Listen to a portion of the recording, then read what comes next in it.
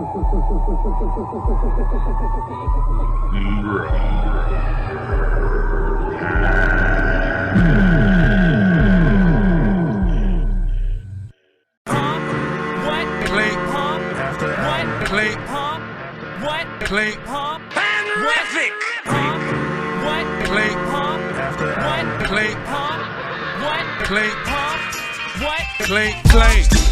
up with a drink, ayy, don't blink. Looking for your boo high seat, ayy, roll that shit pronto. Kush OJ Bronco, pass that shit rondo. Now yo ho my hoe. She bloom like a flower off that whiskey sour. And she lit in Vegas in the Encore Tower. She know I can only lick it after showers. Keisha fuck Tommy and Belly and Empower. No, my eyes ain't low, that's just the way my eyes go. Fit back gon' work out at home, she squat this pole like cardio. Two wheel, Bobby got her jumping, doing flips. Front flips, back flips, boom, for mattress. We just crack the town flips, feeling fantastic.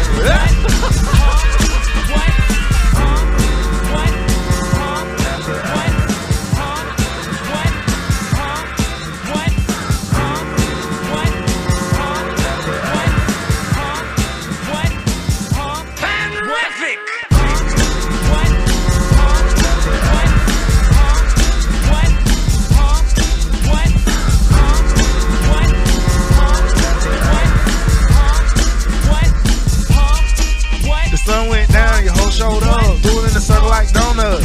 Thought you was sweet, I knew you were free, but hey man, take one to no one. Party in the hills, party out pills, that's why you can't keep still. Niggas be fake, but the hate be real. Somebody tell the bro niggas chill. Ass on fake, but it feels so real. So fuck it, I'm still gon' drill. Say she gon' go and she gon' go hard. Yes, or I bet she will. I'm just trying to get in her bed. She just trying to get in my wheel. I'm rolling on 2 wheels, so bitch don't tell me chill.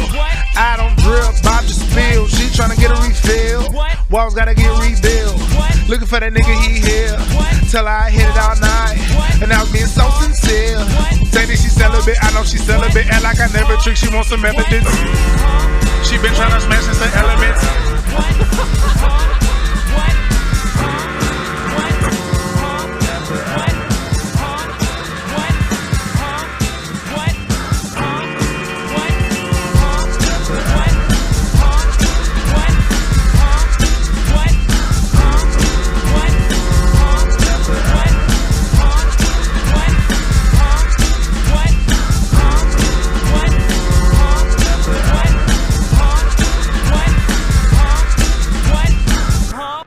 What? Huh? Fanrific!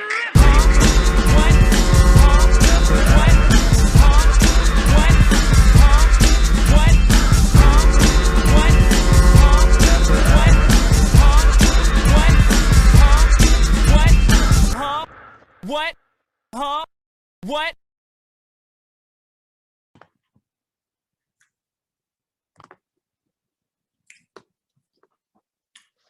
All right. Peace. Oh, believe it or not, this is the 3rd time I'm doing this video. What this means is the information that you're going to get this time must be some real deal shit. I was told you can judge the potency of the revealing based upon how much invisible resistance you get. Bobby Hemmett. And this one has been a mother. The first time I decoded, first let me point out, I decoded this movie before, and there's a decoding of it in my book, a thorough one, breaking down the names and the chakra path, which still exists. It still holds up as a model from this movie, The Wonderful Wizard of Oz. So you don't have to take one thing and throw it away and replace it with another. Just be proud that you can understand these things on different layers, because that's a testimonial to your transformation, which is the point of all of this shit. So one doesn't cancel the other, or the next man's interpretation of the same information is just as valid. This stupid asinine idea that there's a debate competition between just information is probably your greatest indication that you're listening to a fucking fool. Some nigga that's there for likes. This is really, and has always been, just an information share with the idea to do as thou wilt with the information. So if someone has that in their heart, they should be listening to everyone to extract the relevant information to them. The idea of one person has figured out something and the other person has got it wrong is a stupid fucking notion. So I urge you to judge who you are listening to based upon the value and the intention. Are they doing it for likes? Are they teaching you anything? Or are they explaining to you how smart they are? You got to do that. I'm just only displaying what I went through. Therefore, I don't have the intention to sell you on nothing, make you convinced of nothing, make you know what I know or believe as I believe. I just know the progress I made, I manifested, show you what it is, and show you how I got there. You do as you want with it. That's always been the story of this. So we truly have to get out of this old mindset, debating and competition, and I like him and I like this one. This is about you. All of it is about you. I am so tired of doing this goddamn lecture. I did 7 hours the first time. What I did differently, I went through the movie frame by frame almost, but I streamed it. So therefore Zoom only recorded a black screen. That's how they protect themselves. So you got a whole 7-hour video of me talking to a black screen. Though the information is incredible, I still might just turn that into an audio. But truth be told, pretty much everyone has seen this movie a gazillion times and probably already knows what I'm talking about without visual. So it took me an entire morning, find the DVD, go to an old computer, find the DVD to MP3 software that I purchased, then find that key to put it on the new computer. Then you put it on another old computer, because none of the new computers have CD-ROMs. So I finally did that, and when I got it, I was able to put it on a backup, bring it to the new computer. All that shit took all fucking morning to do. So when I finally had it, I did the second tape. This time, not streaming, I have a local copy on my computer that I'm going from. Sure enough, the images showed up. And that tape was for 5 hours, going through frame by frame. As soon as I put it on YouTube, 100 and something views later, down, Warner Brothers flag there. I never did anything like that. So I figured it could have been a problem, but it was just so fire going through frame to frame. So here's what's going to happen now. I am so excited. It is 12:49 a.m. Friday night. I have to get up at 5:30 to 6. This, I'm going to try to get through it quick. Maybe a couple hours, maybe not. But that's how dedicated I am to getting this to you, because I think this particular revealing of the Wizard of Oz starts going into some real serious area of who and what we are. All right. First, I'm going to say something. 2012. That's now. Think about it. 20, 21. Turn the 21 around. What do you got? 2012. This is the real 2012. 2012 that's coming is the birth of the new world. You need to know that. You have to be psychologically prepared. What's that preparation? You have to deal with the hidden self. Otherwise, I need you to understand something. This was also revealing that it happened. I probably would have did this tape over on Sunday until I seen this shit. I already told you that white people understanding the spiritual shift that you don't, that you're still debating about, it's trying to convince yourself of, swearing is yours like nobody else exists down here but you, or no one knows this but you. It's folly. They know it and they're reacting to it. We just came out of the Kali Yuga. You guys should know, or watch my last lecture about it, or watch Bobby Hemmer and whoever else, you know what I'm saying? We're ending this era. And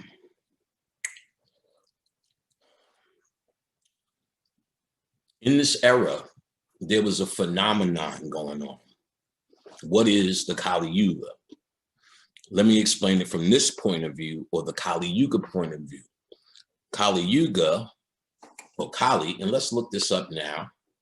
Let's see what they say, if they say. Kali Yuga's followers, yeah, there we go. Thuggies.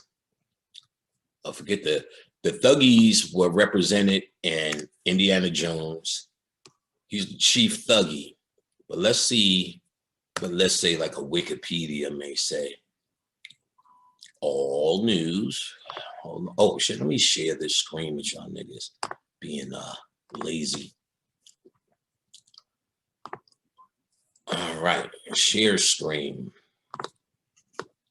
So Thuggy in Wikipedia, let's see what it says.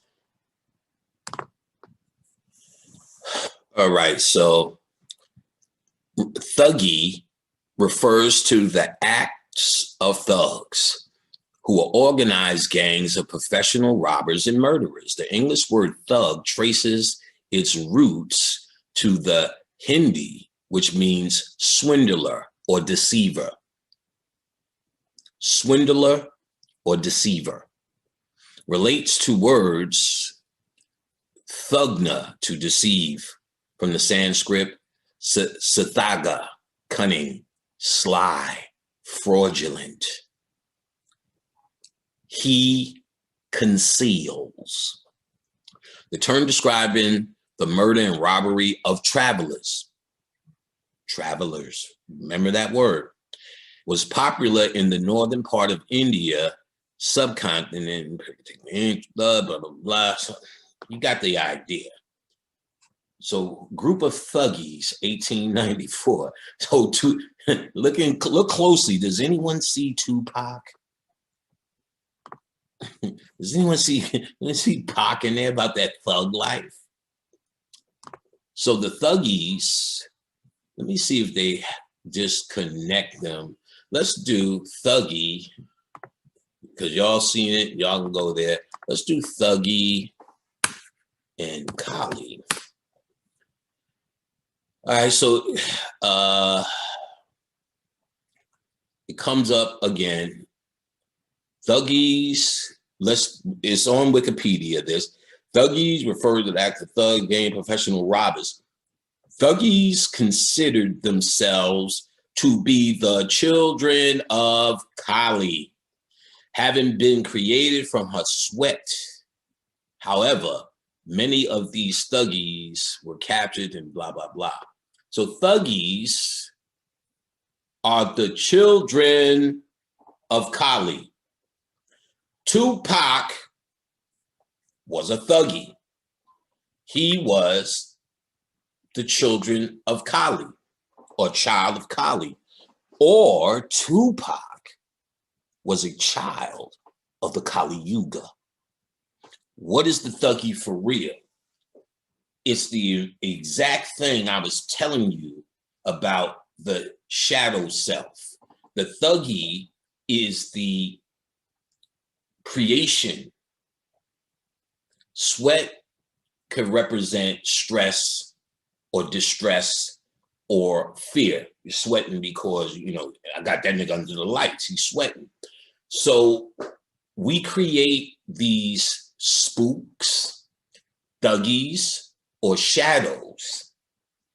It's the kind of shit, you know, that bitch got an attitude. You don't want to go in there and do that. But if you talk to that bitch, whoever she is, she thinks she's very fair and very just because the outside of her has created this invisible thuggy or spook or shadow to protect her because she's really scared that someone's going to say some shit or do some shit. And she vowed, they ain't never going to do that to me. No niggas ever going to do that to me. Or ain't no bitch ever going to do that to me. So we call it, wow, that's a sensitive area for that person. Oh, don't talk about that. She gets sensitive. What she did, she's not sensitive, but an aspect of her that is hidden in her to protect herself. Once she senses it, she calls on that thuggy to come and do work. Oh, you talking about my mama again? Yo, let me tell you something. My mama dead. And you may see it like that, but that attitude, that emotion that always comes up when somebody mentions the one thing is actually one of your shadows that came out to protect you because you were cowardly. Or we're going to get very much into that. So we understand truly the physical manifestation is everything they said there, but this has a spiritual reality. It's based on a spirituality. So of course we know Tupac had thug life across his chest. So I always was like, you know, I'm pretty much the same age as him. So the magic of Tupac never really went on me. I was a rap creator. So therefore, his records never really, he felt the feel me. I did the feel me. But try to tell that shit to somebody. It's the worst you can do. One year, Kanye West said some real shit. As crazy as he is, he said, well, Tupac wasn't really this or that. He was really evaluating his skill set. And anybody with a real musical skill set, it was always a dual thing. And then I found out why a little bit later. I was like, nah, them records, they were so shallow to me, right? Well, that's my opinion. So when Kanye said it, I was like, but it was the dumbest thing you could ever say. Because he's loved, but half the reason he's loved, most of the people who actually love him don't even know what the fuck he was doing or what he stood for, really. Wasn't there when he shot up the club that time at Palladium, trying to figure out where's the white man in this. But then, well, before we get to that, because I'm going to tell you the revelation. And somebody might have already figured out 2021, 1 and 2 is 12. Oh, if they haven't, then yeah, nigga. But, or maybe you have. But we're in 2012 now. This spring, y'all going to see a magic show. Mark my words.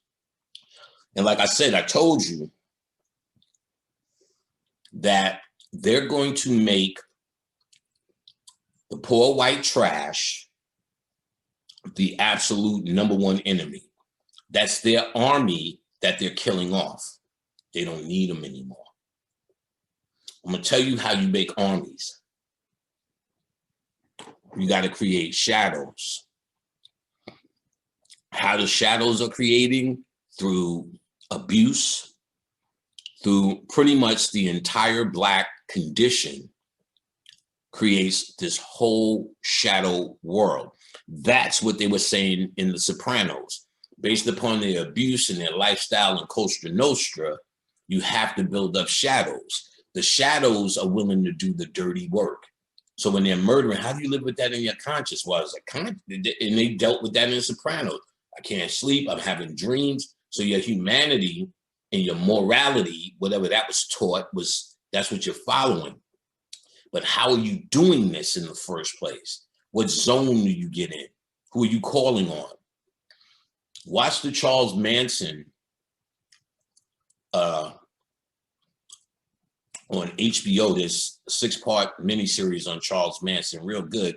But it'll show you that if you watch him, he knew how to talk to the people's spook, shadow, the thuggy in them.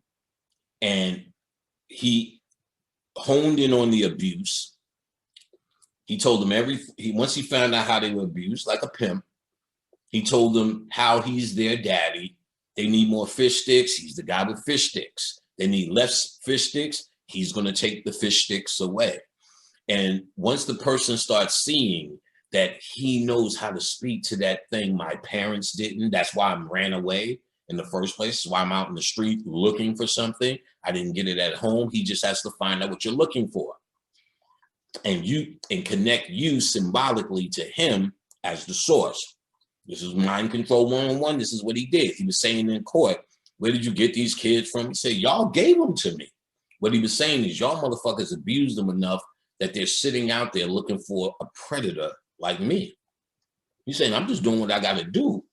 But y'all the one who keeps supplying me with the fresh meat. One of his biggest supporters or mind control, in pimping, they call it bottom bitch, was a girl named Squeak. And she just was all about that Charlie life. And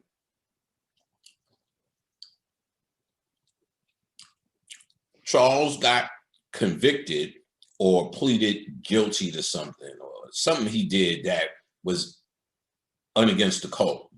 You see her sitting there outside. You said there's a motherfucker who started from, where did they say? Some location in California and crawled from this location a few miles to the courthouse, crawled on their hands and knees. She was saying she still has scars and can't do this and that and the other. These motherfuckers was gone. This is mind control. And if anybody ever walked one fucking California block for whatever reason, I walked one block to go to Fat Burger, and I was fat. So you know that shit was heavy. And they crawled this motherfucker. These motherfuckers was gone. So they told Tweet, or whoever, I think it was Tweet, she was talking regular. Yeah, they said, well, Tweet, you know you got convicted. She said, you see her and come back gone, and start spewing all of that. Charlie is not free, he's free on the inside. You can trap his body, but not his mind. And you see her go into the altar or the thuggy. We just call it that nigga got mad. But what the fuck happened to me? Just lost it. Well, what was you talking about? Nigga said his pops was, nigga said, implied his pops was pussy and he lost it. Some in that shadow is what you talk, the thuggy. So now that we know what the thuggy is, Biden gets up and starts calling all of those riders, which I told you. All that shit's a setup. Now, what they're going to do is make poor white trash the new niggers. You can no longer be the niggers. You, in the golden age, if they oppress you, your realization is what they're scared of. What they need to do is pretend they're appeasing you, so you don't look elsewhere or inward for your leadership. You want to say, oh, they're being much nicer. Finally, they get our point. Finally, all our marching pays off. And finally, those ancestors. Finally, who we vote for. Oh, Kamala. Listen, Kamala is Kalima. Kamala, Kalima. Kamala, Kalima. But what they're trying to do is take that energy and raise it up for them. Kamala is Kalima. Biden gets on and says, these thugs, these insurrectionists, these motherfuckers, these son of a bitches, these thugs, these thugs, these thugs. So they're the new thugs. But then it hit me. I said, yeah, thugs, thug like, oh, Kali thuggies. He's defining them now as the new thuggies, which all has to go. The Kali Yuga. Well, what were they created for? How did they get created? When the whites came over, supposedly, there was a rich class who were slave owners, but there were also other whites who came over and were sent over as indentured servants. They owed money to the rich on that side. So to pay off their debt, they were sold too. They were shipped here too. The thing is, they just wasn't getting a whip to their back, but they had debts to pay. So they became overseers. Mind you, all you have to do is look at Australia's history. Europe had that. They just got all, they were trying to purify themselves. So all their thugs and what they found is low class and assholes. And, hey, sir, what's that for? Get the fuck out. And sent them to Australia. All the whites in Australia, B.O.B. Went to Australia early 2019, I think. Yeah, early 2019 or 2020. Went to Australia. He said, yo, he's never met poor white trash as much, or encountered it, I should say, as much as he has in Australia. More so than anything in America. I said, yeah, they the same stock. Listen closely. The redneck, he said that shit is the standard of operation in Australia. Never encountered so much, because they the same thing. That's a class of whites. So after, I mean, and I'm sure I told this story, but if you don't know, after slavery was over, you had the overseer and the rich man. The rich man is like, I'm not dealing with this shit. That's what we created these dumb whites for. Now, all they have to do is keep us in opposition so they can eat, do whatever their agenda is. Let's just say that. They need to keep us fighting, us in conflict. You know what I'm saying? So they needed mind control specialists for two groups, Republican, Democrat. The Democrats are there to mind control niggers, and Republicans are there to mind control whites, the poor whites. They do it with hope, pathways to hope. Just keep fucking with us and, we shall overcome.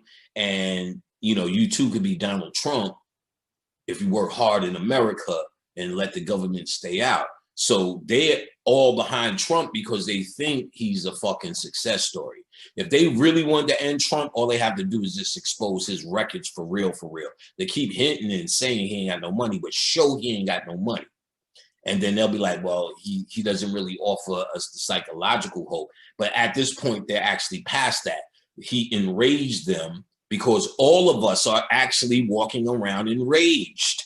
That's why we create shadows and thuggies.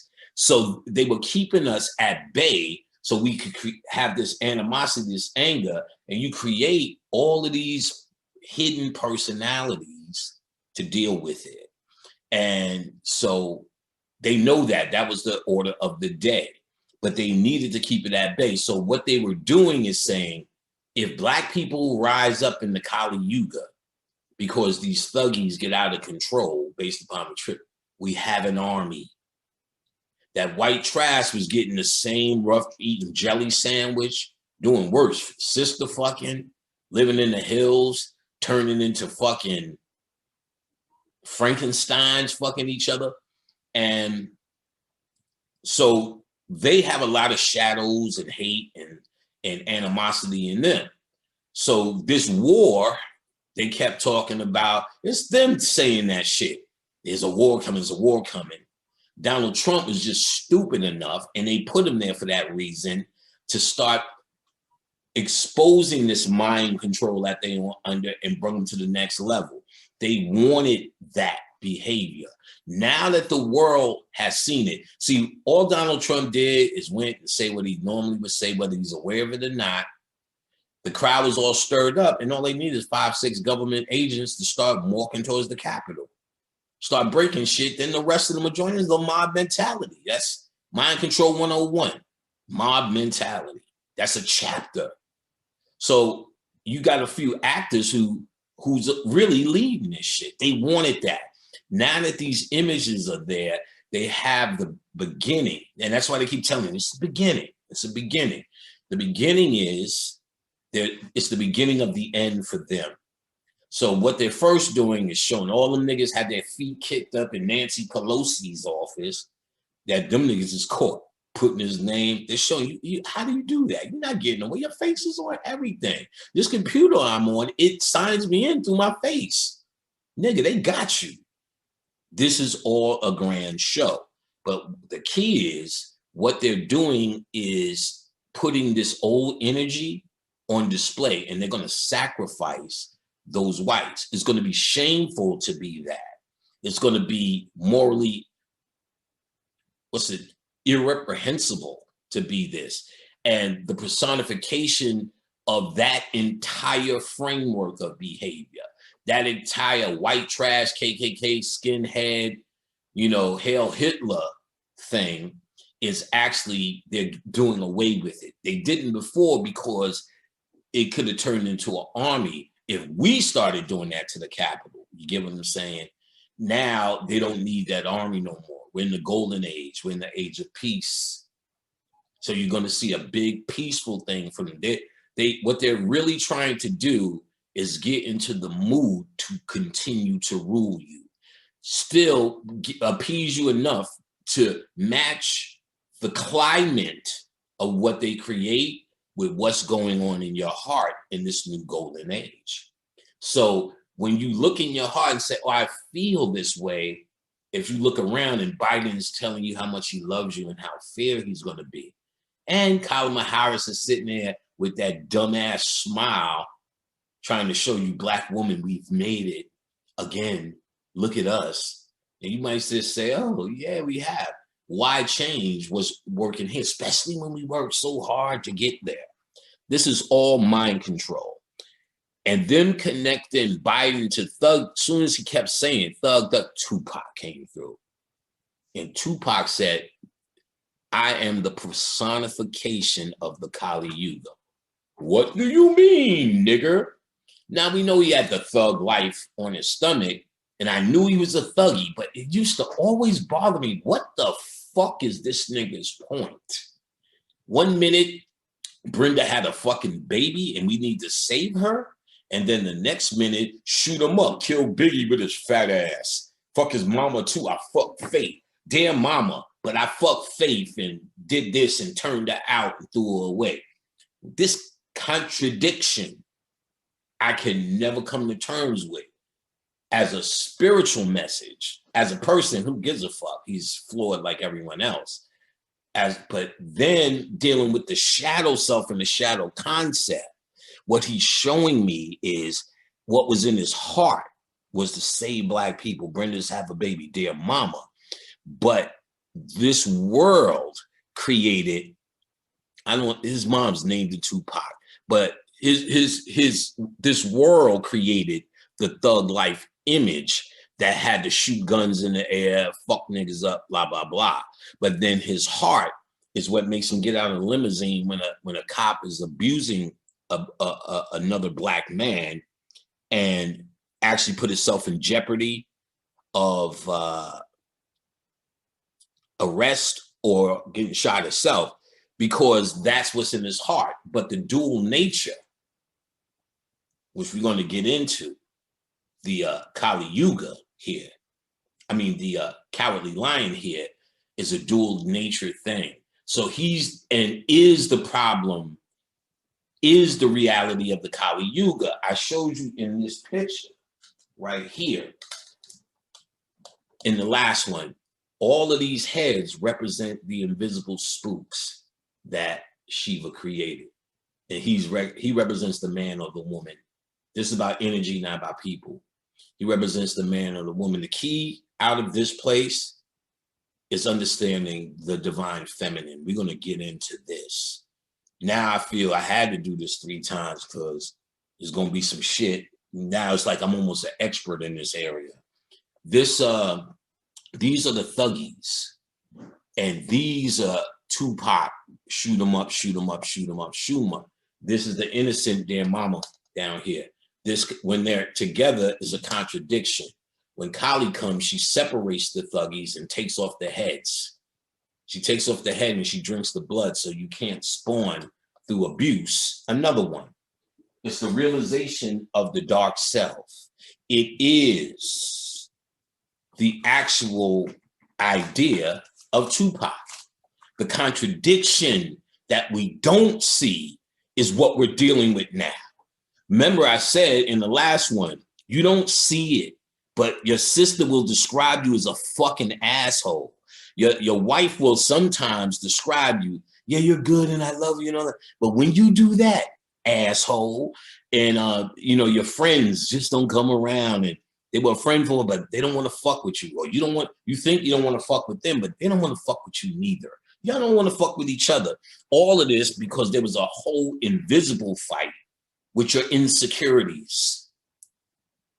And those insecurities are thuggies, because those thuggies, it's not like a friend says something, hey man, you know that hurts, I'm insecure.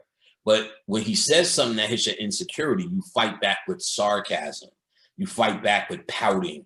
You fight back with, fuck that nigga. You know what I'm saying? I'm gonna do this now. Oh, what? Oh, you think it's like that? I'm trying to fuck his girl. Dumb shit like that. Those are thuggies. And Tupac was he was a clue. I fucking get it. He said, now you figure this shit out. I could not figure this nigga out. He used to come in my dreams. I'm like, what are you saying? Never say nothing, just like slapping hands. And I'm like, man, where's the song? I don't even like the songs. Like, and that's a personal preference. I don't like the song. How goes here when you feel me? Everything was the same one thing. What put it in perspective for me was Grandmaster Caz, actually. He was just speaking and he's like, well, Tupac wasn't nothing as a lyricist, but he made you feel something from his heart. He knew how to, I said, God damn it. Actually, yeah. Like as a rapper, you didn't feel it, but you felt the presence of his heart on it. So that, I give him, supreme props in terms of that. And that's clear. And that's really what his magic is and what most people feel, the honesty. So the honesty aspect of Tupac is what we see. And if we're honest, if we're all honest, we have a dual nature. The first light side is the shit you think you are. I'm Brother Panic. I came to teach. I came to do, but there's 1,000 niggas. I ain't learning shit from him. That nigga's too arrogant. He eats on camera. Indeed I do. Indeed I do, bitch. And I do that, number one, because I'm fucking hungry. And number two, because this is not no profession. This is a information share, and that's all you need. And that's all you need. Not worry about my etiquette. So people who are worried about that, they ain't hearing this. It ain't for them. This is for those who can hear it, because it's your time to get off of this boat. Well, let me say this. Truth be told, it's your time for the boat to start moving again, to be quite honest. All right. So him calling these people thuggies, he's trying to put them and classify them as the heads that need to come off of them. White people are telling you, we need to cut this head off because it will not work with what's happening now spiritually. Kalima. Oh, no, wait. My real name is Kamala. Get the fuck out of here. Kalima. All right? this now more than ever. The art of war. Khadijah said she knew this, so it may be known information. Just never, it didn't occur to me. Anytime it came up, nobody never straightened me out. And it could apply both ways.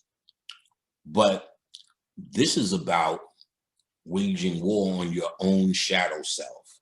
This is not, it can be used how to engage or disengage and control physical war or your boss at work, depending on what level. But the real secret message in the art of war, the art of fighting without fighting, is how to control, understand the shadow. And that will help y'all get to a place where in the end of the Kali Yuga, in the end of the Kali Yuga, remember this thing broke, there's live glass. I need to end it. In the end of the Kali Yuga, you'll be able to get these heads cut off. But that's only if you are absolutely, positively willing to respect, deal with the shadow. As I talked with updates with B.O.B., he said the greatest thing he's ever did, because he has done it, was start apologizing to people. After I told them I did it, and you know, the results, it wasn't a suggestion for him to, you should do this next. He's not that guy. He's an actual peer in how we talk and deal with each other. So he doesn't follow, but what he heard he must have heard a trick or a code. He just did it, you know. And truthfully, his issue was, you know, 16-year-old, first record, stardom. It was a masterpiece record, and it did exactly what any dream of being a rap star would do. It did it for him. So you got to understand, everybody around him were damn near having nervous breakdowns. And in case y'all didn't get the book, it's The Art of War by Sun Tzu. It's the art of fighting without fighting. It's the art, it's really talking about how to disengage by understanding the true war. Just like in the movie Revolver, the true war, the enemy's closer than you think. You're talking about your shadow self, your ego, or your ego-inspired characters. I'm going to show you how this shows up, because I'm also going to break down Unbreakable, Split, and Mr. Glass. Now that I can see these things, shit, I'm gonna end Night Shyamalan's mystery system. That now I can see is his best work. I'm never a fan. It's too easy to figure out all his mysterious music and that look he gives you when he come on screen. Yes, it's in the lake. The lake. Like, nigga, what the fuck are you talking about? This movie's terrible. I mean, it's about your chakras. We get it.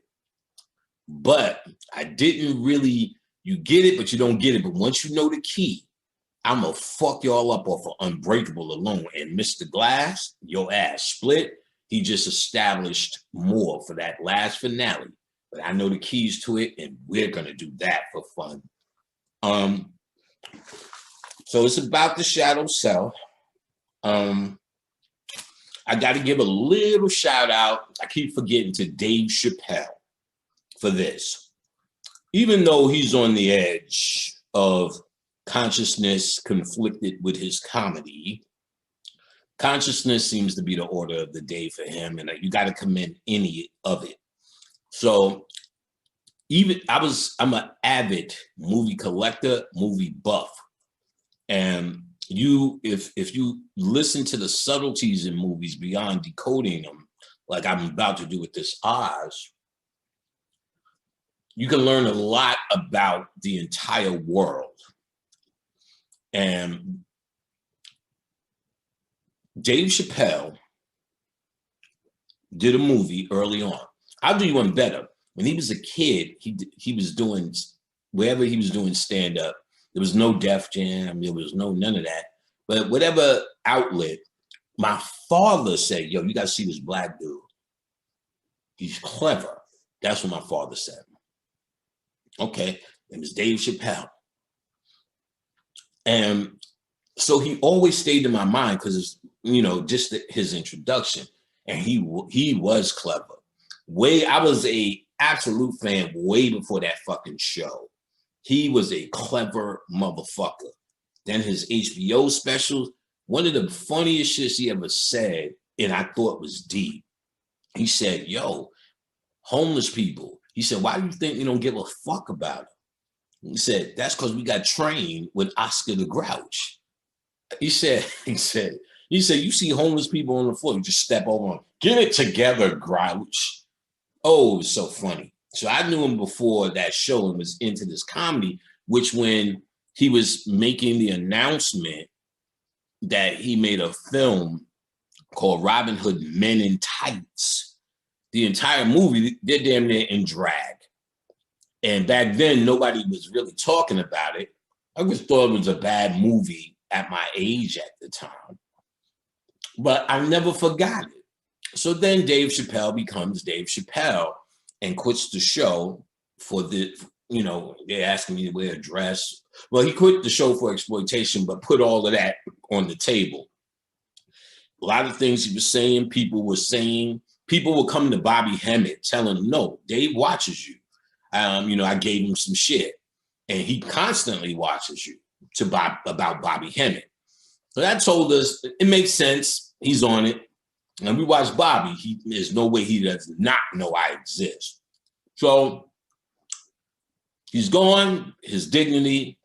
And even in my book, you know, because I labeled everyone and told what movie they were exploited in for the sake of mind control. And then I showed all the Black people collectively how it works towards one subliminal message.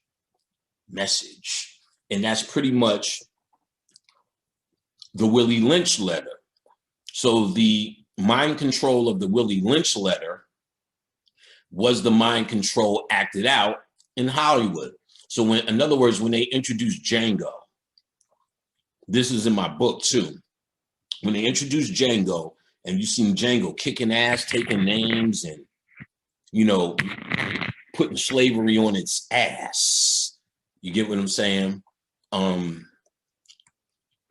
You were proud of that, and you stood behind it, and you could. He rescued his woman.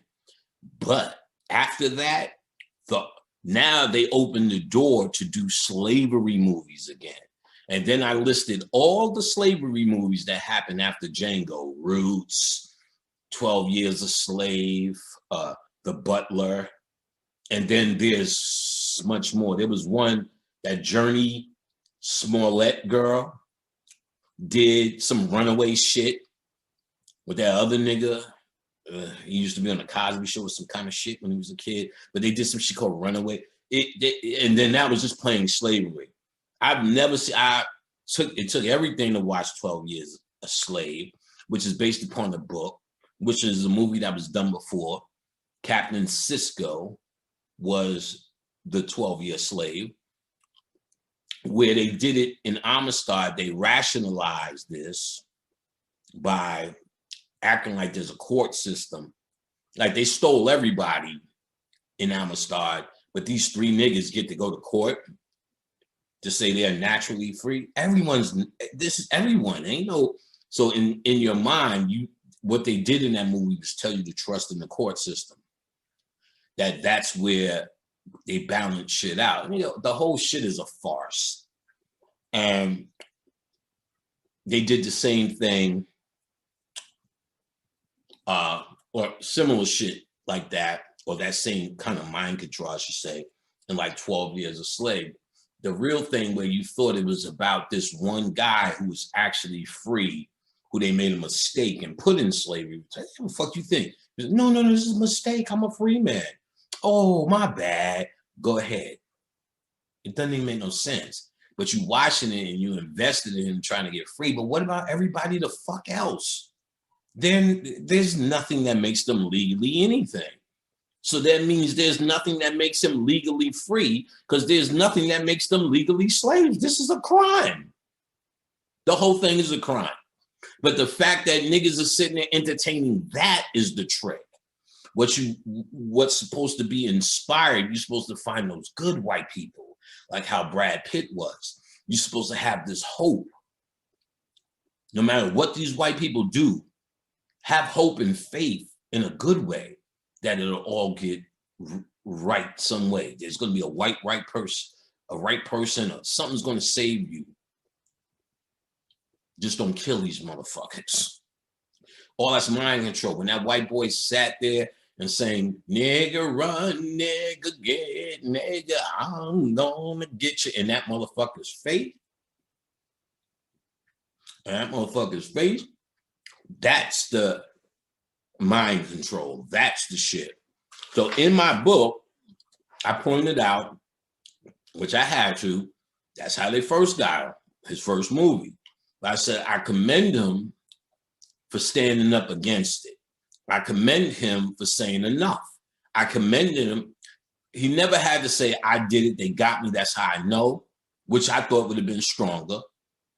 But because they tried to bring it back on him later. Because after he said it, I remember going to buy records and they redistributed Robin Hood Men on Tights. And on the DVD cover, they put that nigga wearing a woman's dress. I said, oh, they're aware of this. They know what they're doing. I commended him. But then he was gone for a while. Here was the trick. He did SNL. Woo! Of course, I went in. The biggest thing, to make it simple, was he did all of those old characters that those were the reason he left his show in the first place. They were exploitive, that crackhead and, Leonard Jefferson and shit. They were funny motherfuckers. Look here, young blood. And when we walked in the house, I don't smell no dinner cooking, bitch. Funny shit. But he realized people weren't laughing with him. They were laughing at him. That was his thing. But to get back in the game, he had to do those characters. That's the sellout move. Even though he killed them in the skit, you still was in character doing it. And that's all they needed you to do. Then after that, he's got his specials again on, on Netflix, 3 of them, masterpieces. Then he did a half an hour on something and people were saying, oh, he sold out.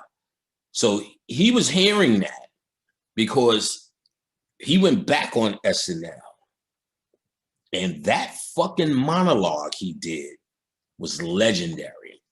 Come and get these nigga lessons. How are you saying that shit on Saturday Night Live? That was the entire punchline. That's called an anchor in mind control.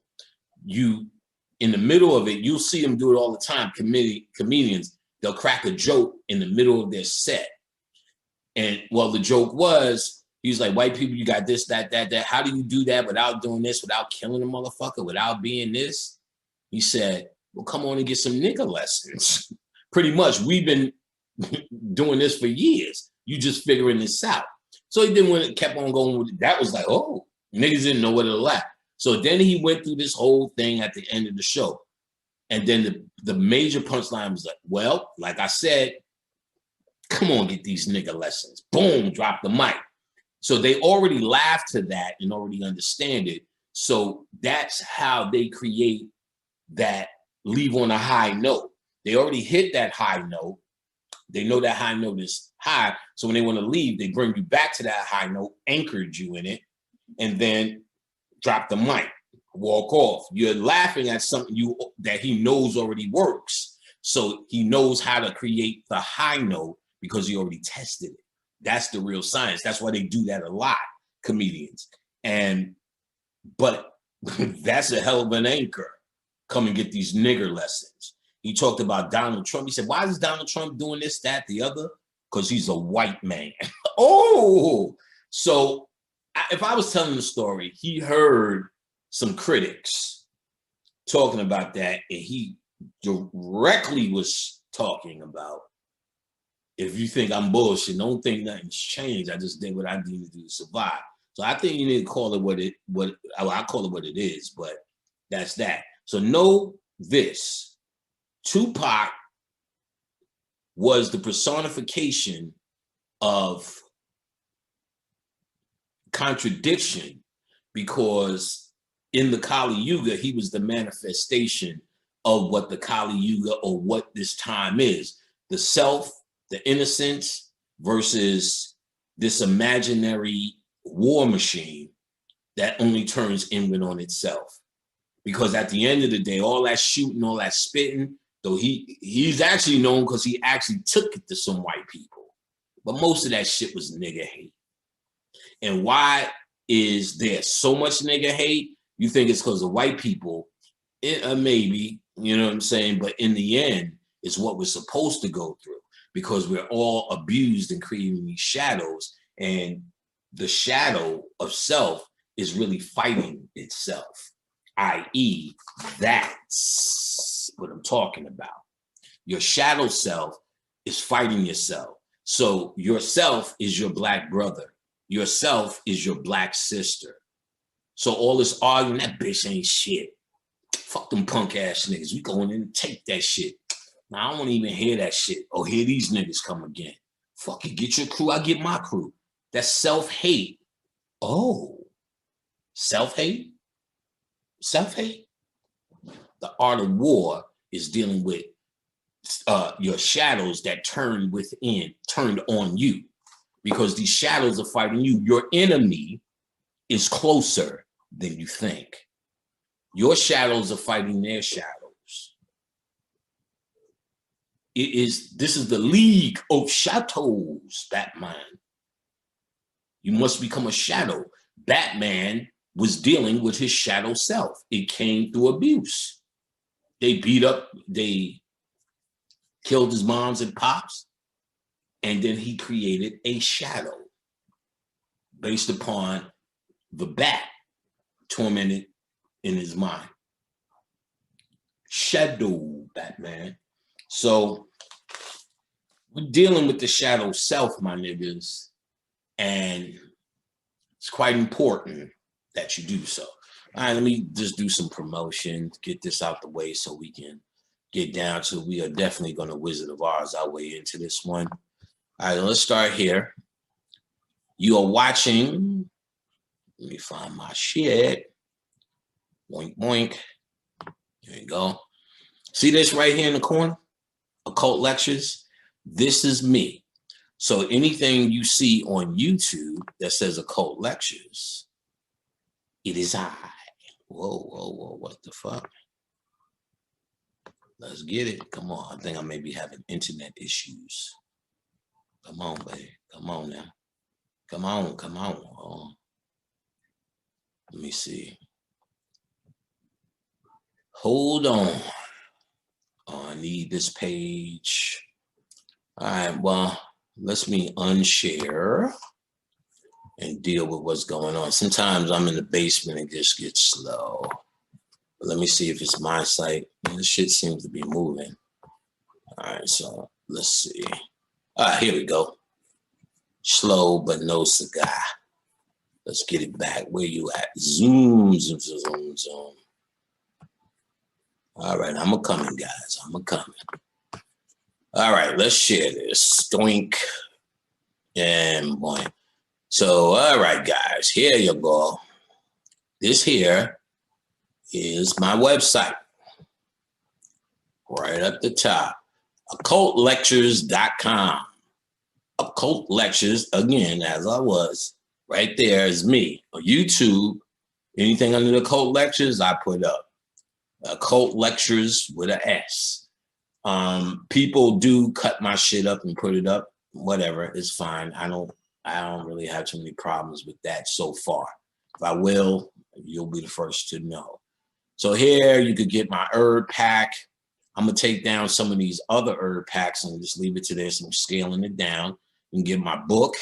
My next book already done. I'm releasing it spring, I believe, in time for 2012.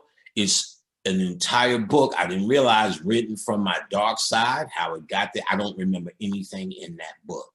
I do know Courtney was crying though. So for classes, you could join here. I don't put up dates anymore. Seats are always open, always available. When it's time, you'll be on it if you pay. So, you know what I'm saying? And here's my Patreon from occultlectures.com. You could join the Patreon. The other 2 lectures that I've done, I'm going to post there. So you'll be able to at least hear them. So don't worry, be happy. I'm going to still give you all the other ones I get. This is, like I said, the 3rd time I'm doing this. Here's our old radio show, though we're not doing them live. You can listen to past shows. So people who didn't get a bunch of that, there was a lot of fun, a lot of crew, a lot of interviews, a lot of shit talking and jokes you wouldn't even believe niggas are capable of. Here's the spiritual readings, Khadijah's classes. Here's where you could connect to my wife, but not just that, consultations. These are my consultations. Here is how you click to Khadijah's site. That's where you will get the joint consultations that Khadijah and I are doing. And let me tell you, they're on fire. You need to do that in your life. It's more than just giving the same old spiritual advice. Do that with your chakras and do this. No, we're dealing now, and I see it feels like council sessions dealing with that shadow. So you can connect to Khadijah's site, Samedi, SAMEDI readings, READINGS.com. But you could go to Occult Lectures and hit her up. This is her picture. This picture is done by a sister named Kendra, and probably one of the more accurate depictions of Khadijah. I was blown away. So her testimony, Akashic Records, we'll go to her site in a second. So spiritual baths, meditation CDs, magical oils, an aura shield. I think I'm going to not sell these anymore. Just tired of doing it. They'll be available at live lectures, which when all of this crap is over, that's where we'll be at, hitting these live lectures, coming to your city to give you this shit for real, for real. So thinking, and of course, these 2, I'm contemplating, you can get them here, all the products. And this is just a shout out to my man, B. Hemmett, my man, one of the masters that came back to give you information. All right, so here you go. That's the website. Now let's go check out Khadijah's. Now you're talking about grown people shit. You know what I'm saying? This is Khadijah's website. Let's see what she got going on. Yeah, sometimes the shit is slow down here. Got a lot of shit going. Woo! Already we in a different atmosphere of sexy. Her first page is crazy. This is Akasha at its best. And she deals with the Akasha. Look at them record halls. Look at those gold records. This is a fly ass bitch. I looked at it and seen it, but god damn. And this is also done by Kendra. So if y'all like Kendra's work, y'all need to contact Samedi Readings, Khadijah, and I'm sure Khadijah will pass on the information. But this is incredible. And Kendra did the artwork. Even this logo is fucking on fire. This is a fire ass picture. Khadijah says she dropped a lot of codes in this. She had contests if niggas could figure out some of these codes. So y'all need to check this shit out. This shit is fly. All right. So on it, she has her about page. These are the type of readings that she offers. So let's just go. Let's see. Get this shit all out the way.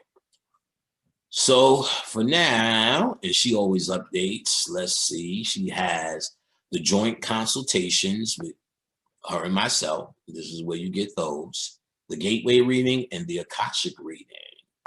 All right, that's her readings, her classes. Chakra magic, Akashic magic, dream magic. Let's see. And she's developing more classes, and workshops. So magic is our medicine, dream dimension classes, and she's actually working on more.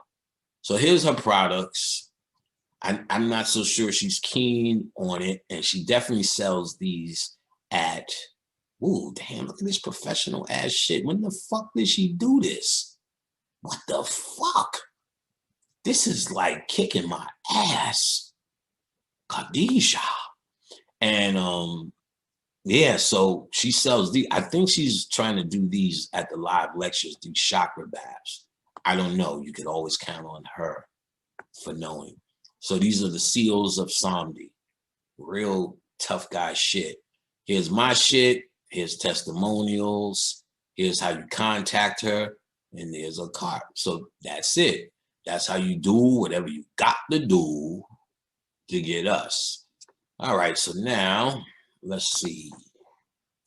So Dave Chappelle got on, did a live set, and you could hear him clearly talking about reacting, I feel, to some, and even if he's not reacting to something conscious, his own spirit probably looked at that and said, okay, let me just put some dignity back, and then he did it.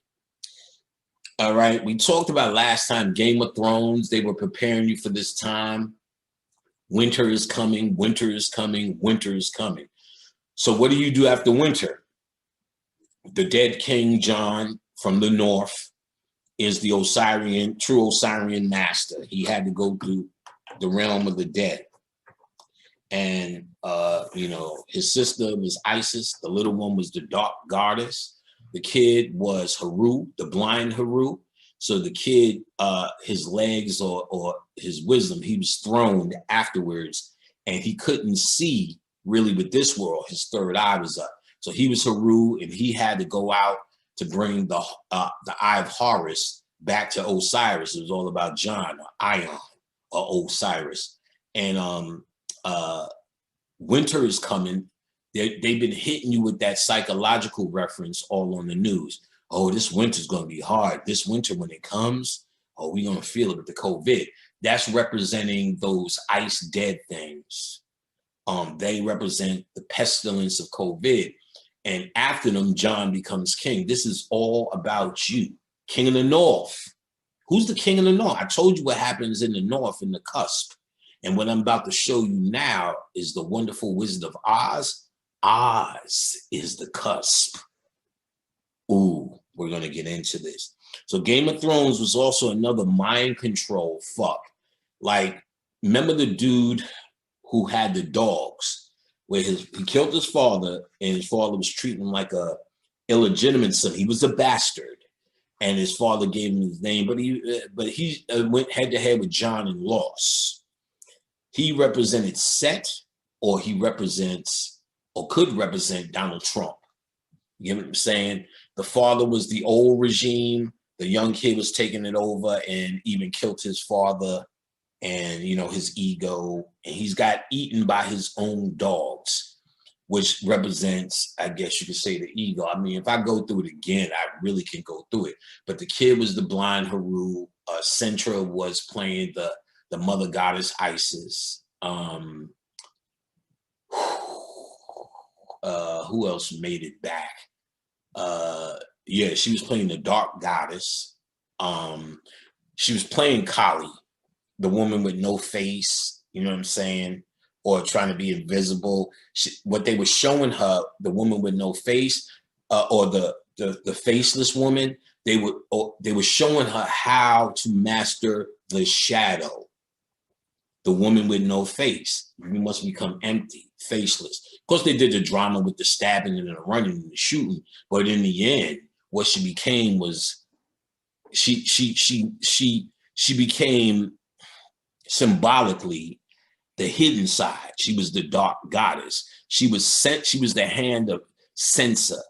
Sansa wasn't going to stab anybody, but remember, she killed Sansa's greatest betrayer.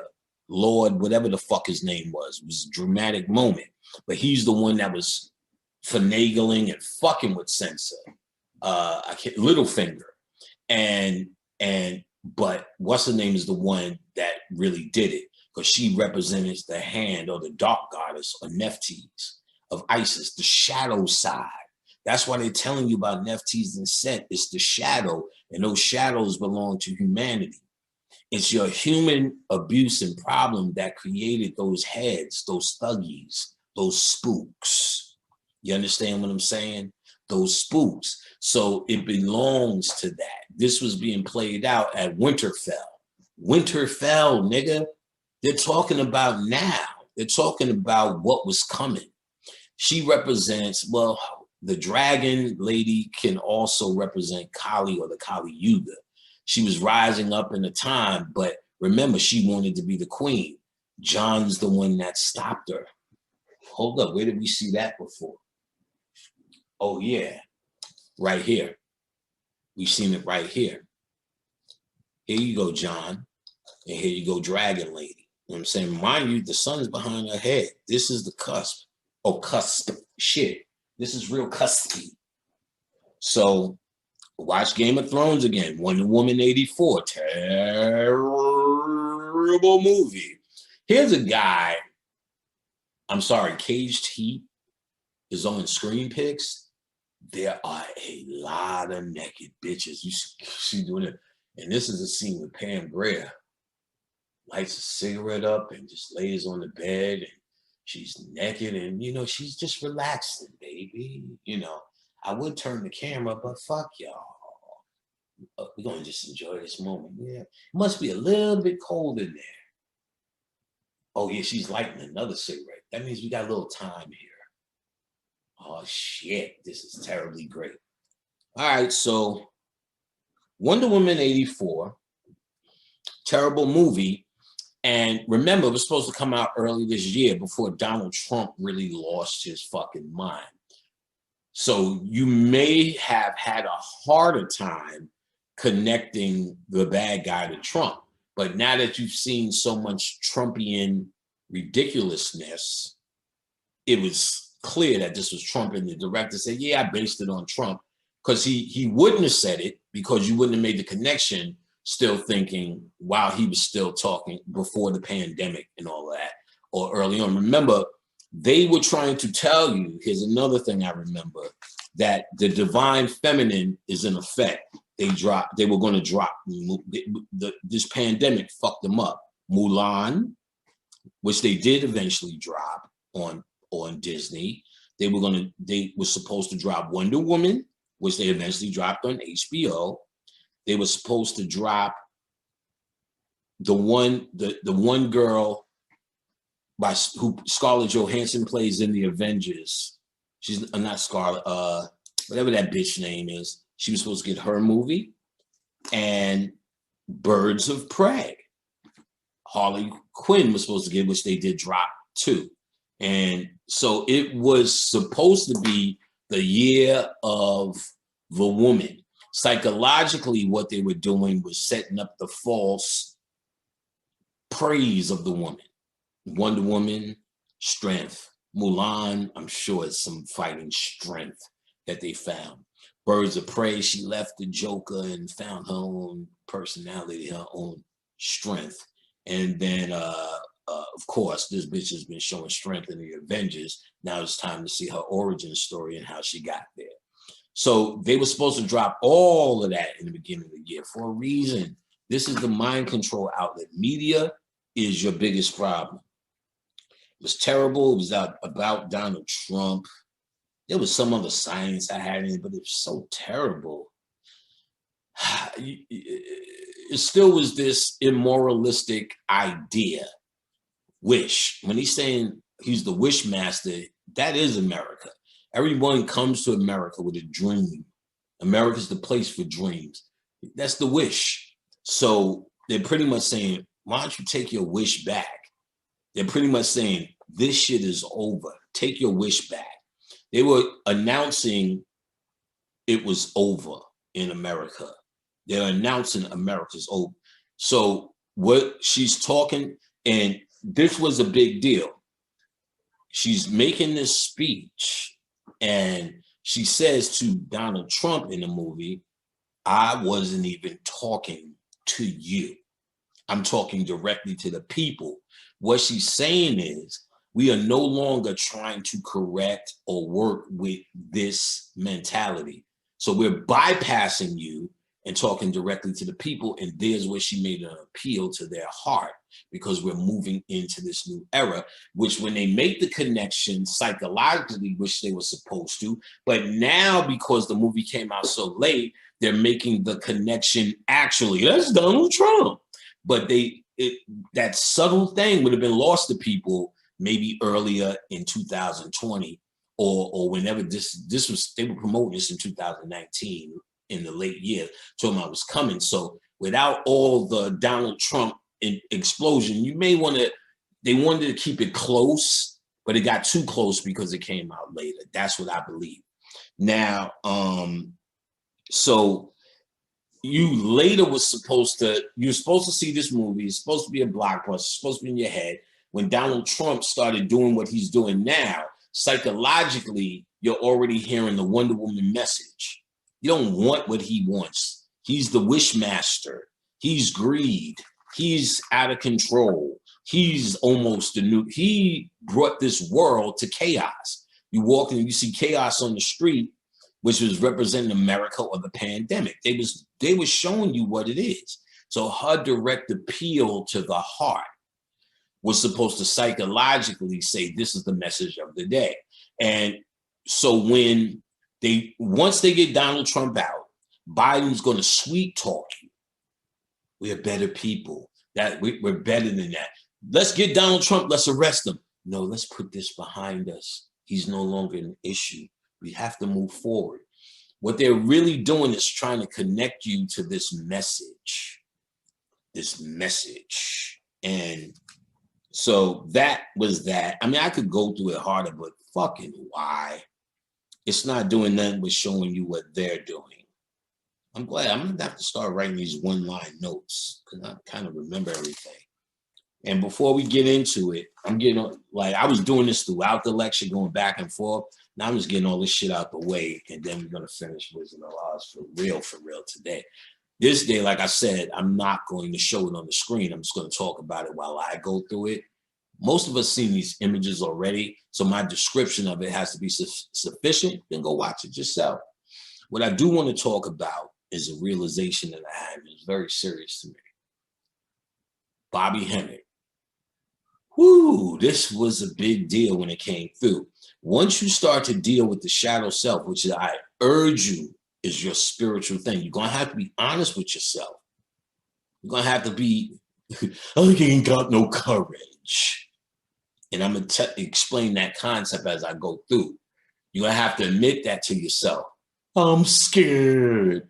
Cowardly lion. Right now, you walking around, put him up. Yeah, I fight you with one hand behind my back.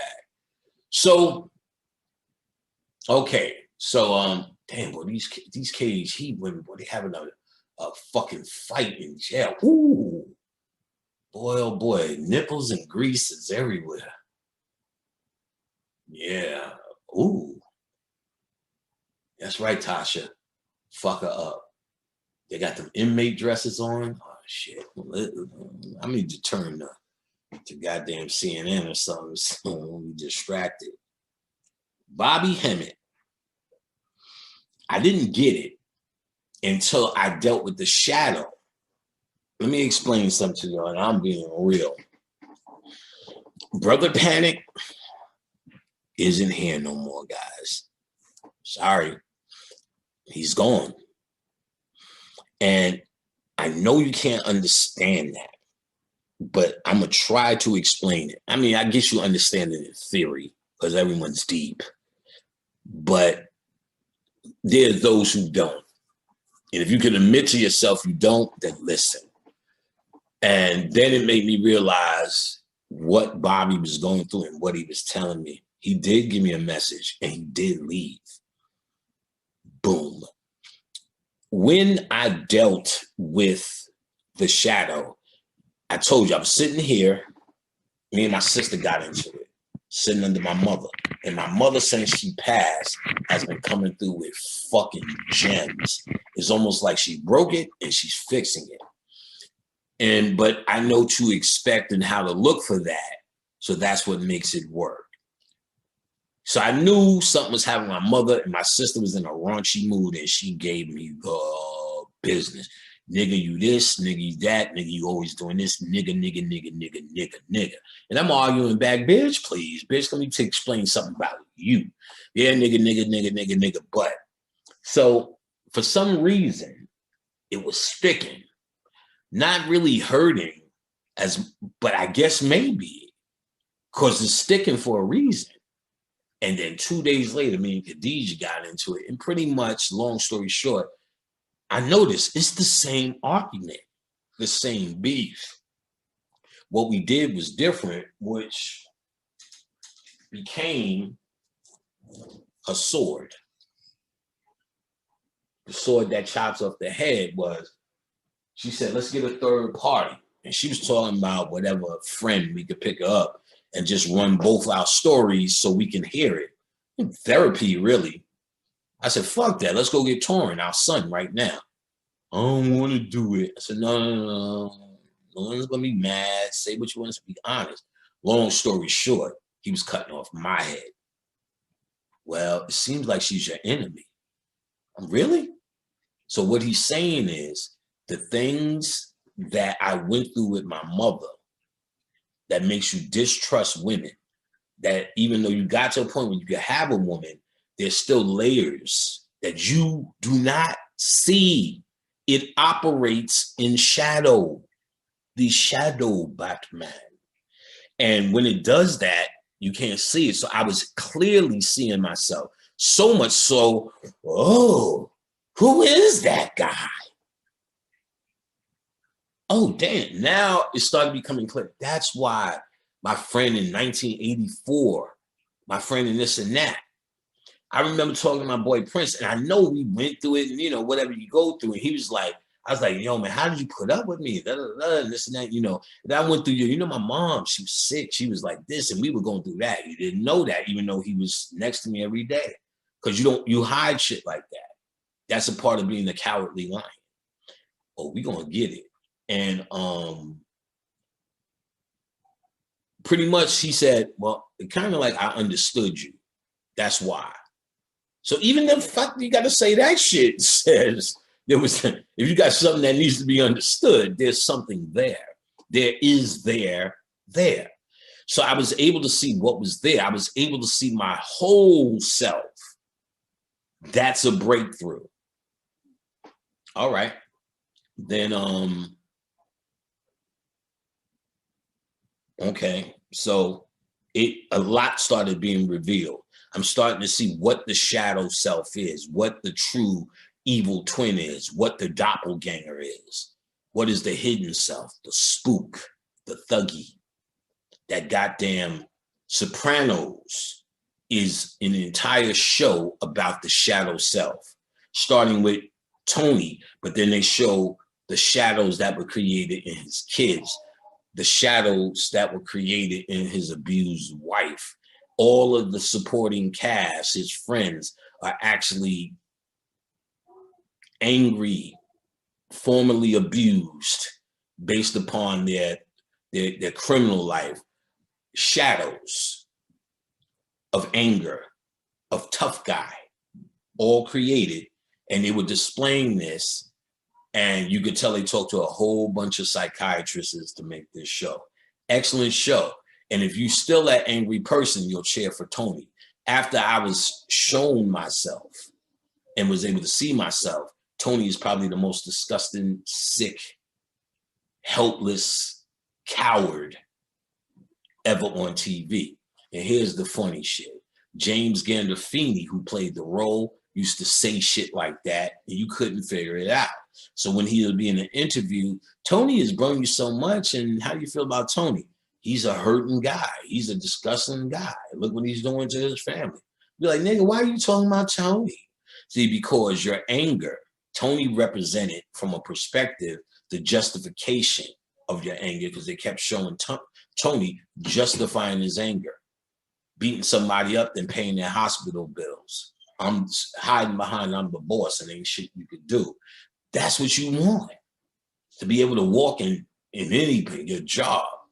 Shut the fuck up, I'm the boss, boom. You get what I'm saying? So Tony represented that. So you loved him for that because you still are angry. When you are dealing with the anger in the shadow, you are able to see what it is and what the shadow is, and see how Tony's control, the entire world is actually controlling Tony. Tony's not a big boss. He's a big reactionary punk. The big boss, or the cowardly lion finally stepping up with courage, is to admit you have been hurt, you have been scarred, you have been abused, and you are hiding like a little kid inside a tin chest. Tin Man. First, let's get this out the way.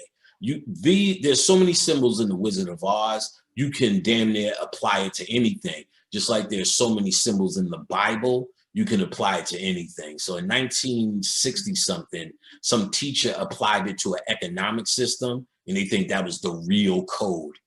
Physical ass nigga, physical ass deep niggas. Can it be applied? Absolutely. Is something wrong with that? No. Is that wrong? No. But let's go a little bit deeper in the mythology that you know, the spirituality that you know. Economics is not deeper. American economics, it could have been even, well, first of all, let's get to this nigga. Hold on. Let's start here.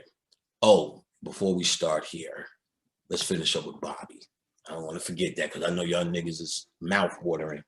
So, able to see the shadow self. What I also noticed was Brother Panic was necessary to get the message out. But we are at the end of that time. So, I don't want to say a new entity, but a new aspect of Brother Panic. Panrific, nigga.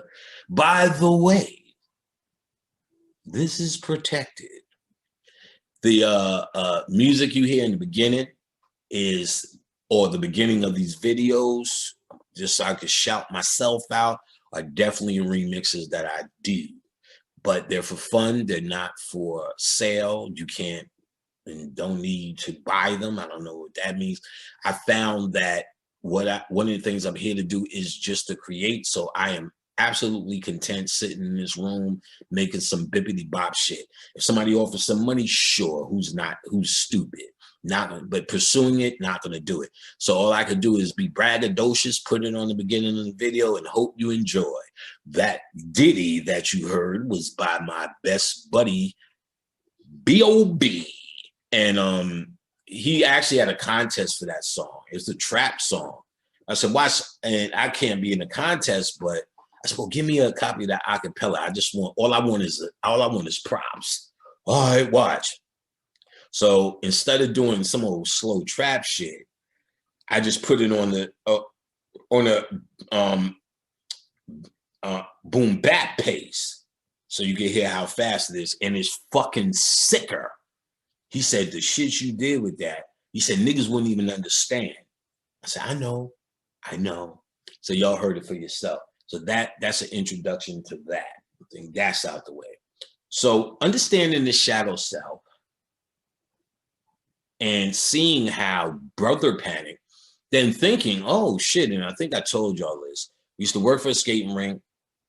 It's the 80s.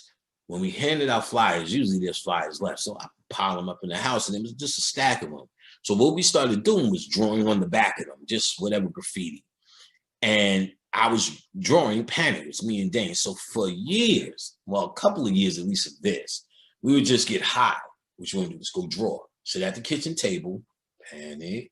But when I was drawing this Panic, these words, I was thinking of a guy, a character. I was thinking of who he was. Long story short, I was creating a double. I was creating Mastermind, which is Sam Jackson's character that brought you all the other characters. Wait till I do that. And Brother Panic was the mastermind. He wasn't activated, but know who Panic was? Oh, he was chilling. He had his own house. He had a shitload of sneakers. He had a girl. give him no problems and was fine. He didn't work for anybody. He did what he wanted to do. Yeah. And all the other things a nigga would possibly want is here. I have it all. But then as I think back, I was designing that in the ghetto. We do it all the time. Every nigga in the hood has nicknames. That's your mastermind. That's your shadow. Larry, hi mom, it's me, Larry. Outside, what up, nigga? My name Panic. What's up, nigga? That's a shadow. That's two niggas. Hi, dear mama. When I get outside, nigga, holler if you hear me, boy. I ain't talking to my moms like that. Yo, mom, holler if you hear me. You making pancakes? It's a front. Slick Rick said it best. Slick the fuck Rick. Everyone in hip hop is fronting. Hip hop is a big front. Nigga, I kill you. You old ass lottie dotty ass nigga. How dare you say some blasphemous shit like that? Explain yourself, Slick Rick. He said, yo, because the way you talk on records and in the street, you don't talk to your moms like that. That's the foundation for a double personality. Right there. We're not talking about good or bad, evil or nothing. You have a double personality. Hi, mommy, I'm home. You don't go to your friend in the street. Hey, Dane, I'm home. Yo, what up, nigga? Yeah, I'm back. Hey, nigga. Hey, nigga. You ain't, or imagine telling your mom, hey, nigga, what's up, nigga? I'm home, fool ass nigga. Throw some eggs on, nigga. Kill your ass. So you are fronting each time. Yeah, know what I'm saying? Panic. You know what I'm saying? I'm some real nigga. You know what I'm saying? I just be studying this shit. You know what I'm saying? I ain't trying to ride your dick or nothing like that. Panic. You know what I'm saying? I ain't really that type of nigga in my heart, but you know what I'm saying? I feel compelled. Like I have to say something to you. You know what I'm saying? If I see you know, you feel me on that black? Yeah, nah, I ain't nothing, nigga. I ain't even take it. You know, then I'm really appeasing that cowardly lion in them. Yeah, nigga, nah, I ain't even taking it like that, son. I get it. You know what I'm saying? This shit is spiritual. You know, you just doing what you feel and da da da da da da da. You know what I'm saying? So I really just appeased one of his thuggies. One of the thug that he created that doesn't want to ride dicks. He's speaking. He's making sure the coast is clear. No panic, you know what I'm saying? You know what I mean? I don't really come up to niggas. You know, that ain't the really type of nigga I am. You know what I'm saying? Yes, you are. You're, in your mind, at least, you're doing it right now. The type of nigga you are, which you're not addressing, is the nigga who's scared of being perceived as a dick rider. That's the type of nigga you are. And that's what you're not admitting yourself. Once you admit and conceive that, then you're dealing with the true in you. You're saying all of this because you're protecting yourself from the idea of someone thinking you're riding dick. You know what I'm saying? Panic. You know what I'm saying? I feel like a lot of niggas come and be riding your dick. And you know what I'm saying? I ain't that type of nigga. You know what I'm saying? But you know what I'm saying? I got to say something. Now, I'm not taking it that way, and I never did, because I'm not weak, where I created something in my ego that says I need niggas to tell me I'm more special than anybody else. See, if I was doing that, I'd be debating with these niggas. And if I decided to debate, I would embarrass a lot of niggas with the shit they even proposing. But no. Because that's what this not all about. And I would do you one better. I never was about that. And I'll do you one even better. Bobby Hemmett looked me in the eyes before any of this shit and said, never argue this. You argue it, it's going to be the beginning of the end. It may take a while, but it's over. And look around you folks. How does the climate look now after all of this shit has landed? This debate shit. You got it. I don't even need to say no more about that. You know what it is already. Shit failed miserably. And Bobby Hemmett told me about that way ahead of time. So you got to come to terms with yourself. It ain't about me and if you was riding my dick. Why the fuck would you bring that up? That's what you have to question yourself. And that is hard. See, learning about your chakras ain't hard. You just too dumb to really feel what's in you and let yourself guide you to this information that's really you. You're trying to learn it how you did in public school, not learn it from different areas in yourself. That's a whole other thing. But let's even say you got there, then you have to turn this inwardly. Inwardly. And inwardly, I ain't the type of nigga to ride your dick. That's kind of saying you are. And you created a defense mechanism in case you do it again. In this moment, I was about to say stupid, but I don't want to say stupid because you're not stupid for this. To be quite honest, this is the work. You know what I'm saying? You're really not stupid. You're only the same thing as everything. The difference is when you decide to be honest with yourself and say, yo, I'm scared of being perceived of being on this dick because back in the days, I was really wearing somebody else's t-shirt and realized, wait a minute, am I a flunky? I'm wearing Busta Rhymes shit. Yeah. But then you may, or whatever it was, and you may have grown up and grown out of it, but something in you never came to terms with that. So now, even though I've inspired you or inspired something in you, and you had the opportunity to meet me, it's a whole speech of how you're not on my dick when I didn't even imply it. I'm not even thinking like that. I don't even care about that. Or if you're not saying the speech, you're trying to show me that you're not on my dick. It's pathetic. And you got to come to terms with, well, maybe there's some there with why you feel that way. And you got to be honest. Well, why do I feel that way? Then you may realize, oh, damn, boy, Cage Heat is serious. You may realize that there's something in your past that's unresolved that created a shadow, a thug, a defense mechanism that's always on the lookout for shit that may not even be there. And how many times and how much you do it comes out in your fucking anger and dysfunction and your ability. And when people, the more people feel they have to watch what they say around you is because there are more shadows around you. If you feel like I can't say that, can't gauge that, can't talk to my lady about that, that's because this beast keeps coming out to fight that because you're touching on something. And those things are what you need to, what winds you up, what makes you do that. Question that. Turn it inwardly. It's hard, but it's what you got to do. It's what you got to do.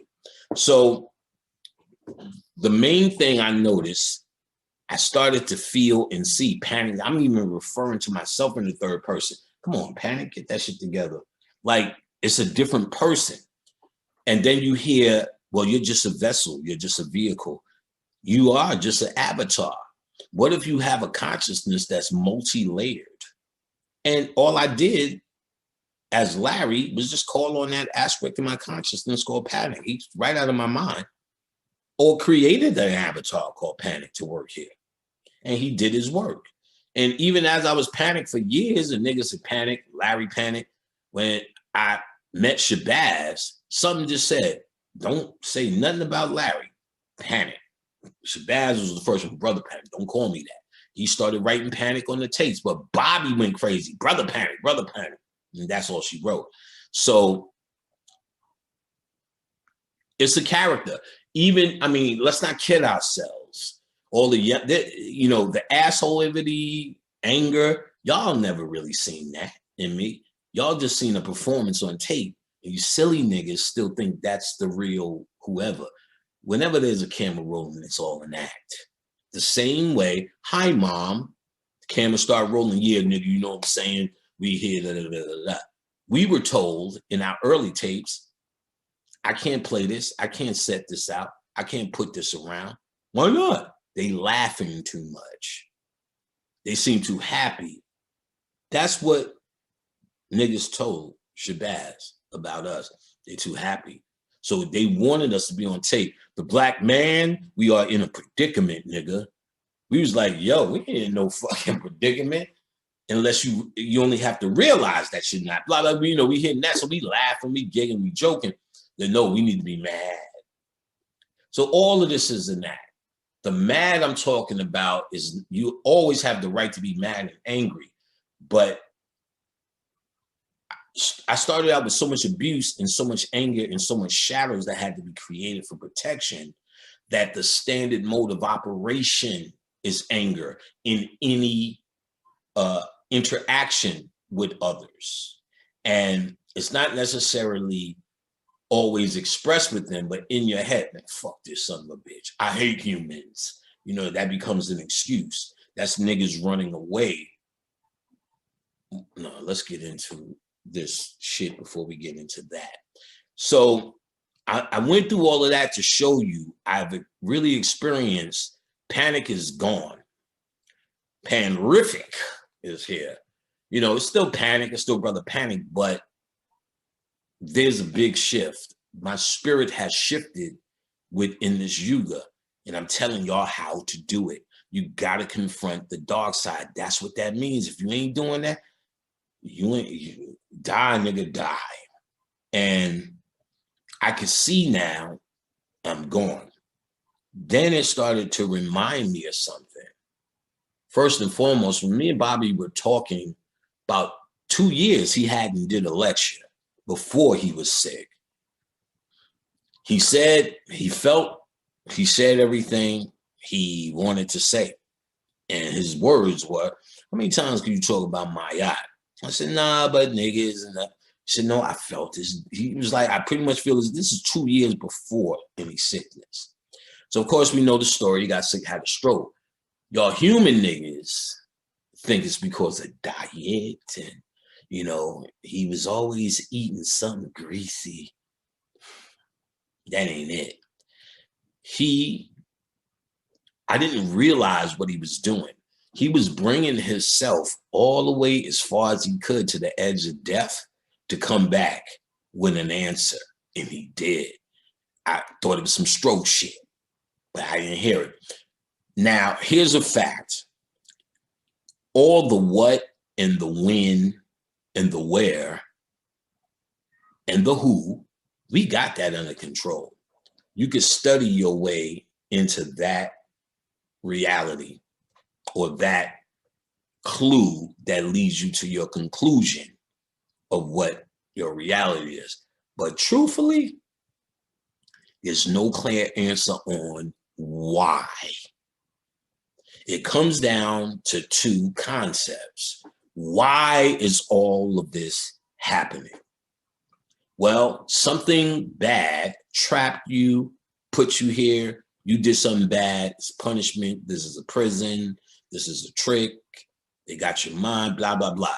Bad guy, you're here. Or the other side is you came, this is learning, this is a college, this is something you asked to do, you willed it, blah, blah, blah. So it comes down to the why, a whole category of we came here, then you can say 10 things into that. We were put here, 10 things under that. So you could get, if you think we're here by design, then there's plenty of things you can study that reinforce that. If you think for instance, Gnosticism, that we're here by an evil demiurge or Satan fall or whatever you want to call it, then there's lots of support that. I didn't realize Bobby came back with a why this is happening. Thought it was a stroke talking.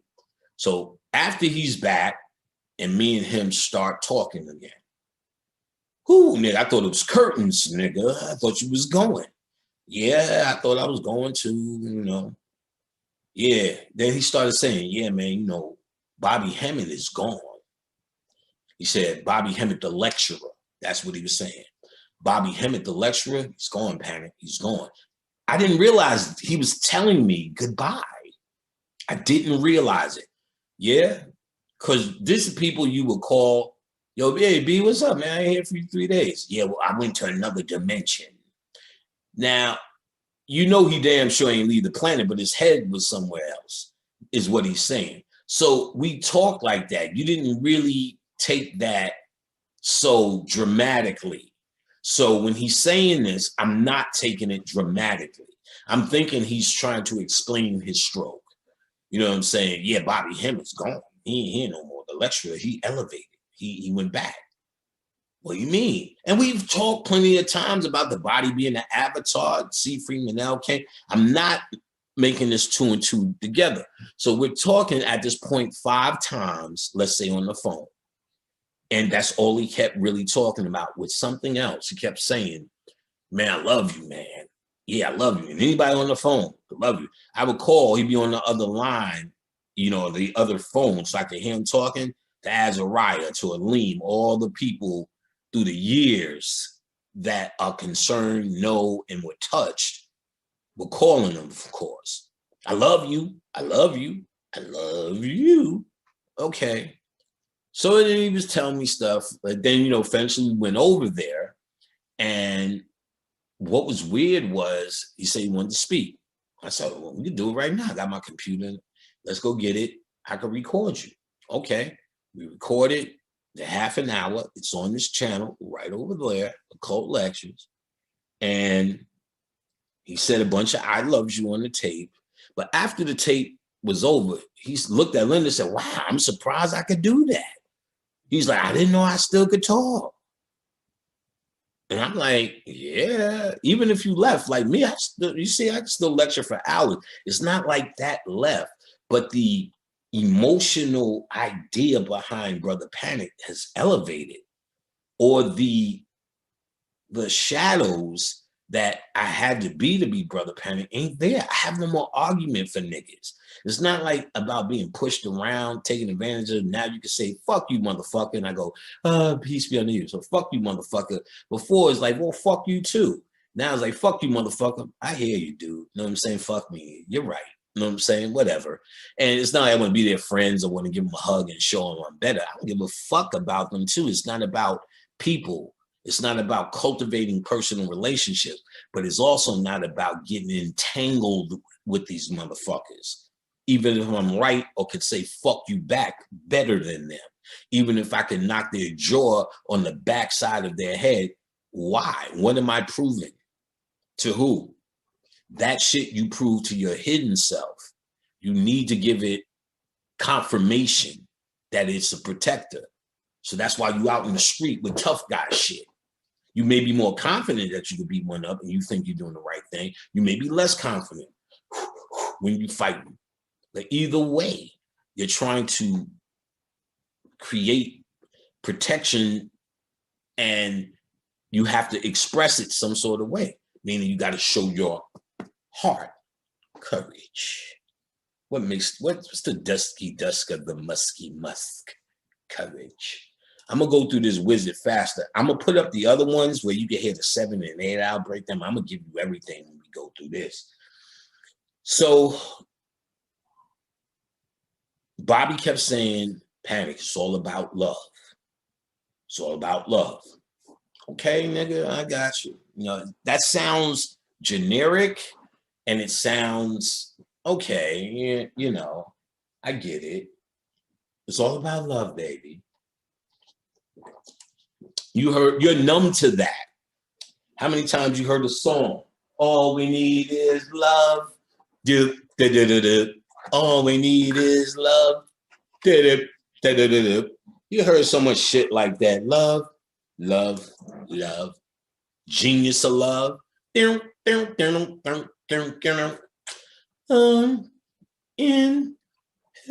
everything. The entire R&B is about love. So when he says it's all about love, yeah, ain't nothing deep about that. Everyone says that. But I didn't get he was telling me the why until I elevated and recognized what he was talking about when he said Bobby Hemmitt, the lecturer, has left. I get what he means because Panic has left. The good news is I still can lecture. Whew. At least I think so. Y'all might be going, what the fuck happened to him? I don't know. But the point I'm getting at is I know what he means. I started to know what he meant when he kept saying Bobby Hemmett, the lecturer, has left. So maybe 2 or 3 times after that, maybe a couple of more meetings. It's about love, it's about love, it's about love. Then I was on the phone and we were talking about gossip. He was 100% with me. Yeah, they started debating nigga when you was sleeping and nigga. He's like, what? Stupid ass this. That nigga did what? Yeah, Ray Charles died. Ray Charles is dead, nigga? Yeah, while you was sleeping. And whatever, you know, whoever it was who died. And anyway, that's probably, then I said to him, yeah, well, I was studying, let's make something up. I was studying Kali and the Kali Yuga. And those heads, what does those heads really mean? I don't know. What? If he didn't know, we had thousands of hours of phone conversation. You're like, I don't know, but I was reading this book and I felt in just that one sentence, it was over. But I'm thinking logical. This is stroke shit. No matter how much he showed me and he did, that he was absolutely competent. We went out to dinner one time. He said, yo, name a year. 1973. All right. And then he just told me all the events in 1980. Nixon got a dog named Noodles. That was in women's suffrage came back up. They re-voted on this and that. I'm like, what in the fuck? Because he always had a photographic memory. He always had a memory that was fucking incredible. And you only seen 1 or 3% of that shit in lectures. Knowing him, oh, you knew you were seeing a phenomenon. Talking to a phenomenon. I'm telling you, big deal. So when he said, I don't know, he was stating to me that this ain't happening no more. In hindsight, those conversations, he really was saying goodbye to me. Bobby Hemmett was gone. Bobby Hemmett, the lecturer, was gone. His body's here, just like mine is. So, because your niggas is too stupid when I was saying it before. Is he gone? Is he dead? His message is what's forever. Listen to it. That's what he wants. I know that much. He never wanted people to follow him. He wanted that message to ring true. You want to do honors to Bobby? Also this, you want to send so you know clearly I haven't spoke to him. I don't know what's going on since then. I can't help you. I don't know what he's doing about donations, but I know no one turns down free money. So because he didn't give me the okay to say, here's his address, send it this way, go look at his tapes. On his tapes, he gives out his address plenty of times. Get his address from one of his tapes, which if you're compelled to donate, then you should be just as enthusiastic to listen to his message. And when you hear his address, which he still lives at, last I heard, mail it there. And I'm sure they'll forward it or it'll come back if there's an issue. Mail it to him. I have nothing to do with it no more. He said goodbye to this, to me. He's elevated. He did his work. For 2 years, he was talking about I'm done before he was sick. He got sick to get an answer. That wasn't no, he ate too much goddamn, fucking fried green tomatoes. That shit was about him taking himself to that level to come back with a message. And he did. I didn't get it till now because I had to elevate and see the shadow to see what he was talking about. And I think he was leaving that message for this time. And why are we here? I'm going with what he said. It is truly about love. There's no evil demiurge. I think I'm gonna have to say that. There's no evil demiurge. The demiurge can be your own self. It's the enemy that you create within. That's what that shit is symbolic of. It is the true evil is your human urge, but that's what you came here. That's the mystery. That's what you came here to deal with. Your humanity is the true evil. So each time one of these dumb motherfuckers sit around, act like they leading you to get you interested in a fucking economy, what the fuck Trump is doing next, how much they hate Obama. You can look at that, but that's all human shit. And none of the Camites are talking about none of that shit. They don't give a fuck about it. They were telling you the true enemy was self. Gnosticism is showing you the enemy within and giving a detailed description of that enemy urge, your urge to hold on to humanity, to create the shadows to protect yourself, the fucking ego. Dorothy is about freeing these things and telling you what your true work is on this planet. That Dorothy story is straight out the pyramid text. And it is the true key. We're going to see. So Bobby Hemmitt's message when he went on the brink of death, that stroke, when he came out of it, see, because the more he became aware, the less he started saying it. It's almost like he was waking up and forgetting, but he would not stop. It was like he found it. And I don't, because it was a stroke and the shock of him coming back, I didn't see it. But he was talking like he found the answer. Panic is about love. It's all about love. That's what he kept saying.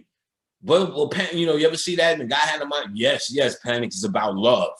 It's love. I love you, Panic. Tell everyone you love them. Tell everyone you love them. Okay, I'm gonna start telling Khadijah, I love you. And I didn't get, he was trying to tell me he found out a big mystery. And he was telling me because he knew one day, like right now, it would be time to tell you. There is no evil but that which you create in your own head. And that's what you're doing in consciousness. You're getting past all the demiurge. You're getting past all the chemtrails. You're getting past the white man is from the cave and doing this shit. You're leaving it behind. That's what you're doing. You're walking that yellow brick road and you're getting the fuck out. All right, now let's get to some of this shit. First and foremost, oh no, let's go to the share game. All right, Khadijah Samdi, SamdiReadings.com. Let's look up this. There's a movie, 2016. It is now on Netflix. B.O.B. called me and said, nigga, watch this. When I watched, I'm like, how in the fuck did you find this goddamn movie? Oh, I didn't even look at this. See the upside down clock here? Let's see if I can get a bigger picture of this. Yeah, there we go. Let me see. Yeah, here we go. This is the dude that was the ugly fucker that was in the movie Queen. But look at the clock. It's upside down. Wow. And remember, this world is considered the world of the upside down. This is really some Baphomet shit. And you understand what that means. Set has turned this world upside down in the illusion. So when I look at this picture, the picture hits my eyes, and in my brain, it is turned upside down so I can view it.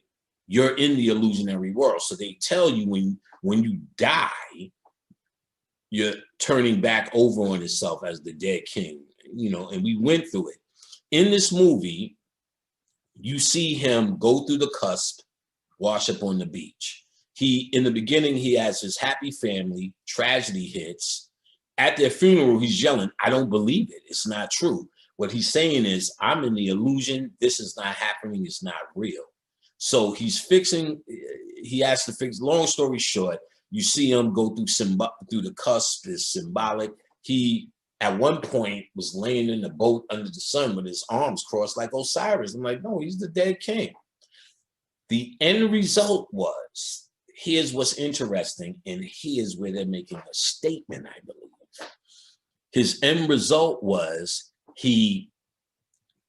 when he washed up on the beach, which was symbolic of him going through his journey in the cusp,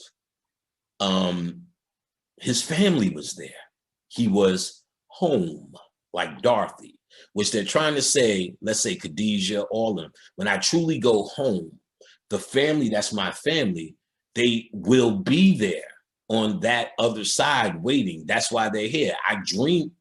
I'm not even gonna get that deep in terms of saying, no, you dreaming all of this. You're the dreamer. So my soulmate is truly Khadijah, but she may be somewhere else having another dream. This is my matrix. We're just sharing in the dream, if you will. Y'all gotta get this. But we're in a place where you dive, trife, because this is what this game is, this simulation is. This is what you got to figure out. And the fucking instructions on how to get out is in The Wizard of Oz. That was some clever shit. But if you don't know what it is, it's very entertaining, but it's psychologically clever. And I'm gonna go through it frame by frame. One day I'm gonna figure out a way for you to get the visuals, because now I'm gonna have to describe it. But again, you've seen that movie so much, I'm gonna describe the parts so well. When you go back, you'll see and look for yourself. So I only wish I could do that. I'm gonna try to get some pictures and see if they're conducive to the point. We'll see. So where are we at?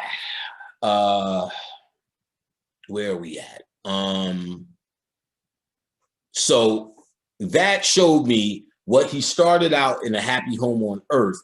His heaven was his family again. So that says a lot. No place like home, no place like home. So watch this. It's the same framework. I'm also going to do Avatar with a whole different, I did a breakdown years ago. I'm going to give you a masterpiece. The spirit told me to watch that and Avatar. Oh, it's going to fuck you up. Now, the next thing, so Buster's Malheart is free on Netflix. It's about a journey through the cusp. What's his name? Hold on. What the fuck is that nigga's name? L. Frank. All right, L. Frank Bonham. All right, this is the creator. This guy. Let me see if I can find that image anywhere. This is the creator or the writer of The Wizard of Oz. He had a picture with his wife. Let me see if I can find that. If I can't, doesn't matter. I'll tell you about it. You can see it online somewhere. Let me do this. All right, well, that's some of his pictures. This is the white man that created. Let's talk about him in a second. Let me see if we can get that.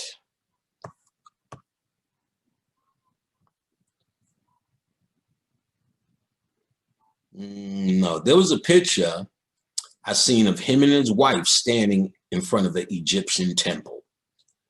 All right, I did. Okay, it was just in a YouTube video when they were describing. So look up him on YouTube. You might come across that. Oh, fuck that the fuck.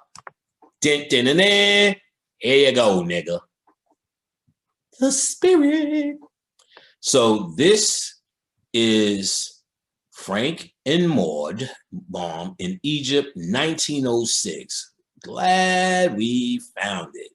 Don't you love it when a plan comes together? This tells you this man understood Egyptian shit. That's number one. We now can connect him to knowing Egypt, but it ain't just that. And we didn't know that. And I'm going to see if we can get, if it says any of this on his Wikipedia, which was told on YouTube, if you don't find it here, that he was a member of the Thule Society. That's Madame Blavatsky, I believe. If not, somebody, yeah, that's Blavatsky, the Thule. He was conscious. He was aware. His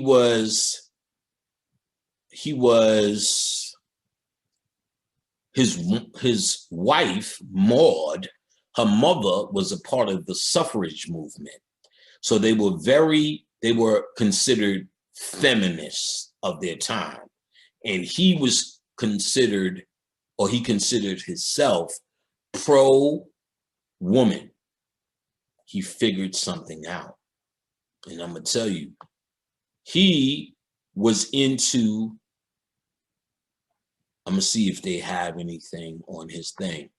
He was heavily into goddess worship, they said. Goddess worship. And yeah, I'm trying to look life and let's see.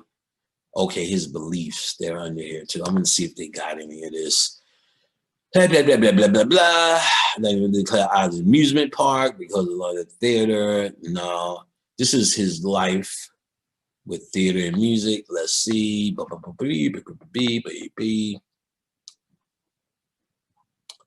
right. They've been doing this as a play, as something forever. This story is so timeless and touches people's psyche and they don't know why. Now I'm going to tell you why. All right, so let's see. Life. Okay, they have none of his occult background here. Beliefs, literacy, political, women's suffrage. Ah, here we go. That's at least one. He was a woman's suffrage advocate. So Sally Roche Wagner of the Matilda, and this should be bigger.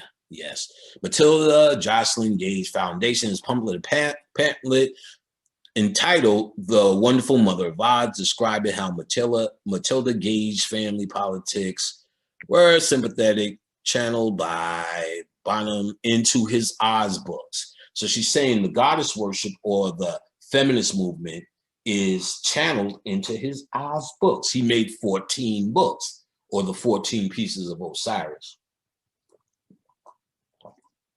Mostly you get The Wonderful Wizard of Oz. The first one was the one, and everything else is kind of supporting that.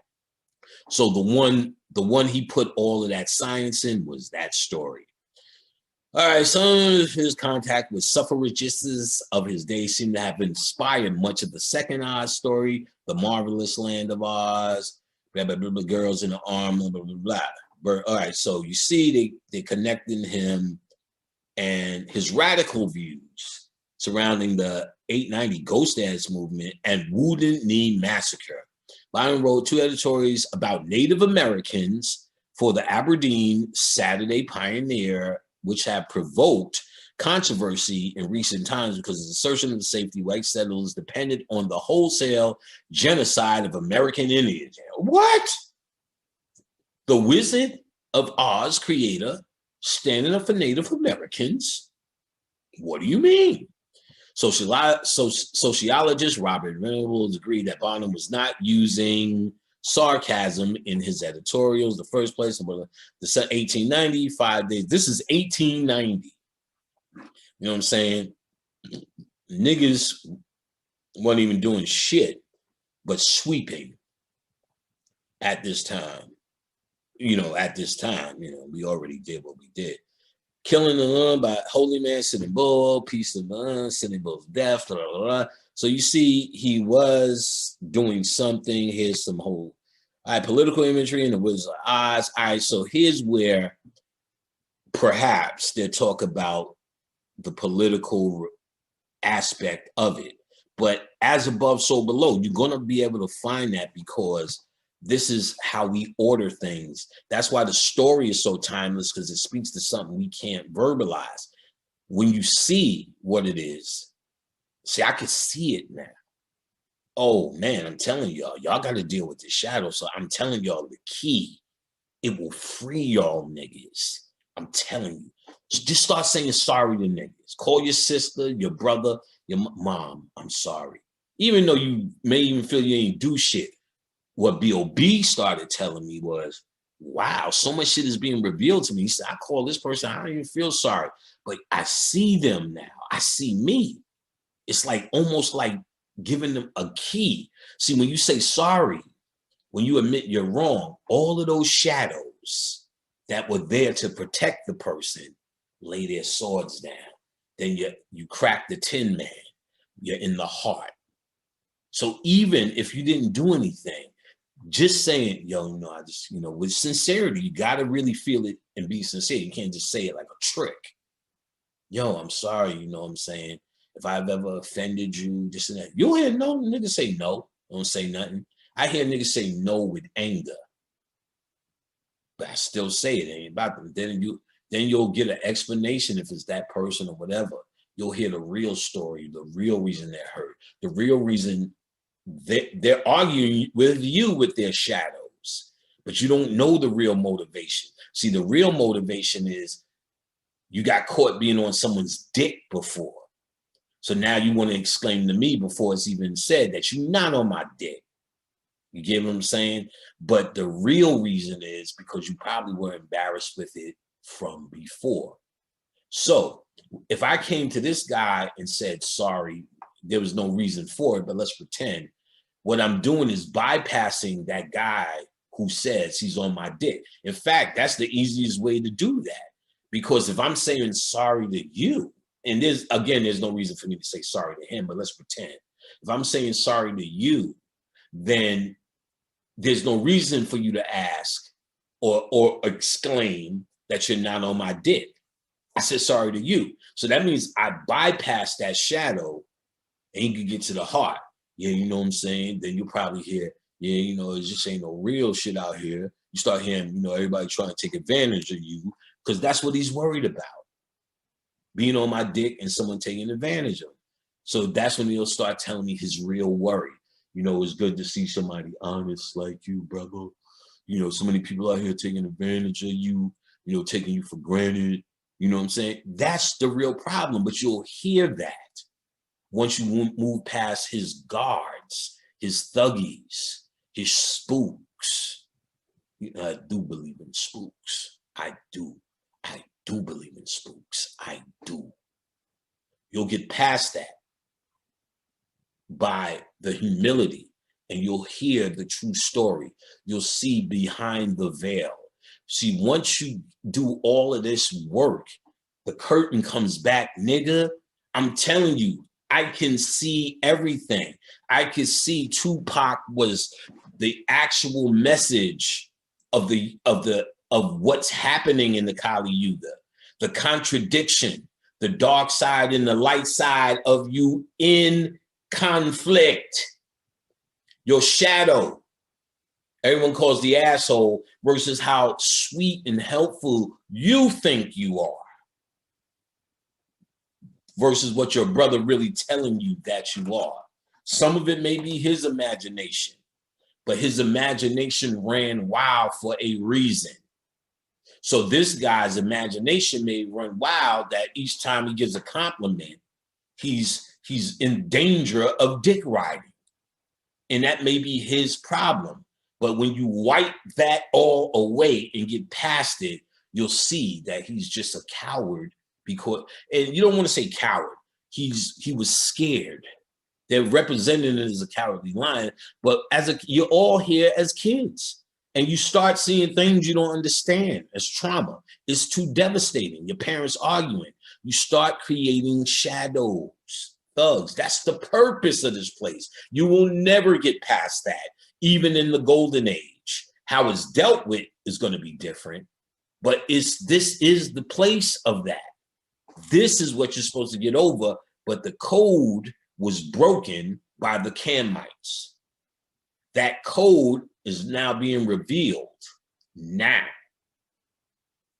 Starting with us understanding, bringing the Judy K. King. Now I'm hearing other people had this. So what? Good. You're supposed to. You know, one is fast. This ain't about likes, nigga. And at the end of the day, I could have told everyone about whatever, and they still would like me more than you if we're doing this for likes. You're not that liked. So maybe you should calm down and just do what your spirit tells you to do and get off everyone else's dick. It's not about that. It looks terrible. It looks terrible for you. It really does. Because we just came out of a cycle of Jerry Springer. And you still waving that flag, nigga. You don't get the message. Nigga, it's over. It's all over. All you niggas trying to argue, trying to fight, that day is over. And that really never took hold. But it revealed a lot of sickness. But here's the real deal. The studies see that. The studies see that. And whoever had the consistent spiritual message and stayed to their integrity seems to be winning now. Integrity does matter in this. So the more you argue about how cool the fuck you were, how badass you were in comparison to something else, the more you show what a foolish mule you truly are. That's what's happening now. Don't blame me. Kali Yuga, nigga. You got to be honest with yourself and reflect that honesty. People see you. They see the hustle. And they'll play with you with the hustle, but they're not that stupid. Their spirit, you're playing with their humanity. When they want some spirit shit, you know what I'm saying? They ain't looking for that. I'm telling you that. All right, well, let's even just read his books. 1900, this nigga wrote The Wonderful Wizard of Oz. Wow. The Marvelous Land of Oz. Queen Visitors from the Marvelous Land of Oz. Woggle Bug Book. Ozma of Oz. Dorothy and the Wizard in Oz. The Road to Oz. The Emerald City of Oz. The Patchwork Girl of Oz. Little Wizard Stories of Oz. Tick-Tock of Oz. Tick-Tock.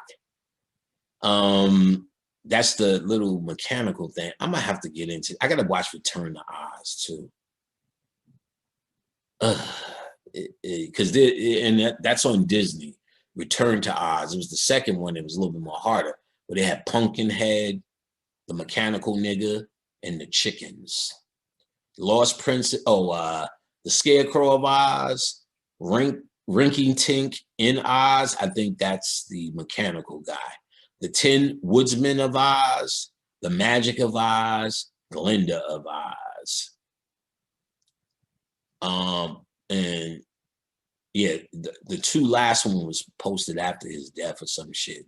The Royal Book of Oz. Oh, but it was the entire work of Ruth Plumley Thompson.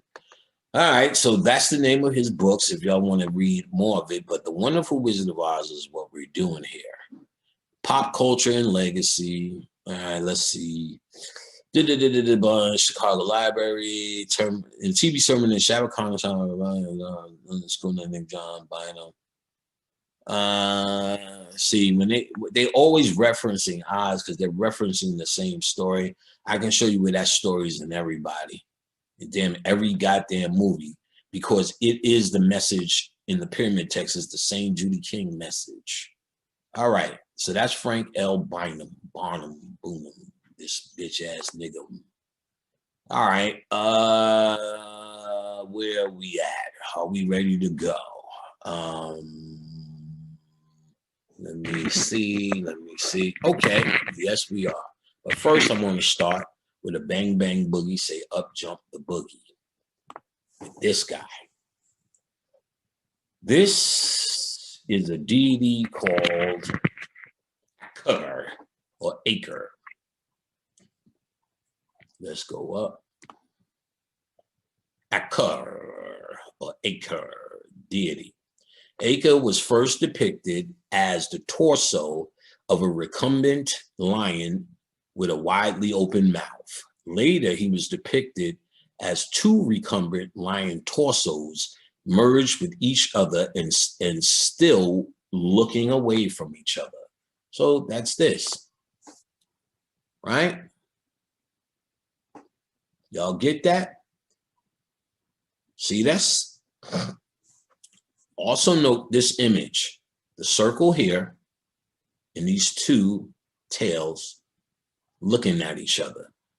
Kind of looks like, let's see if I have one up. No problem. Let's go here and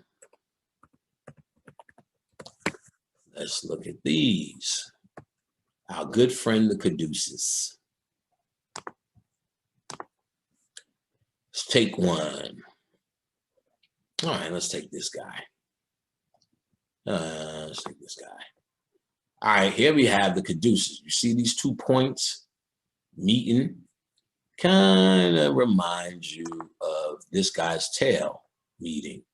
And above this guy's tail, there's a circle or a sun or a entity or a goal.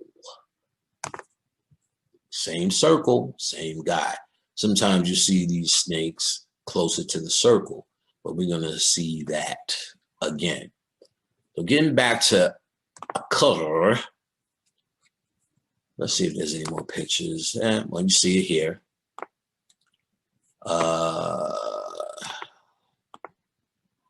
All right, Horus. Okay, Sap.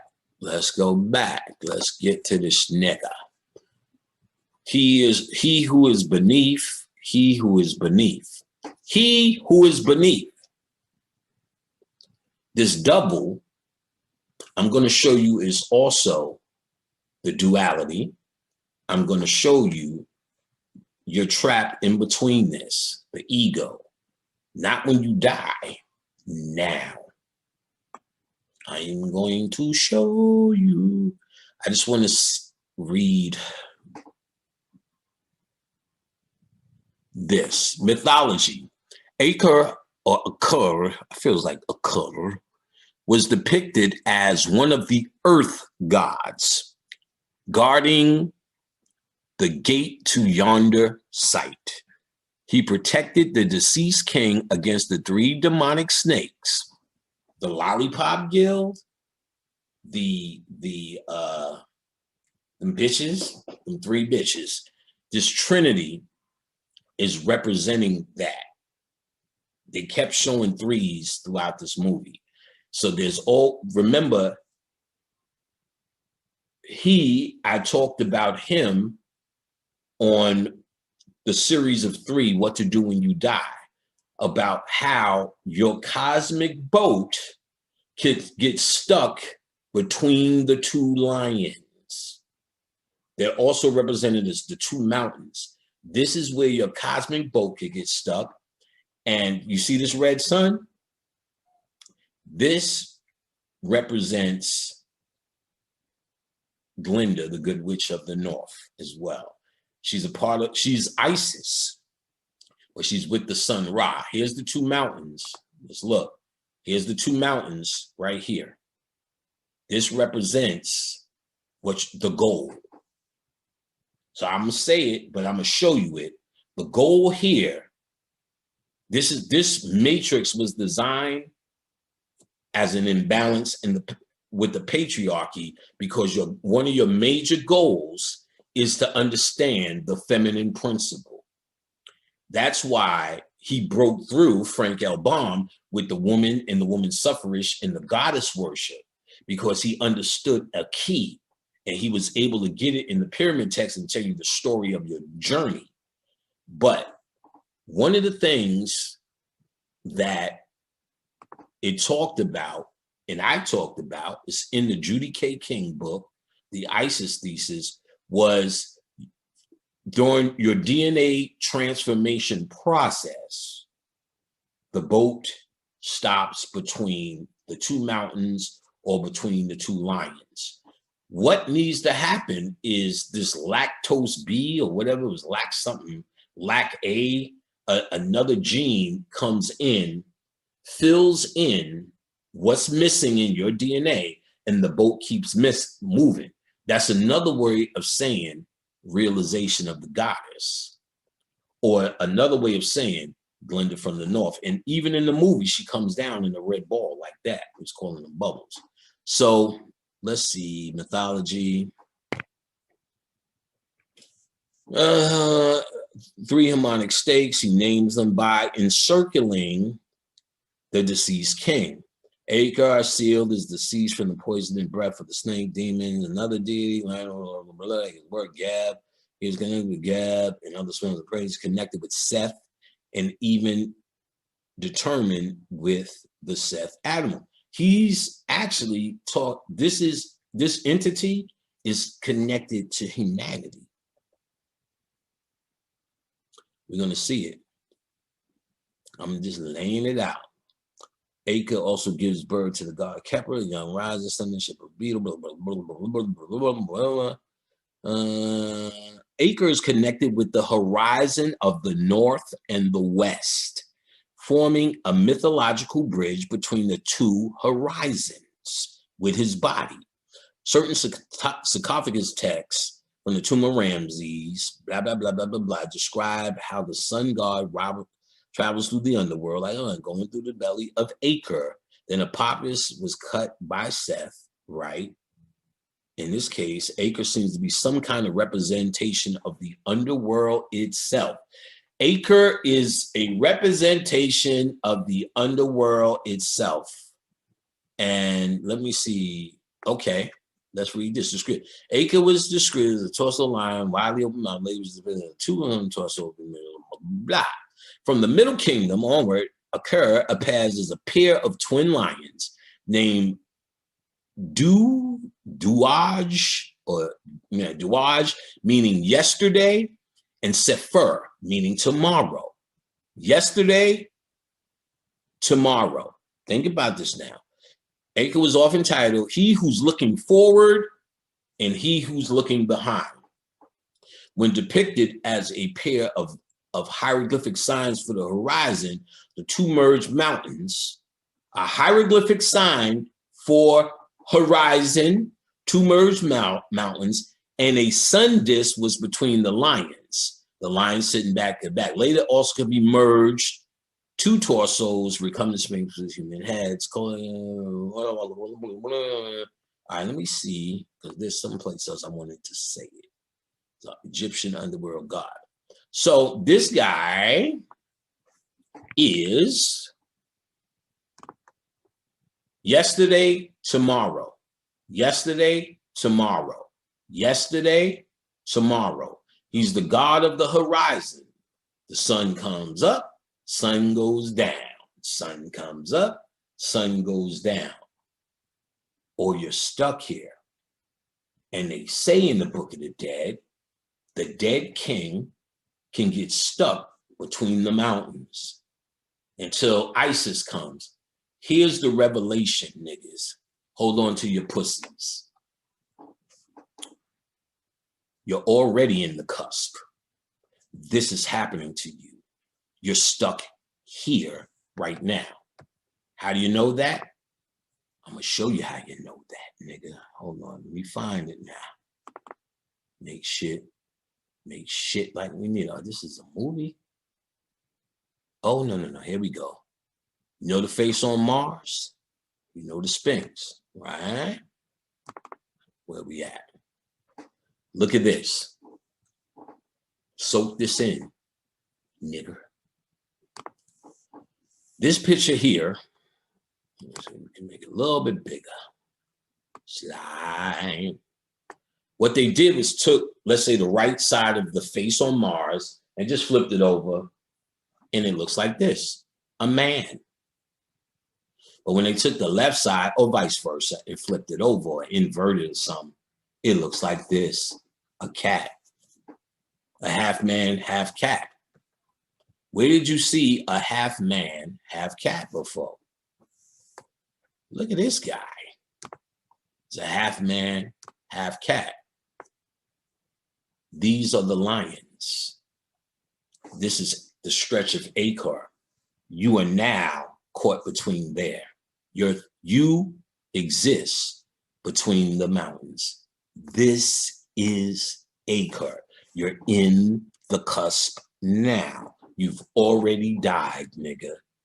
This is how you change your DNA. You're just dreaming. You're this guy. And you're figuring out the answers to Earth. But what you need to figure out is what your DNA needs to move on out of these mountains that you're trapped in. The sunset, sunrise, sunset, that's what it's telling you. These niggas wasn't playing. It's telling you, nigga, you are between these two motherfuckers, Mars and Earth, is the cosmic understanding or the interpretation in this dream. But you're not going to die and do this. You're doing it now. But your boat has stopped because you don't know what you need to continue your journey, Dorothy. The first thing you need, because they tell you in the Book of the Dead, ISIS, or set for you politically correct niggas. They're saying you need this divine feminine. One second, come on, don't do that, nigga. You need this divine feminine to, while you just think it'll make you feel better, but it's actually the DNA change.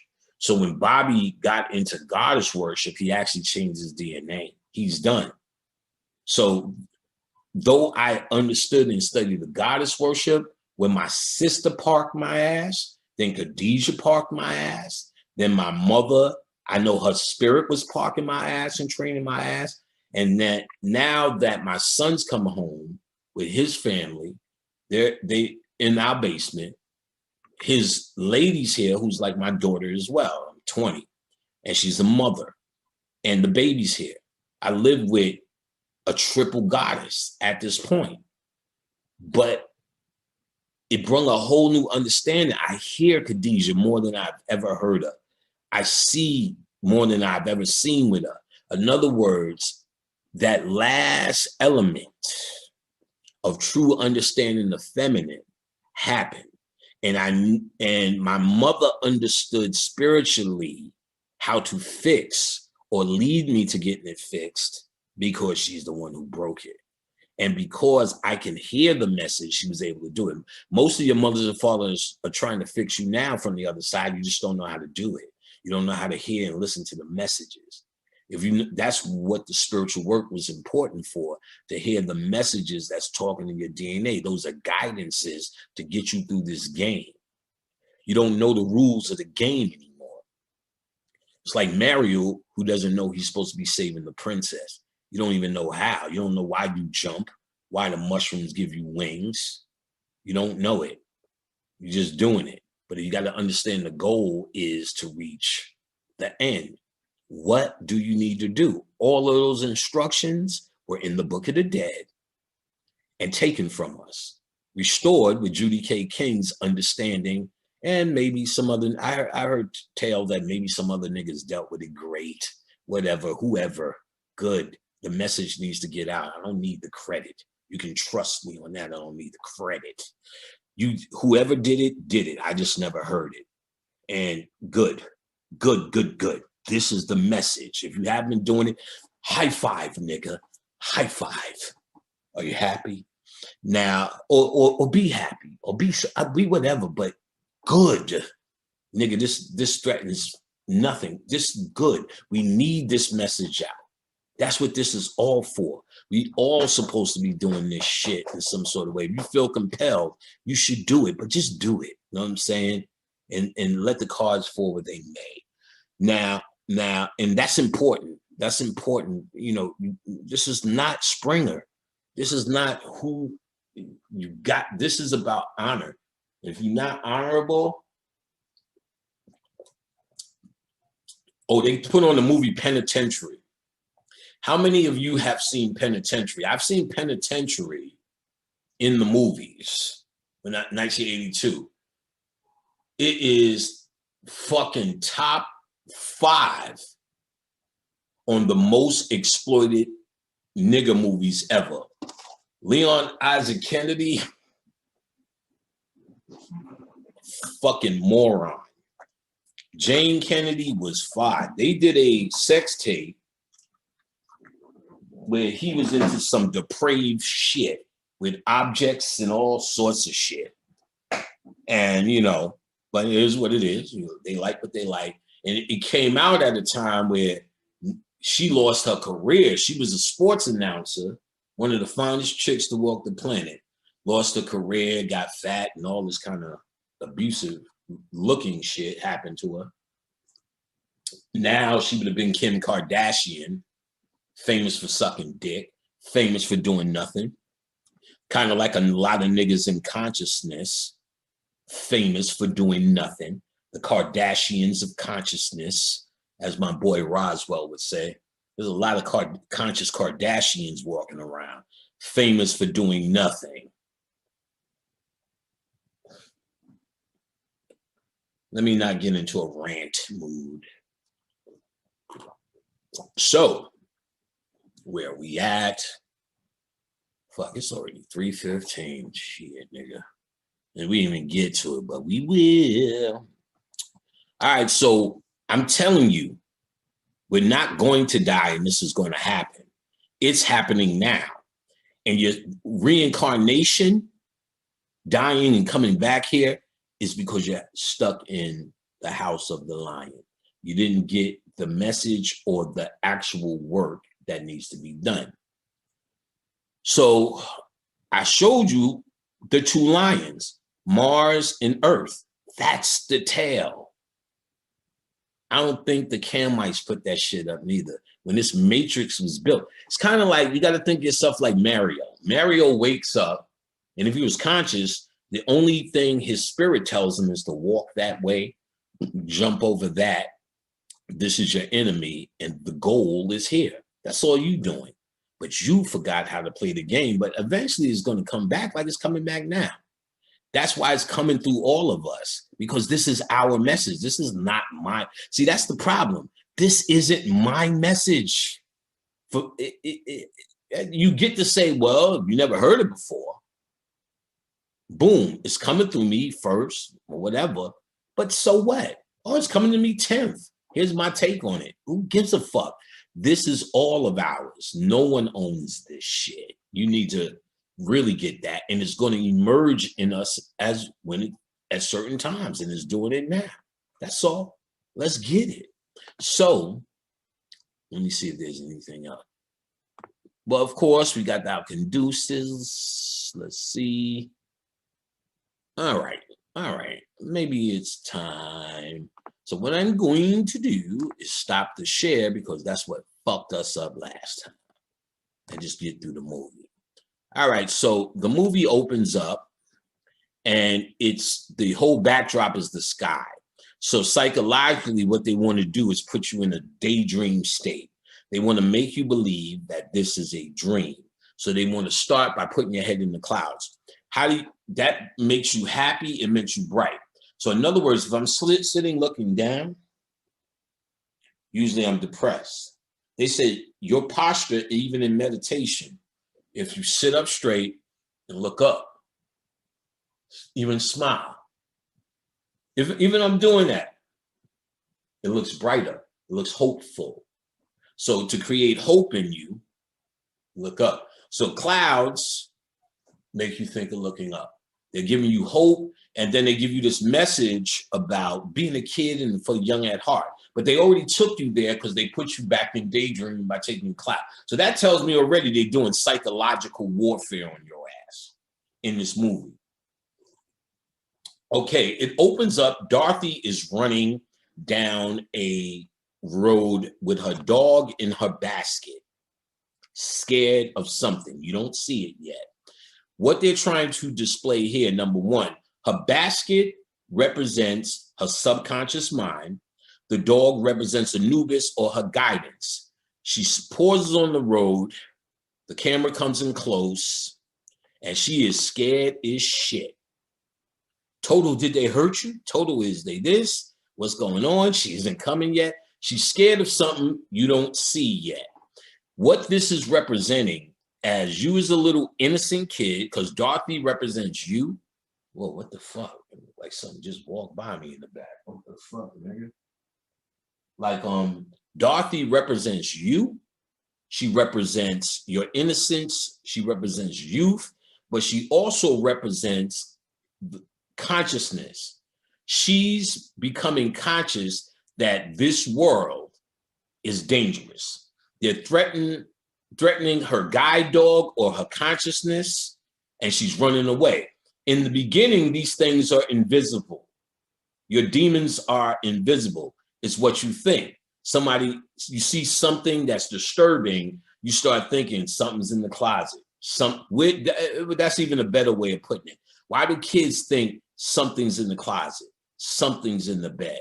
My granddaughter already, when you close the door, she hears the door opening, she's already at the ready. Like, who the fuck is coming through the door? Like, you won, you just getting here. What is that coming from? So if that keeps developing, the something under the bed, as you start moving and understanding life, these somethings start to materialize, laws of attraction. So they're trying to show she's conscious, but the conspiracy theory thing, which most white people get into first, most niggas too, get into first, usually lead to their conscious upliftment. Ours was, we always hated white people, so it starts from, they're from the caves and we're from fucking the pyramids. But for them, conspiracy theory, that's what you see with all Donald Trump's people. The government is doing this, they really doing that. You know they stole the vote, come on, motherfucker. And then it turns into you storming the Capitol. Like I said, all that shit was just to pull these niggas out. So at this point in her consciousness, her mind is starting to create bad guys. She's walking on her path to consciousness and she's nervous. Well, not necessarily, she's becoming conscious and she's nervous. So she's running home conscious with conspiracy in her head. She's going to the farm. She lives amongst the animals. She's on Earth. She goes to her aunt and uncle. These guys represent, or she's trying to represent, it's not really your mother or your father. This lady, as sweet and as nice as she was, and as dangerous and deadly as she was, in the same person, kind of like Tupac. Dear mama, Brenda's had a baby, kill fat Biggie.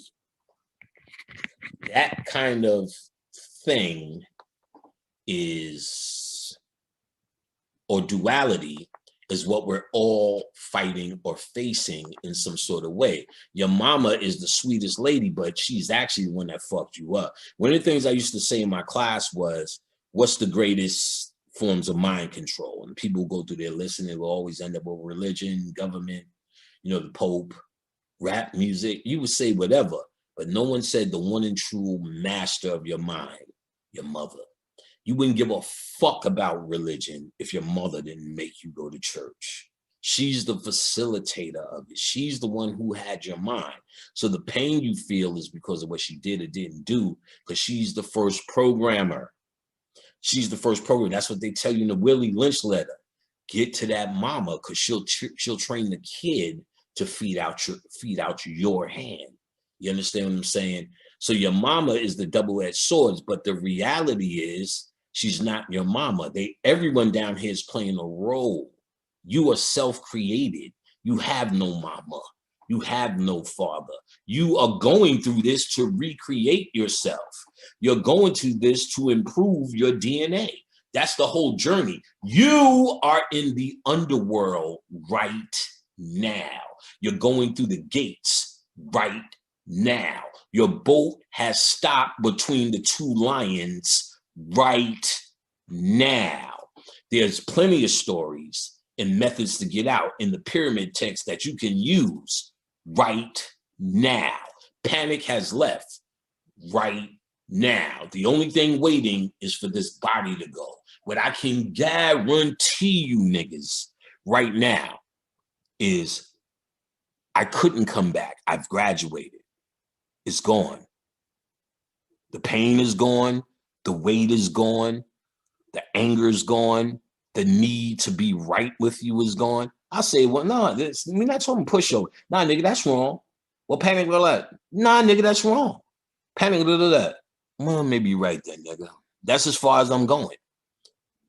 I'll try to reason. I'll try to tell you the alternative. But if you feel that way, I'm not going to argue with your shadow, Tupac. Those days are Done. And we needed to go through all of these debates and get tired of them because we can't bring that bullshit with us into this new world that's coming, i.e., the Mayans talked about the new world. The sixth world is the next world. We're moving into that. We've moved into that world. It's going to truly manifest in 2021. Now, this year, you turn that 21 around. What is it? 12. This is the 2012, nigga. This is the shift. And they know it. That's why they're cleaning up their motherfucking act. Winter is here. They knew this shit. They were psychologically getting you ready for Game of Thrones. It's the Game of Thrones. Who will be the next king? They're hoping to stay throne. I don't think it's going to happen. We're going to make them retreat underground somewhere. That's what Charles Manson and them niggas was doing in Death Valley, trying to find a gateway to the fucking underworld. Did you know that? They understand. When they was in the caves, I'm thinking the sun is going to change and they won't be able to survive.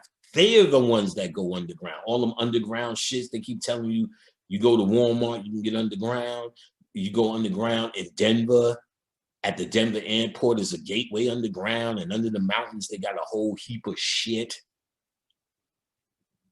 You know, 2012, the movie, them boats that you know, saving the rich and all of it.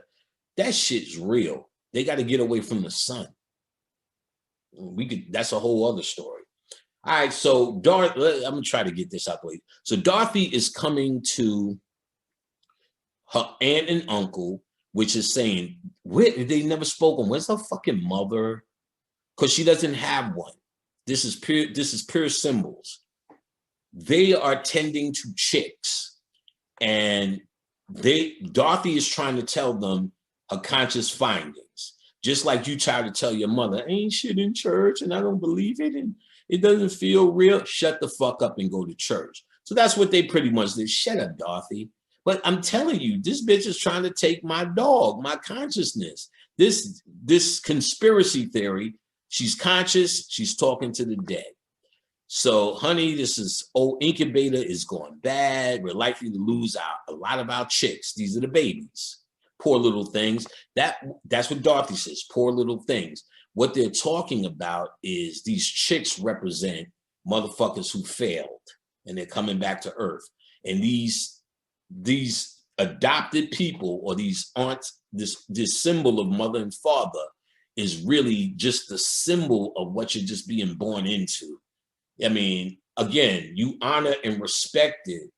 I don't see any less, but the reality is I grew past needing a mommy here. I'm no longer human in that way.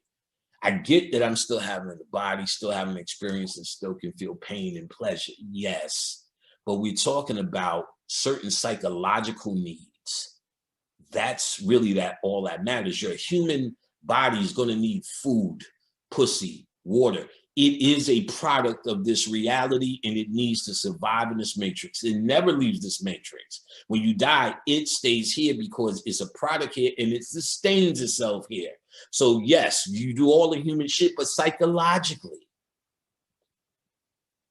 I'm sorry, like, I don't see her as responsible anymore for my pain. I let her off the hook because she never really was on the hook. Just like Dorothy, and I'm trying to show you, you're making your own pain. She started seeing it on an invisible level first. That's why they show you she's running from something you can't see.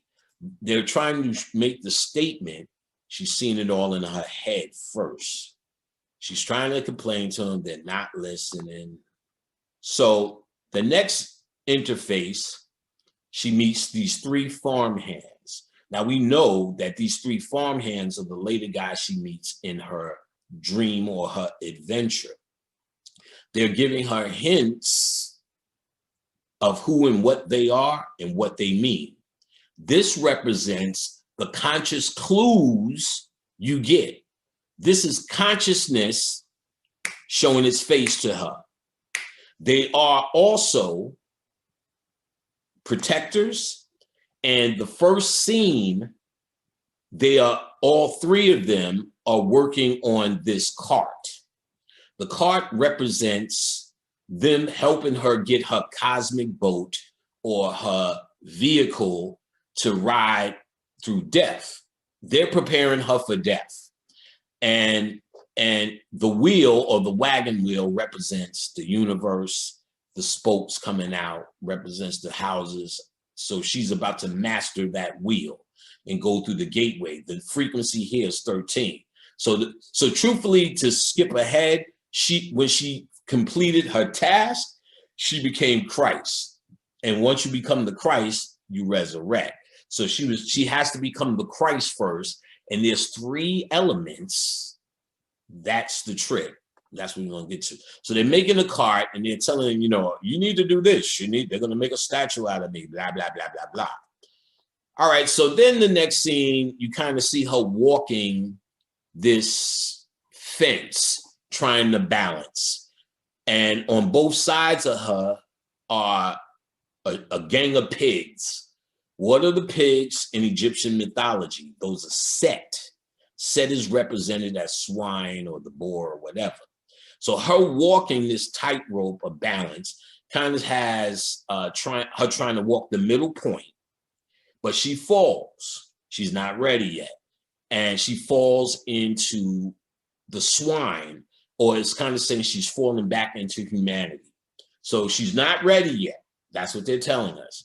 Because she's trying to balance, walk that middle point, and she's really trying to walk the yellow brick road there, but she hasn't found the real road yet. She's just really trying to walk the yellow brick road. That's a big symbolic thing, but she's trying to do it on earth and it's not working.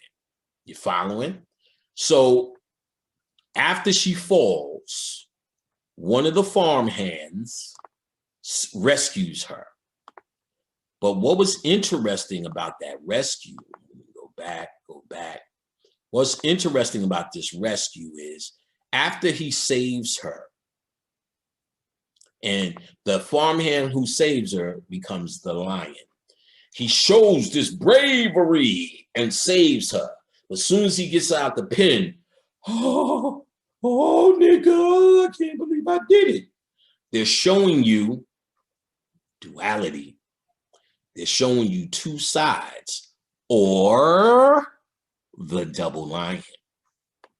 Oh, niggas ain't ready. They're showing you the double lion here, the concept. Zeke, he fell in. Zeke saved that, but Zeke was scared as shit. The next thing that pretty much happens that's significant is I didn't know if I had the courage. Annie M comes. This is a mean bitch. Watch her again. What are you shiftless motherfuckers doing? Why am I paying you? And eat this shit, nigga. What they're trying to show you is this strong woman. And remember, the suffrage movement, Frank L. Bonham is trying to show that women actually really run your house. I learned that shit the hard way, thinking me and Khadijah was on some even shit. Now I just fucking bow. Yes, as you wish. Bark like a dog, nigga. Oof, oof, a big dog. Oof. All of that shit's happening. Annie M really runs the crib. And what I noticed, the more I didn't stress Khadijah, I never came with her with a whole bunch of y'all still want to fuck bitches and nigga shit hang out. I was already over it when I met her. So, and definitely wasn't where you at, where you going, where was you? Never once. So there's a certain amount of freedom, human freedom, that she was, and once she got used to that lifestyle, she became maybe not mean as Annie M, but she. Oh, I want to say this before I forget. They said on the deathbed, Frank L. Frank Baum, the creator of this, said to his wife right before he died, now we can cross the shifting sands. Almost like they understood they did the work here. I'm about to give y'all the work. You really got the work, but now I'm gonna lay this shit out. This is, again, this is the third time I'm doing this tape. Resistance was heavy, but just like the ball, baby, resistance is futile. I'm gonna make this shit happen. Again, it's 3:34 a.m. Did you hug your kids today? I'm supposed to be up in a couple of hours. I'm not going to sleep, but I'm going to do this. So she makes them eat. And again, that's portraying that this same stern woman showing you love can also be received as scary. In other words, try to go against Annie M. And let's see what side you see. You go upside your head with them fucking scones. So you see them listening, she's running it, blah, blah, blah. So Annie M, you got to watch her close, is also a symbol, a double-sided symbol. So she's trying to tell Annie M again about Miss Gulch. And what she says, listen, Annie M's word is, now, Dorothy, stop imagining things. Let me say it again. I'm gonna read, because I'm reading the subtitles. Miss Gulch, Miss Gulch said, you know what Miss Gulch said she was going to do to Toto? Now, Dorothy, stop imagining things. She's telling Dorothy, or you, this is still in your imagination. Stop imagining things. It's your imagination that's turned against you, i.e., remember the movie Revolver. Remember the movie Revolver. Your greatest enemy is where? Closer than you think. You make the enemies. You make the shadow demons ready to fight, and those demons look for the fight. You're always having the same argument because you created a demon to do that argument for you. So that's why, oh, here we go. Oh, these niggas on that shit too? No, it's you. You're on that. You're attracting that. You have a shadow that's looking, put him up, put him up. I'll fight you with one hand behind my back. You're that guy, but he's really a coward. He really was developed to try to protect a hurt. He was really developed to protect an insecurity, a failure on your part. I will never fail again, and no one will never make me feel that way again, and no one will ever control me like that again. So you're always, why are you so sensitive about it? I'm not sensitive, I'm just saying, no, son, that was disrespectful. It's always a story, but it's you. You have to look at that. You know, people typing, yeah, Pan, you was an asshole. I'm glad you realized. I'm saying to myself, like, you're more of an asshole for typing that. And the point I was trying to make is everyone has to realize how they are an asshole. You're a fucking asshole too. The difference between you and I believe at this moment, is I realize the type of asshole I am, and I can fix that myself. And that's the point. You don't even realize you're an asshole. You're cheering me on. Yeah, he was kind of mean. You stupid fool. Nothing's changed on a lecture presentation. I'm just nicer now when I get in the Uber. I'm just no conflict when I'm ordering turkey burgers. They put mayonnaise, which I'm allergic to my burger. It's not like, didn't I just tell you not to put mayonnaise on it? No, it's like, oh, I'm sorry. I'm allergic to mayonnaise. Here you go. No problem. That's where you're going to see nicer. You niggas, no, y'all going to hear the message. And that's just that. So you congratulating me, if you really want to congratulate me, tell me what you realize about yourself. This is about self-revelation, not my revelation. I'm only teaching through my revelation, but I need this for you. I want this for you. Or not. It's up to you. But that's the point of saying any of this, not to show you how cool and how much better I am, so you can be my fucking cheerleader follower, for you to understand the process and figure it out yourself. Like, for instance, and told this on the other tape that I did, and I need to hear, you need to hear it on this one. Like I said, there's a lot of talking because the other ones were 7 hours, and all this information is also goes along with this breakdown, and I just don't want to forget any of it, so I'm trying to get it all out so I can go through this breakdown quick, which will be once I get everything off my chest. Like, look at Leon Isaac Kennedy with his, everybody in this motherfucker was fucked up. Big Jesse, Half Dead, Do Dirty. This was some real exploitive shit, boy. That big, but the second one produced, what's his name? The little black midget that's in everything, Bad Santa. This was his first film, Penitentiary 2. And he was trying to get Poo-Tang. He kept sticking his head from under the, hey, baby, trying to get a prostitute. And then he breaks her off in the end, and everybody loved that shit. While Big Jesse was fighting Too Sweet. Man, you know, this is classic exploitation. Like, I have all of these movies, I've seen this in the fucking movies. You know what I'm saying? OG style. This is heavy exploitation. I'm sure he's embarrassed by this crap, or maybe not. You know what I'm saying? You know, it became a cult classic, you know, but it's true exploitation. You know what I'm saying? He should be embarrassed. I mean, he's done nothing for Black people. You know what I'm saying? But, you know what I'm saying? But, you know, that's what he's here to do. So he should do it. Dorothy, stop imagining things. So this is in the realm of imagination. You always fret over nothing. She's trying to tell the real nigga this is all in her head. She's now worried about things in her head. They haven't manifest yet. Find a place where you won't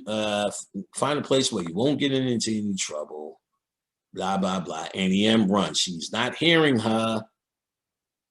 There isn't any place with any trouble. Suppose there's such a place, Toto. So now she's about to sing Somewhere Over the Rainbow. So now, let's go over this bitch's rainbow. All right, let's see if I have it up here somewhere. Okay, we'll just go get it. Get it. Let's find a tab. Oh no, I still have it up. Okay. Here's the lyrics. Somewhere over the rainbow, way up high. Let's just start right there. Somewhere over the rainbow, way up high. What? Now, this is actually the Magneto's pause. I'm going to do this. Magneto's fear. Here you go. Here's your rainbow. Ooh, bam. She's talking about the cusp. Somewhere over the bow. Rainbow pot of gold. The realm of Osiris. Where you rest in peace, waiting for the sun stairway. She's talking about the Magneto's pause. That's the rainbow. Somewhere over the rainbow, way up high, and the dreams that you dream of once on a lullaby. Somewhere over the rainbow, bluebirds fly. Now, you could take that as, you know, just the concept of, you know, peace, happiness, bluebirds fly, until this. I seen this in the movie and said, oh, she's now, when she got this after she got to the Emerald City, this is the bluebird. This is, you could say her creativity, throw conscious, going to the next level. You could say this blue represents peace. She now has peace over her head, and that's why she could go home. I mean, but if you look at pictures, what are you looking at right here, folks?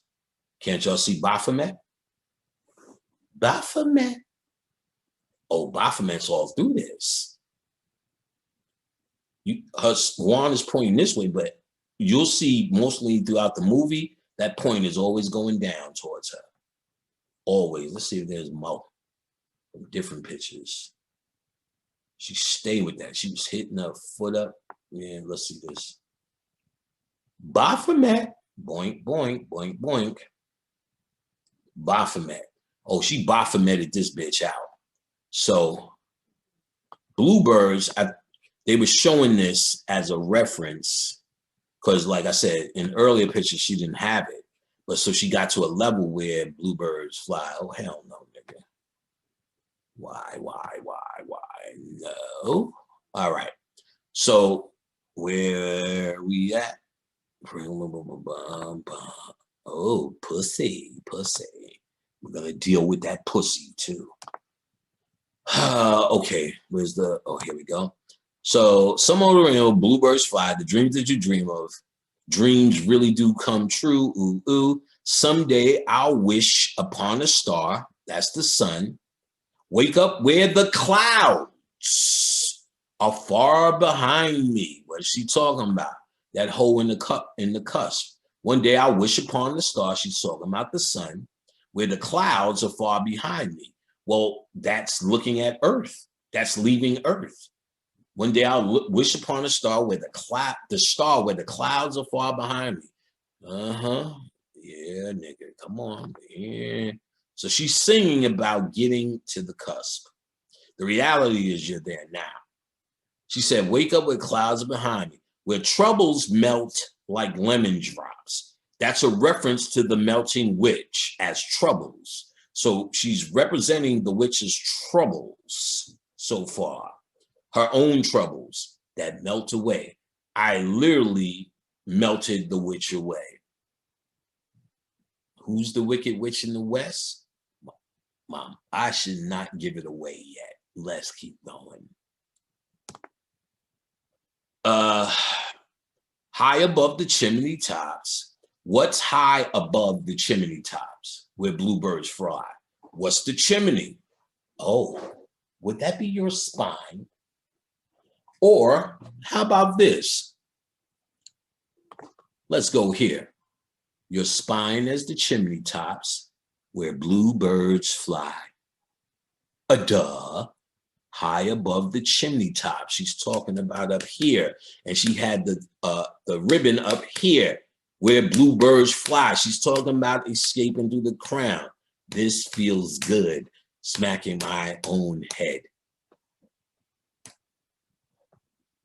High above, can niggas fly? Somewhere over the rainbow where bluebirds fly. And the dreams that you dream of, oh, why can't I? Someday I wish upon a star, wake up where the clouds are far behind me. She's getting that off. So she sings this, she's really singing, and all the fucking songs in this connect. On the first one, I went through the songs as well. So we're not going to go through all of that. I'm going to give you enough clues to figure it out. So she sings her song. She said she's known, and as she's doing it, she's touching all these wagon wheels. It's really shoulder height. That's how big the wheels are. I don't know what she's driving or could drive, that the wheels are almost bigger than her, but it's a map of the cosmos. That's what she's looking at. She's trying to get out of this circle, this loop she's in between the two lions. That's why the Cowardly Lion is the most interesting character, because that's one of the last things you have to deal with. The Cowardly Lion, the ego of duality in you, the dark side. Oh, nigga. We are about to get real in here. All right, so more wheels, more singing.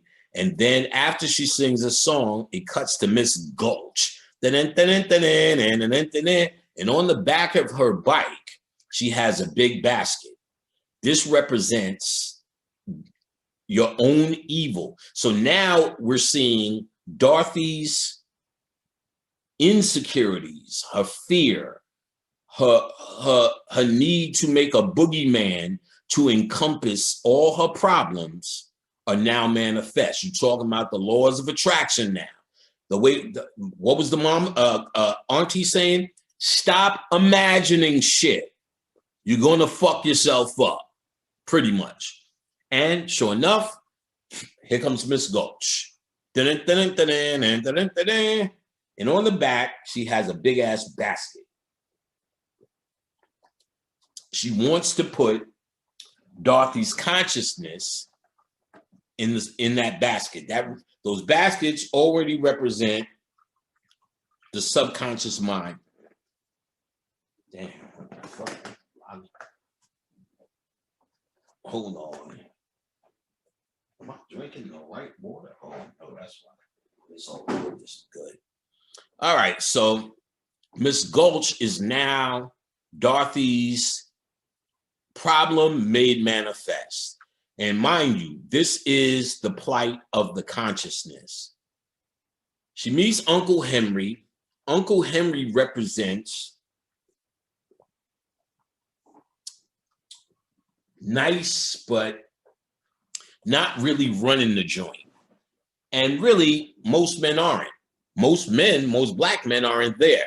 We think it's a problem from slavery, but that's something that's set up in this matrix because you are primarily raised by your mother and she's trying to play masculine and feminine. The feminist movement is not about raising up women. It's about women proving they can outman a man. A true feminist would understand the basic science of feminine principles, then explain how or improve upon or demonstrate or create a world conducive to feminine attributes, emotion, knowing, intuition, holistic thought, nurturing, healing. You can go on, as opposed to calculation, deduction, mathematics, reasoning. The masculine society. So women try to out-reason you. Hidden Figures. They make movies and you're supposed to be so proud that these women not only outthink men, but outthink white men. I guess they're special because they can think like you if you give them the opportunity. Brother Phil Valentine said it, and this is something I think I have to echo. Show me a great woman trick. So as a guy, oh, that's what you bitches been doing. And it's not like you have to show me. You don't have to show any man. But damn, this is the scene in Penitentiary when he was in the bathroom. Shit, man. Exploitation at its finest. Look at this dude in this nightgown dress, genie. Yeah, this is exploitation. This is bad. So where were we at? It doesn't matter. We can keep going later. So, oh yeah, this guy, Henry, he's the representation of the missing father. But why they don't have to show anything deeper than Uncle Henry is because they're trying to point out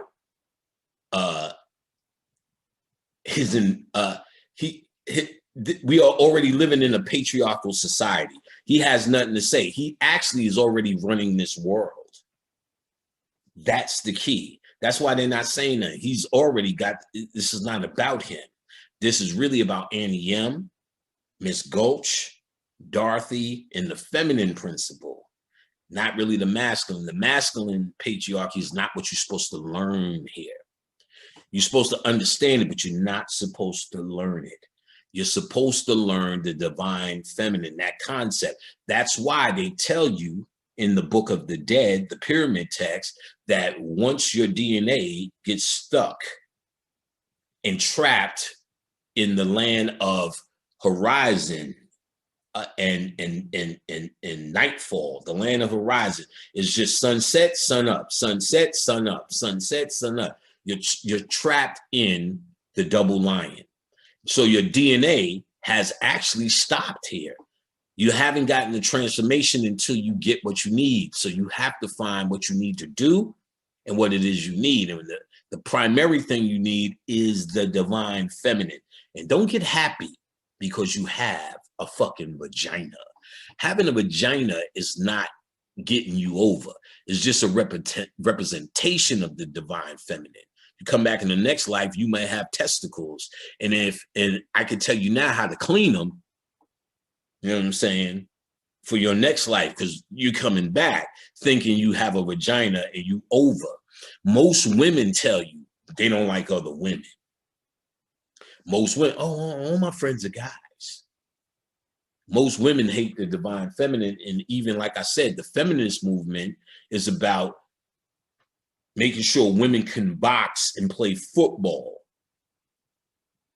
comparing their salaries to what men get or what they don't get to what men get. It's still man as the standard. It's like you gotta figure out something to do. Like for instance, the most divine thing you could do is stay home and raise your kids.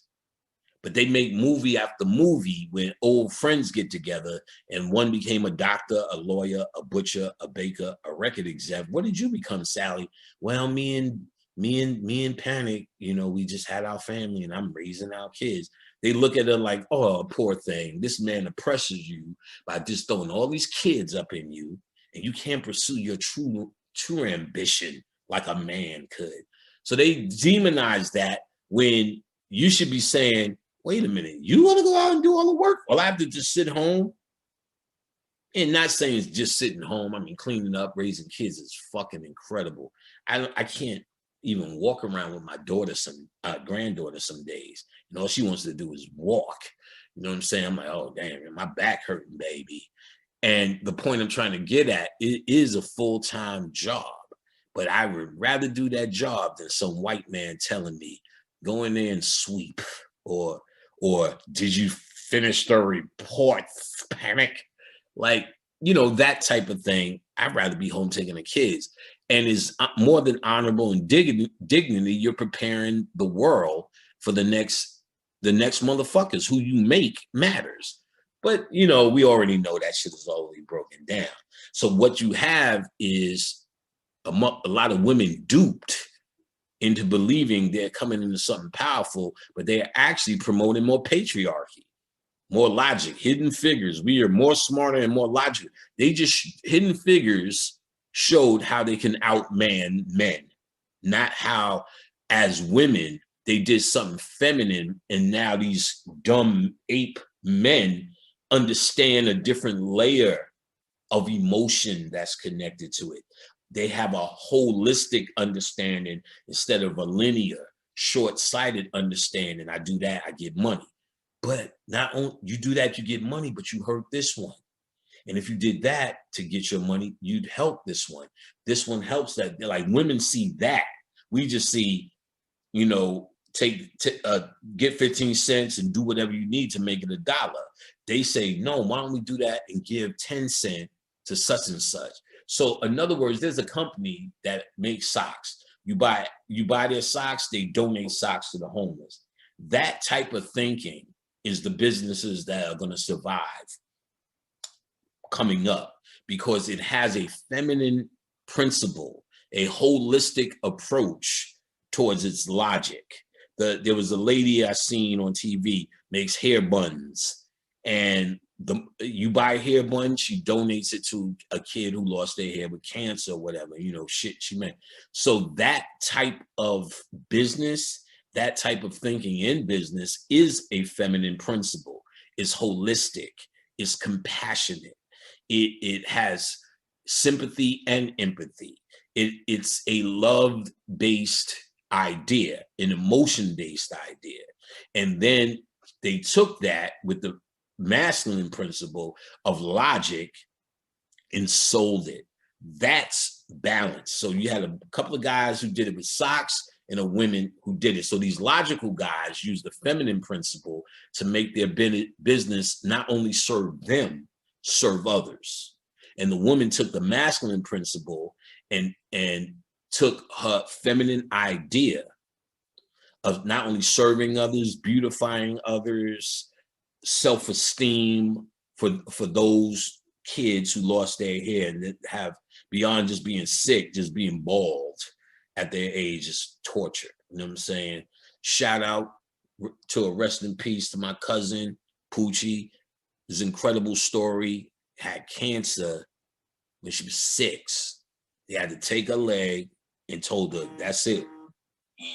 You're only getting a couple of years out of this. So kid, you know what I'm saying? But turns out she had 2 kids.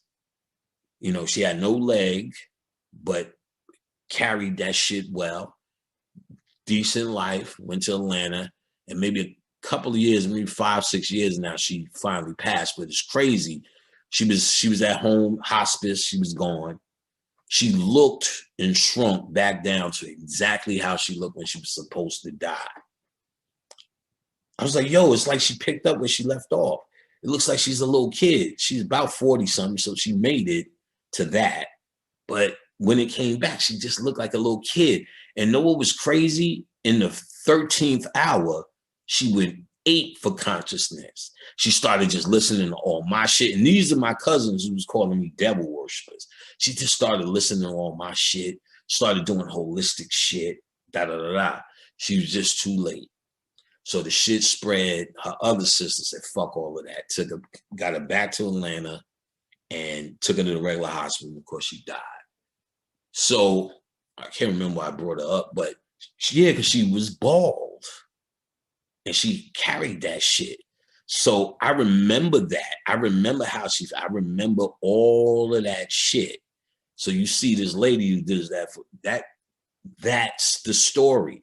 That feminine principle, that's the story. We got to respect it. We're not talking about the Love and Hip Hop idiot girl, because she's not respecting her feminine principle either. And that doesn't mean you treat her bad or any kind of way. You know what I'm saying? My advice is don't fool with that shit. If you ain't already involved, don't get involved. But we're talking about an inner work. The feminine principle is different from just a woman. And you still should respect the just a woman. There's no reason for you to do anything disrespectful to anybody at this point. But ultimately, it's not a pass because she's dumb. Still respect her because you're trying to talk or speak to something bigger than those shadows that she might have created that made her nigga, fuck a nigga. You ain't even talking to that. Just go past that. And if you can't, no problem. Just don't do nothing at all. You know what I'm saying? But the feminine principle is what we're talking about. All right, let's keep going so we can get out of this motherfucker. All right, so here you have a scene where Miss Gulch is now sitting across from Annie M. What they're trying to show you, they're the same person. Annie M and Miss Gulch are the same person. Remember, your mother, as I pointed out, though she's your mother, and she put a titty in your mouth and she loved you and she gets stabbed in the street, she's also the one that told you to go to church. If you have an abusive father or abusive stepfather, like, mom, this nigga, well, just listen to what he says. Don't worry, panic. It'll be okay. Making sure I ain't got no booger. Okay, no booger. So, though she's not trying to hurt you, this human life is going to interrupt that flow. And Miss Gulch represents the disciplinarian at this point for Dorothy. So Miss Gulch is coming to get Dorothy's dog, a consciousness, and get Dorothy to put it in the basket. Annie M is actually traumatizing Dorothy because in real life, that woman that came and said, we need to take your dog, I would say, you need to get these nuts. Then she said, It's the law. You don't want to go against the law. Annie M heard that shit. I think I do got a booger. Annie M heard that shit. Hold up, let me get a towel. Un momento, por favor, suckers.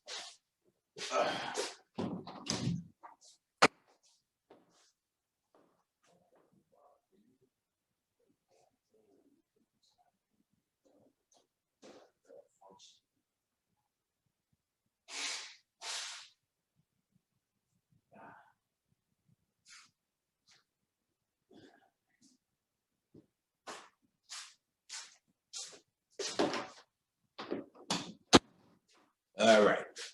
And I'm not even going to edit that shit. Y'all just got to wait for that break. Booger gone. Actually, I don't think it was a booger. It was just shit. But okay. You don't want to go against the law. You see Annie M straighten right the fuck out. Annie M is human law, and she has to respect the laws of humanity. And this person is just using, I mean, well, you can see the opposition in Dorothy in the middle, because all of this is coming from Dorothy's mind. So Dorothy is recognizing in this now, or her shadow or her thoughts or her problems are starting to make manifest. But what she doesn't realize, they also come from Annie M. You're scared, happy, all of this, how you should feel about the world is what Dorothy was starting to feel. Annie M ignoring her, Annie M not talking to her. Then they showed the type of woman Annie M is. On Earth, Annie M is the witch. Your mom's is actually also the wicked witch.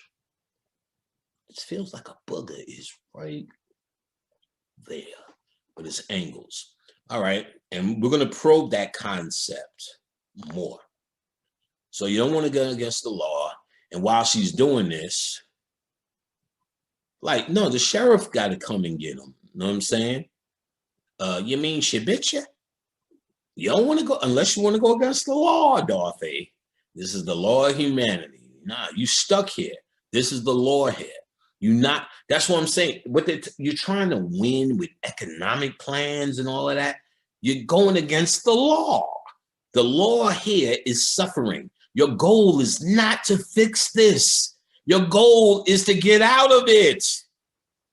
It's the law. You're going against the law when you're talking about we need a new economy. Black people need to do this. Nigga, we need to sit down together and build because the people need to see that image. Fuck out of here, nigga. You called the wrong nigga. You're going against the law. All right, so they give her the dog, and Annie M gets up and says her word and says, I'm a good Christian. If I wasn't, I'd tell you.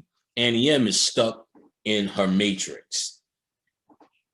I'm a religious figure. Ms. Gulch is just the dark side. So as she's traveling back up the road, trying to take Dorothy's dog in the basket or the subconscious mind, she's putting Dorothy's consciousness back in the dark side. She represents the dark side, and this dark side is actually first started by your mama. She's the one that comforts you with fear and tells you what's under the bed. She tells you what's in the closet. She either fixes it or fucks you up. Ain't nothing in there, go to bed. I'm trying to tell you, Auntie M, it is. Or she tells you, this is how you deal with that. Then, Mommy, there's something under the bed. Let me tell you how you deal with it. Look under the bed. Do you see anything? No. And nothing will ever be under the bed. But let me put your action figure, I don't know, Luke Skywalker. He'll protect you if somebody. Thanks, Ma. Psychologically, she answered you. She believed you, like how when Dorothy came to Annie M in the beginning with the chickens, they didn't believe her. So this was allowed to fester here.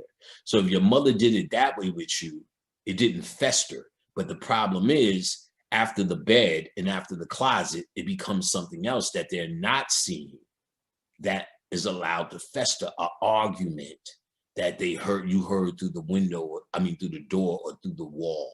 The time I walked in at age 5 and caught my mother fucking my stepfather. My mother had to come out later and give me and my sister the talk on the birds and the bees. We were mating. What the fuck is mating? That's when a man and a woman. Because you're traumatized by things like that. That creates the manifestations based upon just the laws of attraction of your thoughts. It festers and is represented as Miss Gulch. So, but the connection you're not making is Miss Gulch and Annie M are actually the same. Miss Gulch is the disciplinarian. Toto is causing all this trouble because he represents Anubis, a guide dog, a consciousness. He's the one he's throughout the whole story. And that's why Dorothy's holding on, because she found consciousness, her guidance, her intuition is guiding her. She's running with her intuition saying, something's after me, the invisible. Miss Gulch manifests, but remember, Annie M and the niggas are actually abusing her just by ignoring her. You know what I'm saying? That's enough. And what they're saying, when you keep ignoring these fetters and they come and this stuff is trying to take your guidance, you start parking and you say, fuck it. That's when you became the Christian. I believe you, Mom, because a lot of these Christians, their parents were Christians. How come you said no, but everybody else seemed to be enjoying that shit? Because Miss Gulch got their dog. Because they're not ready to wake up anyway, so it doesn't matter. All right, so the dog gets out, runs back home. He comes through an open window in her house. What is her house? Her house is her soul. Bayal. What's that in the middle? I done told your ass. That's a house. Yoink, yoink. Gotta go yoink, yoink, yoink, yoink, yoink. I can't do it. Yoink. Backwards. Oink, oink, oink, oink, oink. I bet you I did it right that time. All right, so that's a house. So this represents that window, her open heart. Her consciousness come back in, or you can say pineal, whatever. Her consciousness come back in, and she gets the bright idea to run away. This is perfect. Her running away, conscious, is equivalent to you running away. How do you run away? Fuck humanity. Well, the human shit, humans ain't shit. That church shit, fuck Jesus can suck my dick. You ran away. That's not dealing with it. It's not fuck humanity. It is, what is humanity? What am I suffering from? What am I sick from? And how do I fix it? Not by just saying, fuck humanity. What's humanity? What am I even saying fuck humanity to? Am I saying fuck humanity because somebody inconvenienced me by making me go to church when I was little, which I don't go to now? Am I saying fuck humanity because I can't get the job I want? Am I saying fuck humanity because people are stupid? It's that or all of the above plus more. But either way, that's not what occult or conscious work is. Occult or conscious work is about confronting humanity. So when I confronted my dark side is when I got the results. When I'm saying fuck humanity, I lose responsibility. So how people feel about me, which doesn't really matter unless you're trying to evaluate what's generating those feelings. Is it dysfunction, mine or theirs? So when I say sorry, well, when B.O.B. started saying sorry, he noticed people was either saying sorry back or making more excuses. That's telling within itself. They may have the issue, but you just now know it ain't you. And you were with it. You were playing tennis with them back and forth, but you just stop playing tennis and you feel they still trying to serve, and let them, because that's their problem. Just don't serve it back. And that's a way of dealing, or one way of facing humanity. So now running away is what she's doing, and she comes up on Captain Marvel. He represents consciousness or the lecture circuit. All right, so she sits down with him. He's cooking out. He's talking about big cities, big mountains, big oceans. What he's telling them, you want to see other lands? You want to hear about Egypt? You want to hear about when you was in Mali? I mean, Mali is Ziggy ceremony. The Dogon people. You want to hear about Sri Lanka, Peru, the pyramids of Mexico, the Olmec, big fucking heads. What is it? That's what he's really saying. You want to find out about the world through your conscious work, right? And we know this particular actor is the Wiz or Wizard. So one of the other things he says while she's like, yeah, he sees that she's clearly a runaway. She's like, it's like you could read inside of me. So what she found, another conscious person. Yeah, yo, I didn't know nobody else was into this. And then that person was like, well, you ever hear Brother Panic? No, who's that guy? So he's finding that. This is that moment. He's cooking a hot dog. Toto takes the hot dog. She says, Toto, it's not polite. We haven't been asked yet. The wizard says, he's perfectly welcome. Let's keep going. As one dog to another. So what he is saying is, he's a guide. What he's actually saying in this context, because he's the wizard, he represents consciousness all throughout this movie. That's why he plays like 5 or 6 roles, this guy. 1, 2, 3, 4, 5 roles. Because he represents a conscious in this point as one dog to another. He's guiding her the right way. He is Anubis, one dog to another. He is that, well, Osiris, Anubis, and Tahuti are the same. Now you're going to get it. And Bobby Hemmett talked about that. If you need more, pre-dynastic time, they were worshiping Set. So they made Set the bad guy as we moved on. And they took the attributes of Set and created a new god, Asar. And they took the attributes of Set, put it in Anubis, Tahuti, and Asar. And that as these dynasties moved on, it came about Osiris worship. But pre-dynastic, it was Set worship. And it doesn't matter the name, the science matters, I think, more than anything. These things are just trying to get you to understand principles. That's why this movie works the way it does, because he dealt with principles and not shadows, if you will, not without explaining all of that, blah, blah, blah. So one dog to another, he's telling us he's guiding up. But we're not supposed to catch it as the true story, because what they're doing psychologically, especially by using the same actor, and what they're establishing here is our conscious mind sees him as just a huckster, a hustler. But spiritually, he gave her the right advice. Go back home and deal with this shit. You get it? So he goes, this crystal ball that we're about to use is used by the priests of Isis and Osiris in the days of Pharaoh of Egypt. That clearly shows you they knew this shit. They wrote that in the script for a reason. They made a connection with Egypt in the movie. Not to mention, I showed you L. Frank Baum in Egypt with his wife. They know this shit. They understood and understand the pyramid text. They told them about the cusp. But what I realized, everything happened when you die, but you're dead. When this body goes, that's the true day. I don't know if I make it. You know then. Ain't no more you got to do. I'm going to tell you, that's what it was in the Navi when he's climbing that tree. When Jake jumps on those flowers, it's about letting go.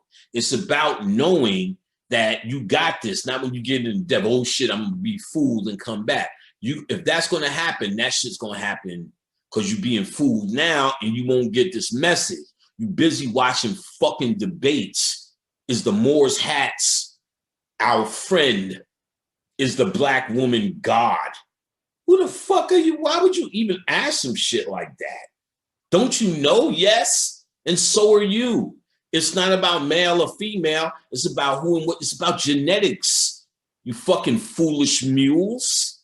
You think that's what's going to happen when you die? You got a first class ticket back because you didn't get the message, nigga. You better follow the yellow brick road, nigga. Otherwise, you coming back, nigga. You're going to be one of them little chickens. So they know it from the days of Isis and Osiris. So he does another huckster move. Tells her to close her eyes. He looks in her basket, sees the picture, and now he's reading her. But it looks like a scam on the surface, but what did he do symbolically? Looked in her subconscious mind and found what her problem is. What's her problem? I see a house with a picket fence. What else you see, motherfucker? A barn with a weather vane. A running horse. That's our farm. So he said enough for her to recognize in herself what he's talking about. Then he said, there's a woman. She's wearing a polka dot dress. Her face is careworn. That's Aunt M. So him looking into her subconscious mind sees she has an unresolved problem. Boom, Auntie M. You're not dealing with your human idea mother. That's the one who fucked you up. Not because they're mean. Not because they came to do that. Because they are human too. She's human too. Who taught her but a bunch of ex-slaves? So she's done the best. So through that pathway, I forgive her as a human. But in the end, what he's telling her, because he actually is looking in her subconscious mind, you need to go home and deal with Aunt M. That's what she's running away from. Not Miss Gulch, or Aunt M is Miss Gulch. That's why they're sitting around across from each other. That's who they are. Oh, y'all gonna see some symbol shit. We ain't having this shit today. So he's saying you're dealing with the unresolved issue of your moms. You gotta, and all y'all gotta do it. My mom's was great, Panic. That's probably even worse, nigga. Because you don't even know you're supposed to look within. You thinking it's a family thing. You gotta get off of this human shit. And the first human you knew and met that was giving you everything is her, Annie M, nigga. Know why Uncle Henry ain't saying shit in this movie hardly? Because our fathers aren't here in this matrix. Yeah, I grew up with my dad. Yeah, but you didn't. I grew up with my dad, but he wasn't with me. He was with trying to feed me more than me. And that's honorable. And that's, I guess, what you should do. But come on, but you know what your mother wants. You knew everything about her. Don't do that. Don't pick that up. Don't leave that. And you knew your father on that level, but somehow, if your father was mad, your mom's is the one that sit his ass down, though. You know what I'm saying? And it's that kind of thing. All right, well, I mean, we get it. We ain't even get nowhere by this, so there's gonna be one of them motherfuckers. Okay. I know where I'm gonna have to push time back. All right, so Arnie M. Maybe I'll walk through it faster. That's right. What's she doing? Well, I can't see. Oh, she's crying. Oh, she heard her. Someone just broken her heart. Of course, she's going to say, oh, it's me. Me? Someone. Well, she is someone she loves very much. She has someone taking care and sick. Someone she's been very kind to. He's just saying all this general shit. She's coming up. The measles one. I had the measles once. I stayed home. So he's actually using mind control on her. He's letting her say her own answers. He's actually using neuro-linguistic programming. Neuro-linguistic programming, NLP. Look that up. He's doing that. He's bringing out statements, a general statement. You know, that's your aunt. He's brought out all the general statements on the farm. There's a horse, there's a weather vane, there are chickens. That's the farm. He sees she's from a farm.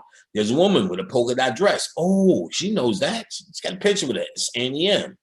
And then he says, she's dropping on the bed. She's sick. She's ill. Is she because of me? Yeah, she takes care of someone. She took care of me when I had the measles. You mean her? That's programming. It makes the other person think they came up with this bright idea, that they are the ones with you. He's actually going past her shadow. If he would have told her just go home, her shadow comes out. I ain't going back there. They abuse me. The argument comes out. But he's saying he's coming from a different angle.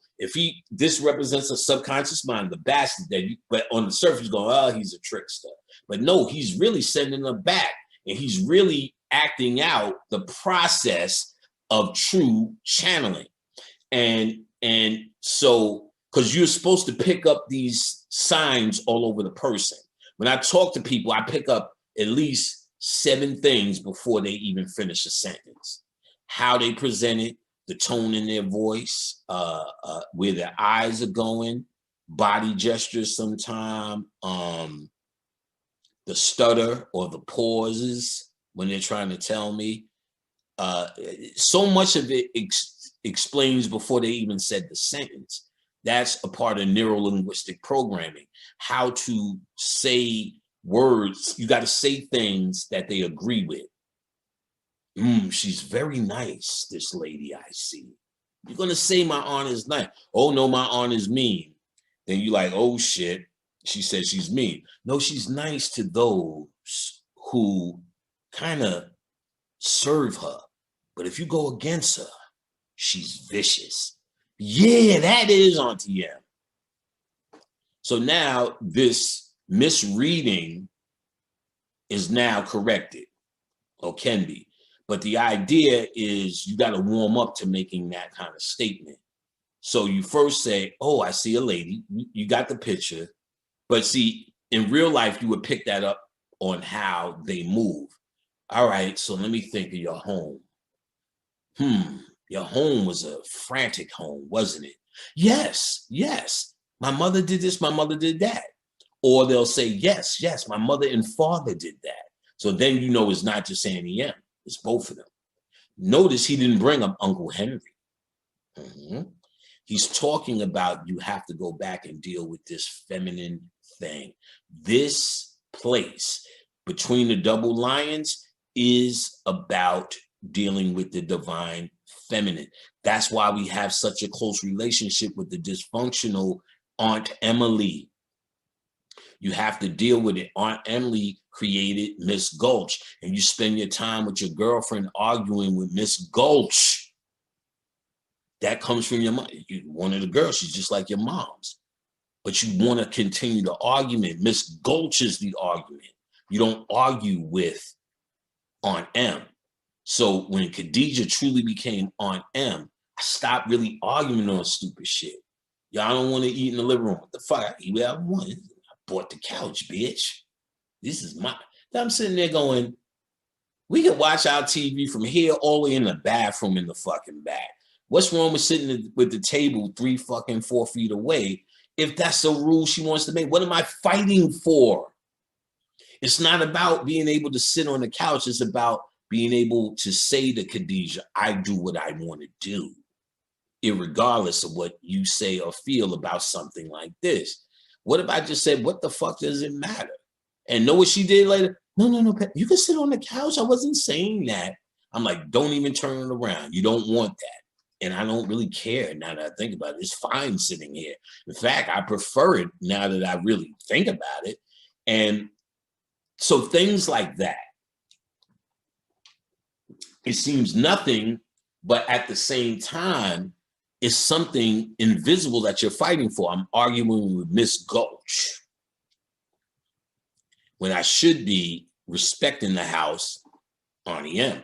And it's the different sides of your mother. You're arguing with the shit you had a problem with and respecting the shit that you liked. So your girlfriend who does the shit that you like, which is the only thing you see, that's why you liked her, is because that was the Auntie M in your mother that you liked. And then on the other side of that coin is the shit that you argue about, is the shit that you haven't finished saying or dealing with your mother. So he's telling her, go back. You got to deal with this feminine, right? You got to deal with it. You can't run away. Storm comes up. So Annie M makes a weak effort to look for Dorothy. Dorothy! They're all running around scrambling. And then they show a scene where all three farmhands, Auntie M and Henry, go into the basement.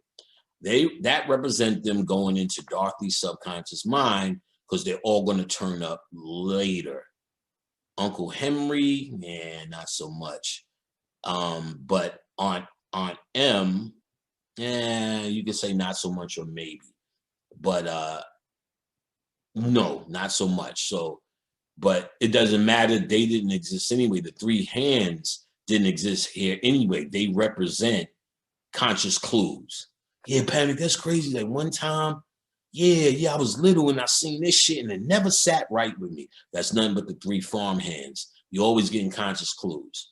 So she's running around the house. It's a hurricane. She got Toto in her hand.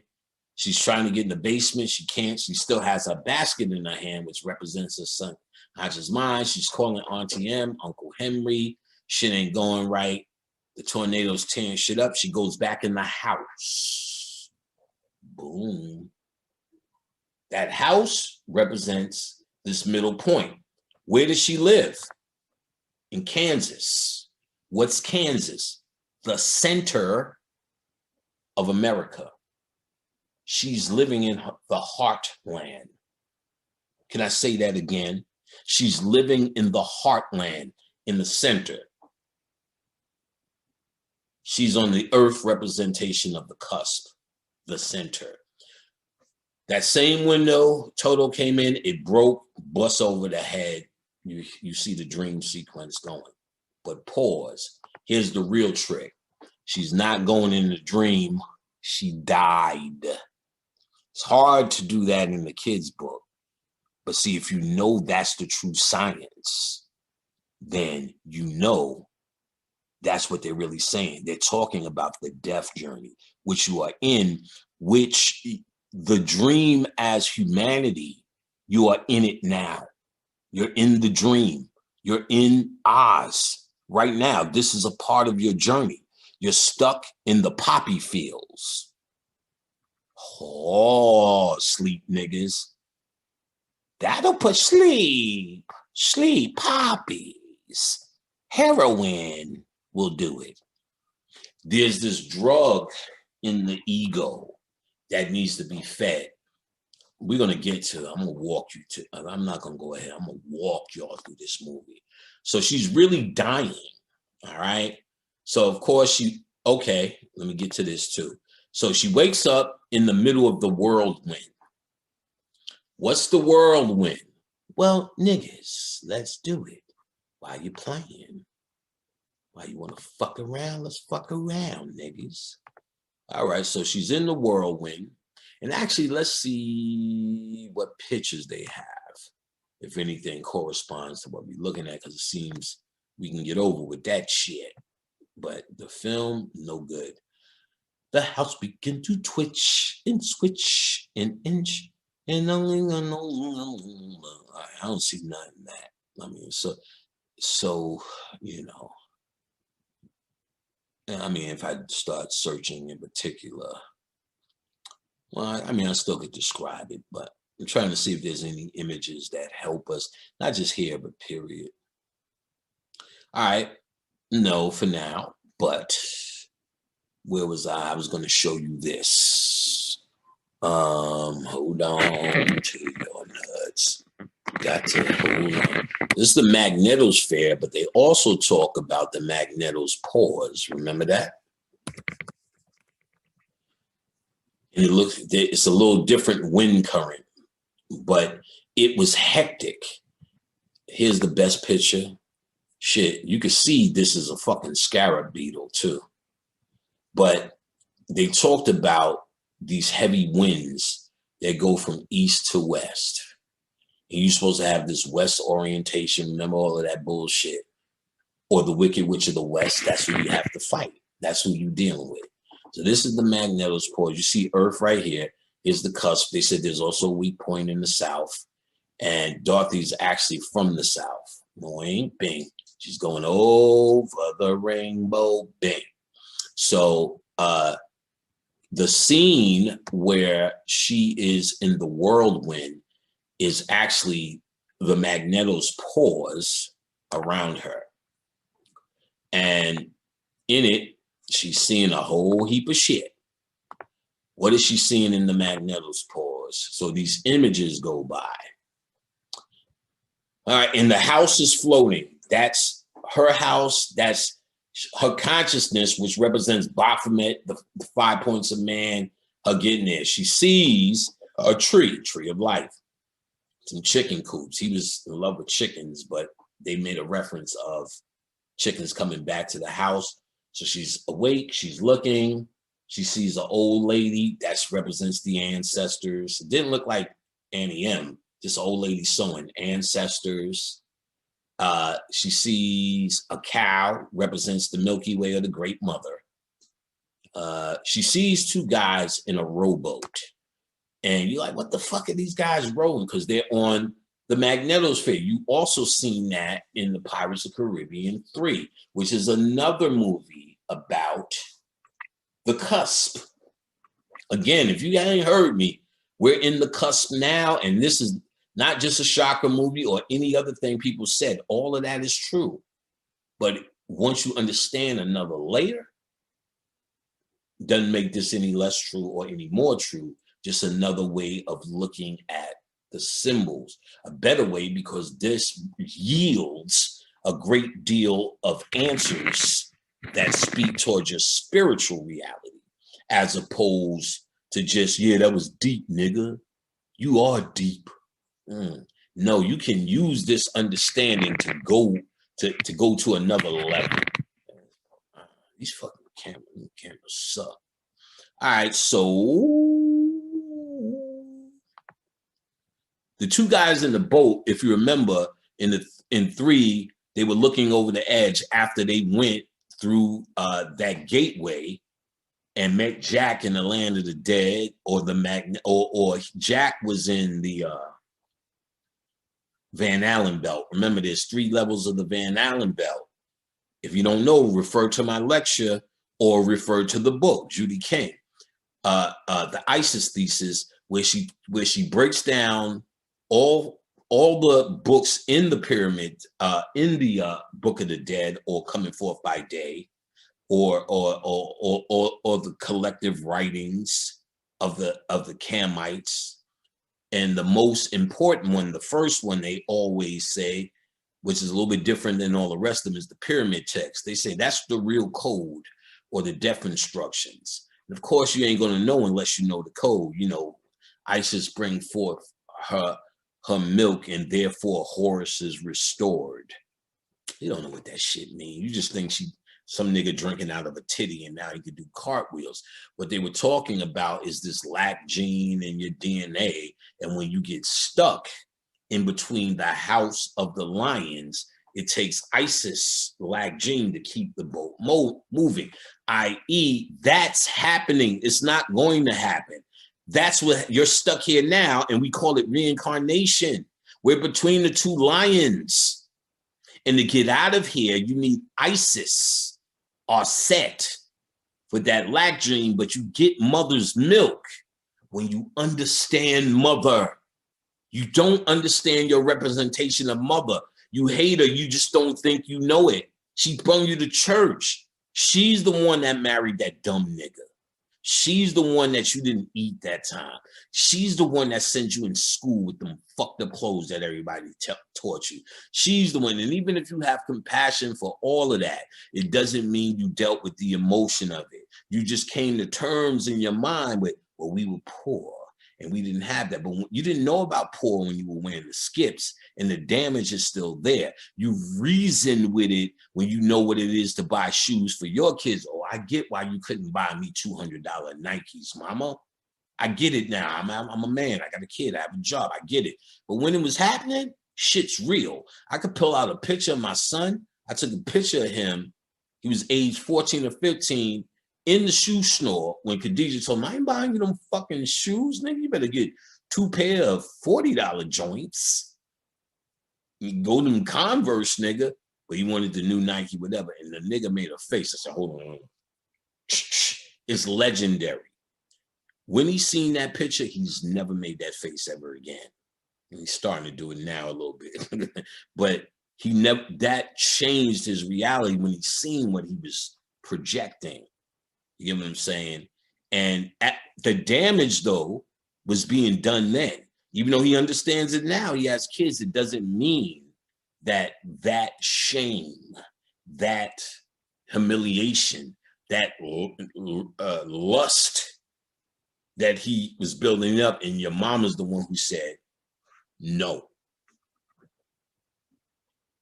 Miss Gulch, nigga, while it's a stupid thing, but it is the same thing. You have to deal with your divine mother before you are able to get the benefits that are the actual DNA changing. She's here to change you. The principle's here to change you. You can get that principle through the female you deal with now. But you got to show them and be honest and love. No matter what they're doing, they could be still in crazy mode. What's something natural in them is still going to tell you something real. And I can say this, when I got less angry, Khadijah automatically got less angry. It's not just at me, just at the world too. Because now I can see it's just stupid to react like this. When she's standing next to me and somebody, let's say, emotionally wrongs her or says something sarcastic, it looks stupid now because I'm sitting there not doing it, so it looks out of place. So your woman always takes your cue. She absorbs. She's negative polarity. So she's pretty much doing what you're doing, but you got to do something honorable for her to want to unify with you on it. You get what I'm saying? Women unify easy. That's like kind of what they do, and that's a power, not a weakness. You know what I'm saying? That's a power, not a weakness. If you're weak and they unify with you, you're a weak couple. You usually have a weak outcome. But the better the man, the better the woman. You ever notice that? A happier woman is because they have a happier man. An angry woman gaining weight and all the rest of that shit is because they're holding on, holding back, holding their tongue, because every 5 things they say to you, they got to worry if it's going to trigger or alter. That's because you're mad at your mother, and because this woman is a representation of your mother, you're taking it out on her. You're still arguing with your mother and don't even know it's the argument. So when my sister hit me, then Khadijah hit me, I realized I'm having the same fucking argument. Is it them or is it me? Annie M is what she has to deal with. And once you deal with that in you, even if you just talk about, you find shit ain't even there. Talk to somebody, talk to them, do something to confront. Where does it hurt? Admit it to yourself and say, and try to find the origin of that. And even if there's nobody to talk to, you just breathe and figure out a way to, I forgive you. Even if you're talking to the air, which is not, but let's pretend, I forgive you. I come in this room, I greet my mother. That's why I wanted to put her in my sacred space, because this is really between me and my Aunt M. You know what I'm saying? My Aunt M is Aunt Mother. Yeah, Aunt M, Aunt Mother. They're trying to show you that this is not your real mother, but she's a symbol of what you have to, you chose her because she's the equation. She's the thing you're trying to figure out and get beyond, so you can get that touch of our set to move out of the house of the double lion.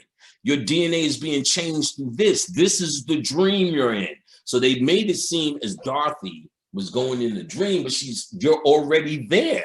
You already got hit on the head. You're already dead. This is already happening. You're in the house of the lion, of the double lion, and your boat has stopped. You're stuck between sunset and sunrise. Sunset and sunrise. You have to be able to see that big sun. You have to be able to get through that gateway. And you see in the Wizard of Oz, that bubble comes down. It comes down as that big red bubble. They're showing you the same disc that's in the Kemetic Acre sun. They're showing you that's the path out. That's the gateway. You're stuck between the two mountains of night and day. Duality, dark side, light side, polarity. You get it, nigga? That's what this polarity is all about. Dorothy walking on the fence was trying to walk the middle point of polarity. In either way, feminine or masculine, she would have fell in the feminine side. She'd just been born as a woman, masculine side, born as a man. But that middle androgynous point is where she was trying to walk to. Not happening. She has to go through the inner journey, which is what she's doing now. Get it right, nigga, because if you can't, I'll help.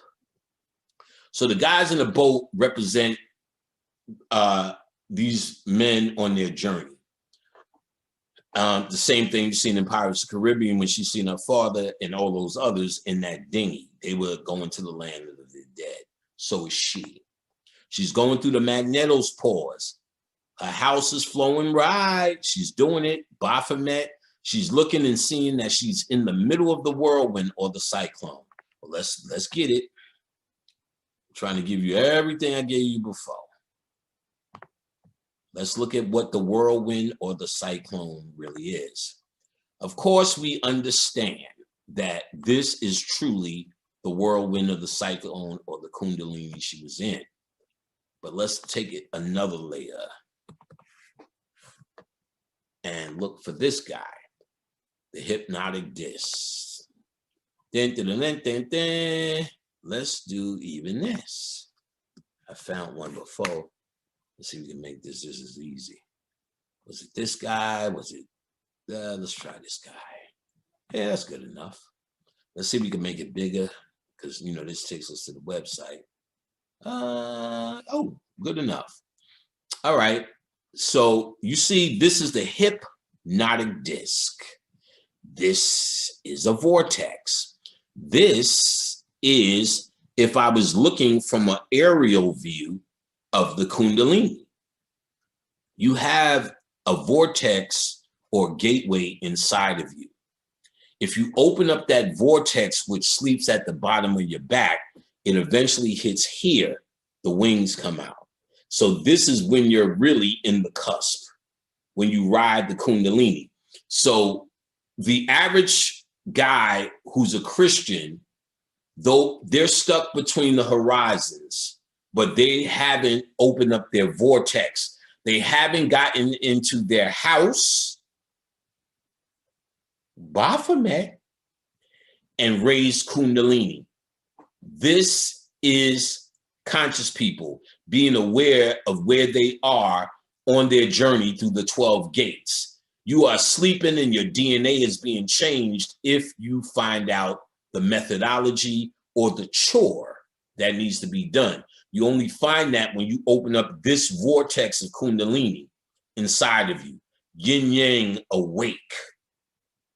The two snakes, dark and negative, the mixing of the masculine and feminine, whereas polarity no longer exists. The dark side of you, why is this the hypnotic disc?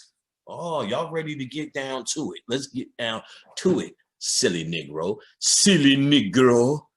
Come on, silly Negro. When they hypnotize you, the shadow self, they're trying to talk to the hidden character that you made. Mrs. Gulch, the witch, shit, all of them, Scarecrow, Tin Man, all of these exist inside the psyche as principles that you characterized, and they can talk to your dark side. That's what's happening. So they're using the principle of black and white polarity coming as one. The dark side and the light side mix. You truly create the kundalini vortex when you deal with the dark side. The dark side is the hidden insecurity, cowardly lion's fake ass shell. You made all of this shit to protect yourself. You're the cowardly lying. Ooh, it's lying to you. Put him up. I'll fuck you up. I'll kick your ass. Oh, pulling the axe on me, eh? Smack.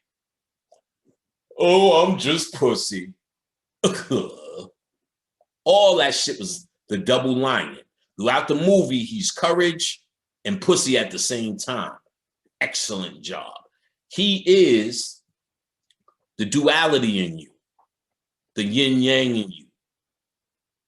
His courage and his honesty at admitting that he's pussy. It's not that women are weak, and even me calling them pussy says a lot. It's how men think of it. It's how men think of emotion. It's how men think of honesty. You get it? That's a woman trait. It's pussy. It's beneath you. But what you really, but you feel all of those feelings. Betrayal, shame, embarrassment. But as a man, you don't admit that shit. You understand? You just hide it in the dark side. You get what I'm saying? And on the light side, do you know what you show? Tough guy. Put him up. I'll fuck you up. Say it again, nigga. Real nigga shit. You know what I'm saying? The dark side is, mommy, he said that to me. Hey, mommy, could you make me some tea? The real side is when you go outside, yo, what's up, nigga? My name Panic. You know what I'm saying? Feel me? Nah, I'm saying I'm a Queensbridge nigga. I don't even fucking flow. All that shit is made up shit. It's effective. It works. That's how you communicate and get your shadow across, but it's a shadow. You understand what I'm saying? That one's, you don't need a hypnotic disc because it's not that deep. All you do is say something rude and yo, what's up, son? You know, all that shit come out. This hypnotic disc is what you need to create in your spine. That's your Kundalini vortex. Only conscious people could do that. And not many are doing it successful because the dark side of this vortex, the negative side of this vortex, the hidden, it's not about women as much as it's about a feminine principle and a masculine principle in perfect balance. When you get to this world, the patriarchy is running it. It's not the patriarchy is man, even though that manifests. It's talking about the white aspect too. What you put in the front or in the light is dominating. And the dark isn't because we hide it, because we don't want people to know the real story. So we're all the way back here with our true emotions. So this is the dark side, the divine goddess, where you are dealing honestly, holistically, emotionally, putting that to the forefront and being honest about it. I don't have no courage. I need courage. That's what's happening here. Yeah, okay. Yeah, okay, nigga. Yeah, Looks kind of the same to me. So she's in the middle of this vortex. She's Kundalini, nigga. She's having a Kundalini experience and she's going through a gateway. All right, blah, blah, blah, blah, blah. She sees the Wicked Witch she sees Miss Gulch on the bike. And then Miss Gulch turns into this wicked bitch. So, of course, they're clearly showing you how one thing is the other. And Miss Gulch is that witch. All right, we can live with that. She's scared of her. She turns her eyes away. She doesn't want to see it. What they're really saying is she doesn't want to deal with her dark side. Now you got it. Vortex, vortex, vortex, vortex, house, vortex. She lands, she opens the door, and you see a magical fucking world of color and light. You know why? She landed in the cusp in the quantum world. Like, again, the reality, we already landed in Oz. We already in the cusp. We just don't remember how to find the yellow. We're actually walking the yellow brick road. We just keep getting stuck and keep taking our ass back to Kansas, keep waking up through the vortex consciousness and going back to Kansas. You have to do a particular work, which we're going to outline as we go through the movie, to get out of the double lion. Oh, you're going to learn today. Now, I really, really am doing dark side magic. After all these years, this is dark side magic. 7, 8 years ago, I knew whatever the fuck niggas was calling it, that wasn't it. Bobby Hemmett was also saying the same thing. Ain't nothing that ain't dark side magic. What Bobby Hemmett would say, what was in the dark has to become light.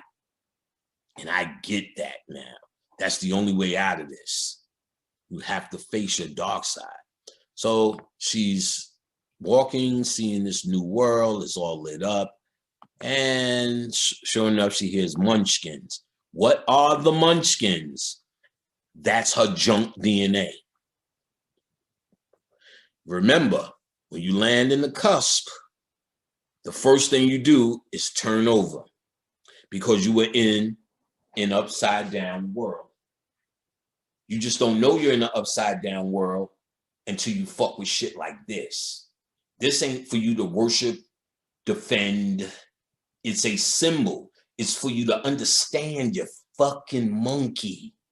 It's for you to understand, monkey. Understand it, monkey. Go, monkey, go. Understand it, monkey. And once you monkey ass niggas understand this is the orientation, this is the frequency you in, you get to turn the shit around. You get to take your house and understand you are in the land of the fallen. You are in the land of the upside down. That's why they show Satan in the cross upside down. They're showing you he is the master set of the world of the upside down. And in the world of the upside down, your DNA is sleeping. You're using 2% of your DNA. That means your boat has stopped. I'm gonna let you soak up that for a second.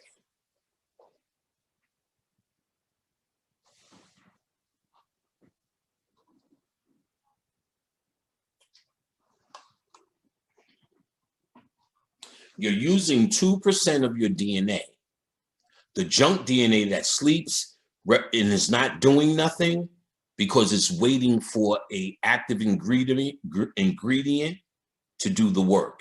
So when you become conscious and you're not figuring this shit out on the game board, which what this is, you're being evaluated each time. That's when they're saying, not when you're gonna get there and shit's gonna start. That's when niggas saying, we're gonna see if you're ready. You're not. There's more in the actual world you could do, I believe, before you came here, but you're not going home, buddy.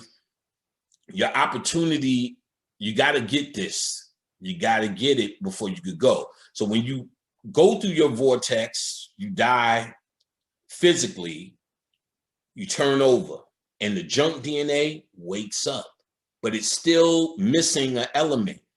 That's the munchkins. Her junk DNA is waking up. They all stretch and come out wherever you are, nigga. This is Dorothy's junk DNA waking up. They say in the Book of the Dead that once you die and hit the cusp, you're in the land of the dead, or the land of dwarves. The land of dwarves is code for the quantum world. So she's at the doorway of the quantum world, but she needs her DNA to be right to either move on to the next level or truly go home. The whole path, I don't know what number we at, and you probably could correspond the number to acre, because we are in the house of the double lion. And I'm gonna show you where the double lion is the ego, and if you can't deal with the ego, you're gonna be stuck in the house. Oh, y'all niggas gonna get it. So her junk DNA is waking up. right? Then Glinda comes down. Glinda is Arsette. She's checking her DNA, you know, she's waking up these little, telling, you know, getting the junk DNA. Remember, Isis is on that boat with you. This is Isis. So you just dropped the house on this bitch, the Witch of the East. She's pretty much saying, know who the Witch of the East was? Aunt M. Or her, really, it's her. The Witch of the East is her. It's her dark side. To be all of this is her. Let's get that. It's just that that's an aspect of her dark side that she had to crush to get here. So she dealt with a certain part of it, but now she has to go deeper. The witch's sister. So the East represents a victory. I'm gonna fuck y'all up with something too. All right, pause that. Actually, I could just show y'all this image here while I do it. All right, so let me share this screen. So look closely, guys, ladies and germs. That's all that's left. The Wicked Witch of the East, right? Y'all have seen this image 1,000 times. The Wicked Witch of the East. Look at those socks, right? Look at those shiny ass, fly ass red bottoms. Ooh, red bottoms, ruby slippers. Let me show y'all something. And this is going to prove, well, first of all, I didn't even really think about that. Booyah. That says a lot within itself. But here's where I'm going to really fuck y'all up, nigga.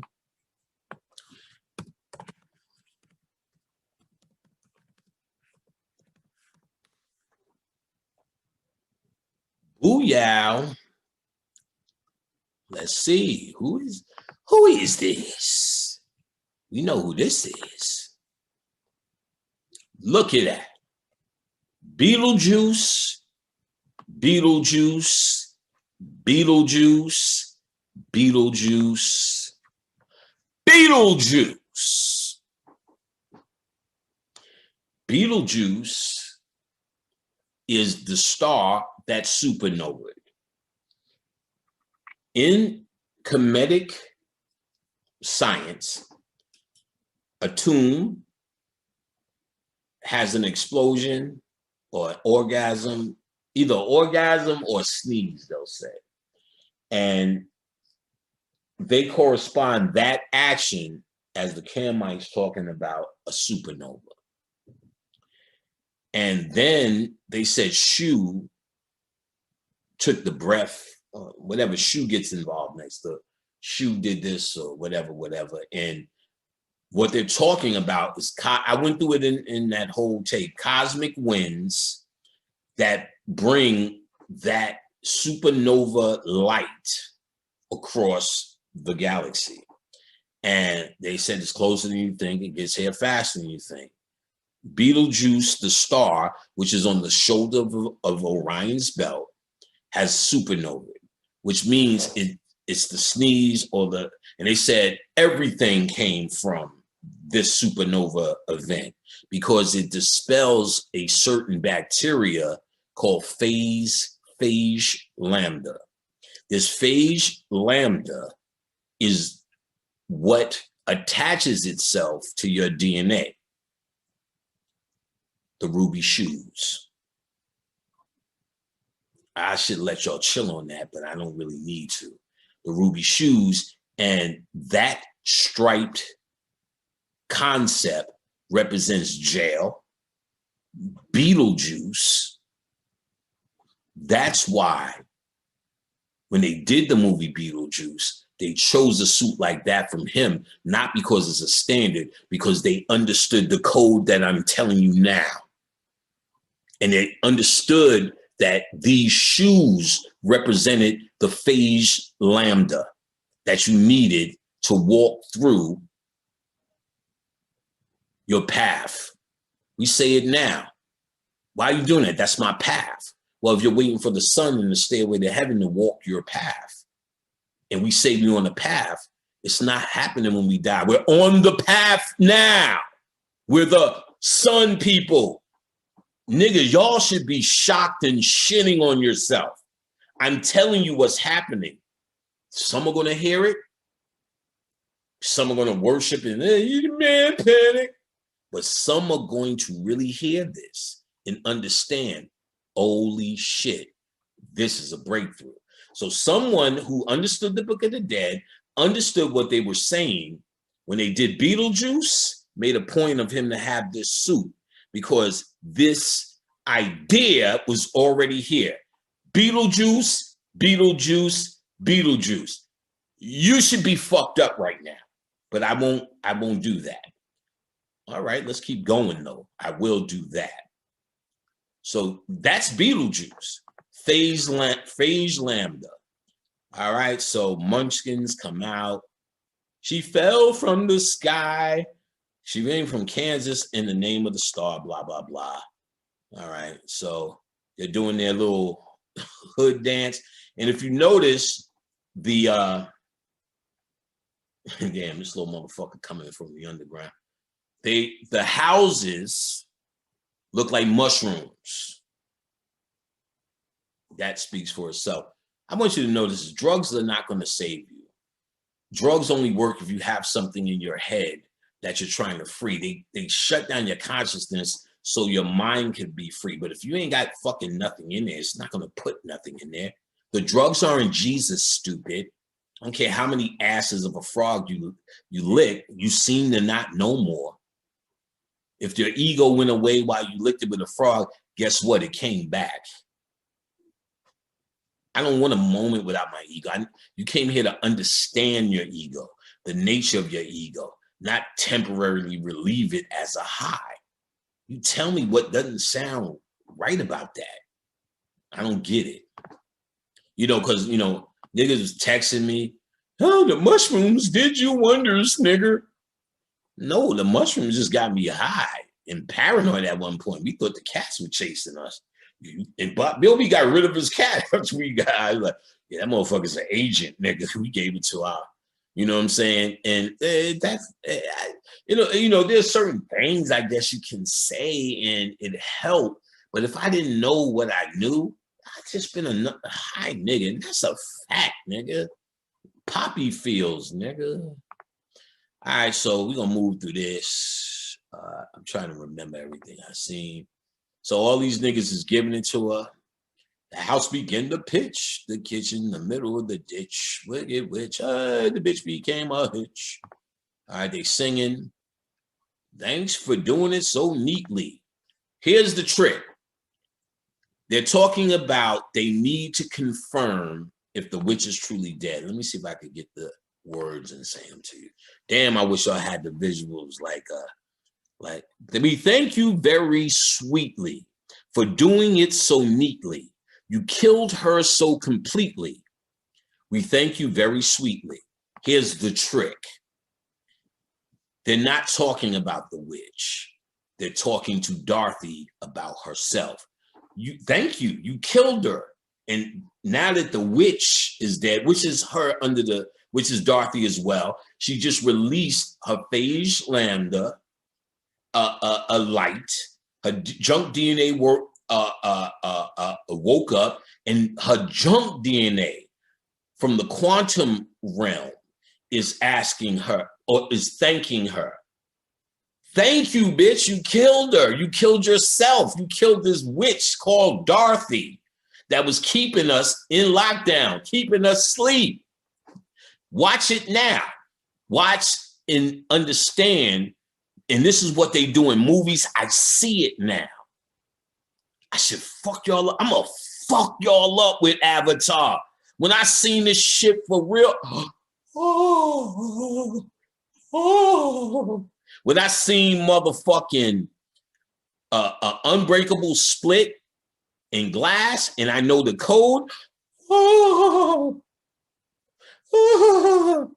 I'm doing those sooner than later. Fuck you up. I see how they psychologically throw in code. You think they're referring to something else, but they're really having a conversation with her.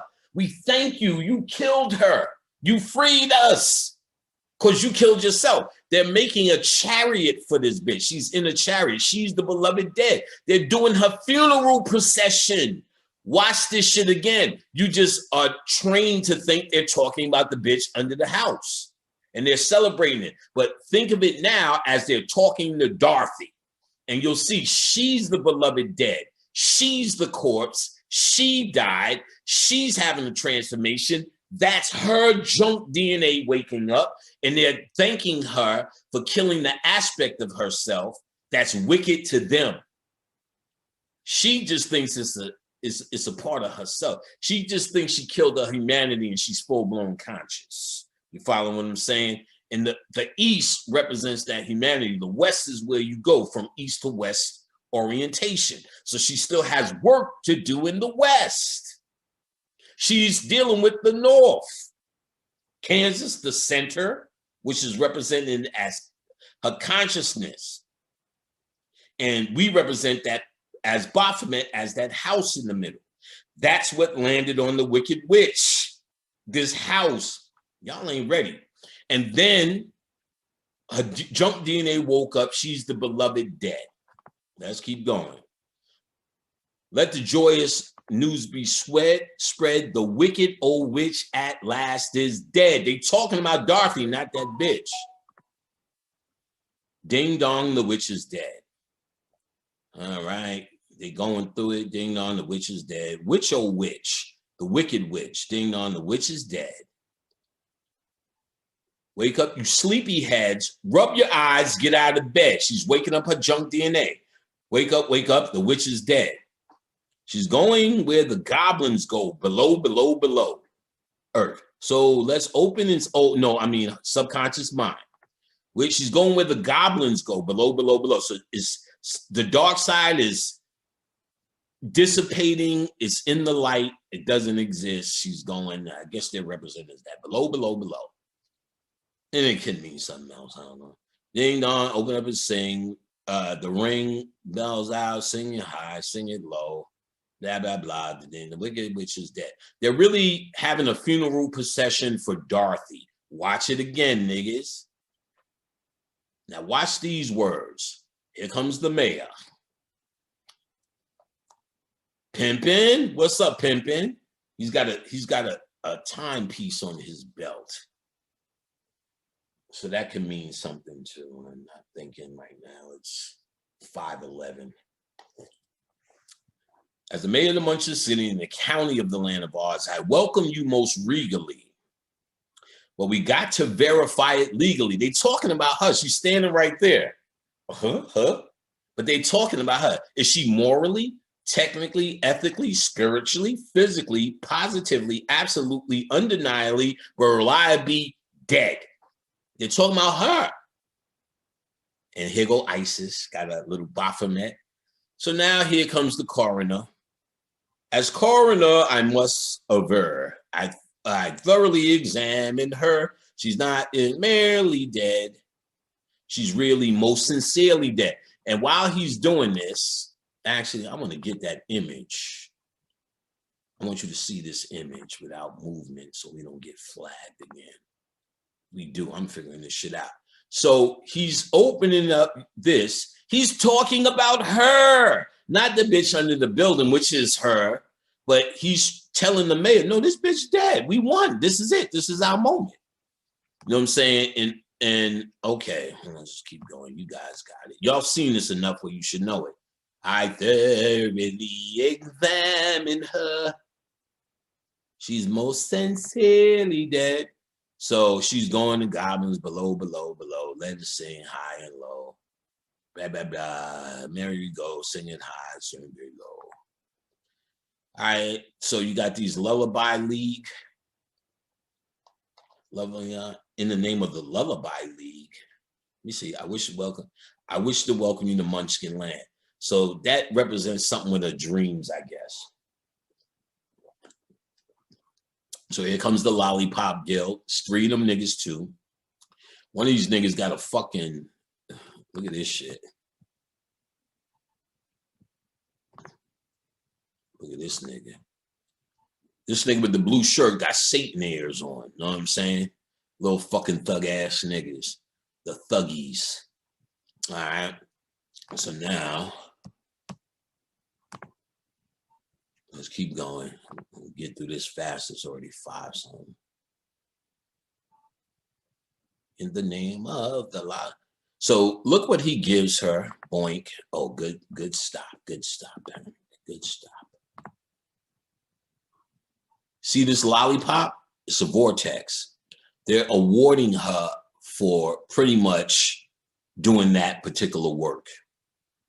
That blending to get to this point. Of course, we know her crest isn't over, but she's just pretty much getting awarded for being conscious at this point.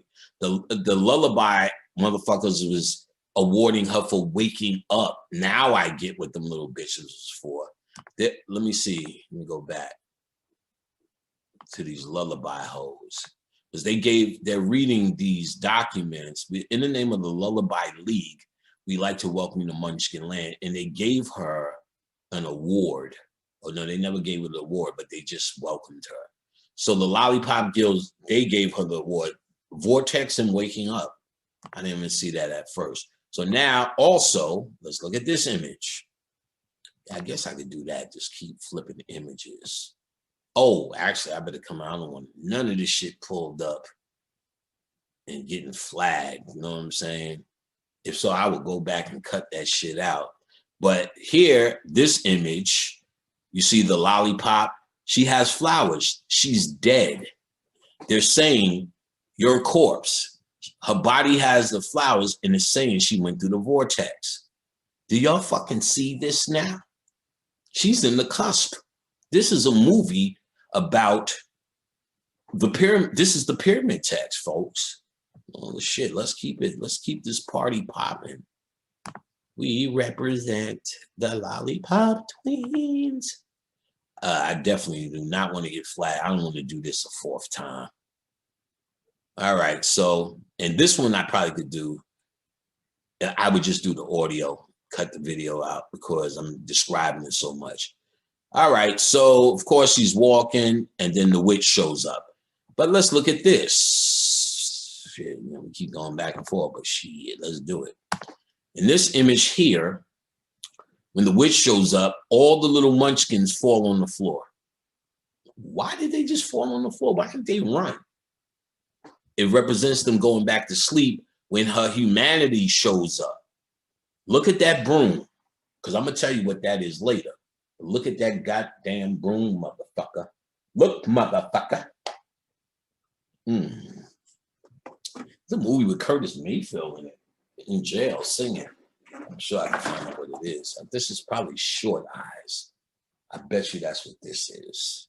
A movie called Short Eyes, which I didn't know was still in rotation, but I'm going to check that out while you look at that broom, nigga. What was this? What this? All right. Ah, Brother Panic. It was a movie called Short Eyes. I remember that. I only seen that once in my life, and I could just feel it, nigga. Know what that means? I'm getting better. Anybody who knows The Fly Part 2 knows that shit. You're getting sicker. I'm getting better. Yeah, that was Short Eyes. I only seen that once in my life. Shout out to my man DJ Hot Day. You showed me this on Betamax, nigga. And I remember that. I'm getting better. I'm a movie buff, so you know that's a thing. Look at a broom. Who killed my sister? Because her sister, or Dorothy, brung the Wicked Witch, or Miss Gulch. She hasn't been dealt with. That's why she shows up here, because ultimately Dorothy has to deal with her dark side. And they're saying that shit still goes on perhaps in the astral world. But you could see when this witch represents her humanity. And when her humanity shows up, it's the junk DNA sleeps. Your junk DNA doesn't exist in the same space. Most of your DNA is quantum. Your atomic DNA, only two came. 2 strands are operational. And the rest of these things are sleeping until you get what you need. Her pointed hat represents Tahuti. Her green represents her heart. So her consciousness and her heart are fucked up. The idea of duality, of courage and bravery, is represented in the witch and in Dorothy. First, you'll see Dorothy scared and you think she's a coward, but of course she eventually faces the witch, so she's brave.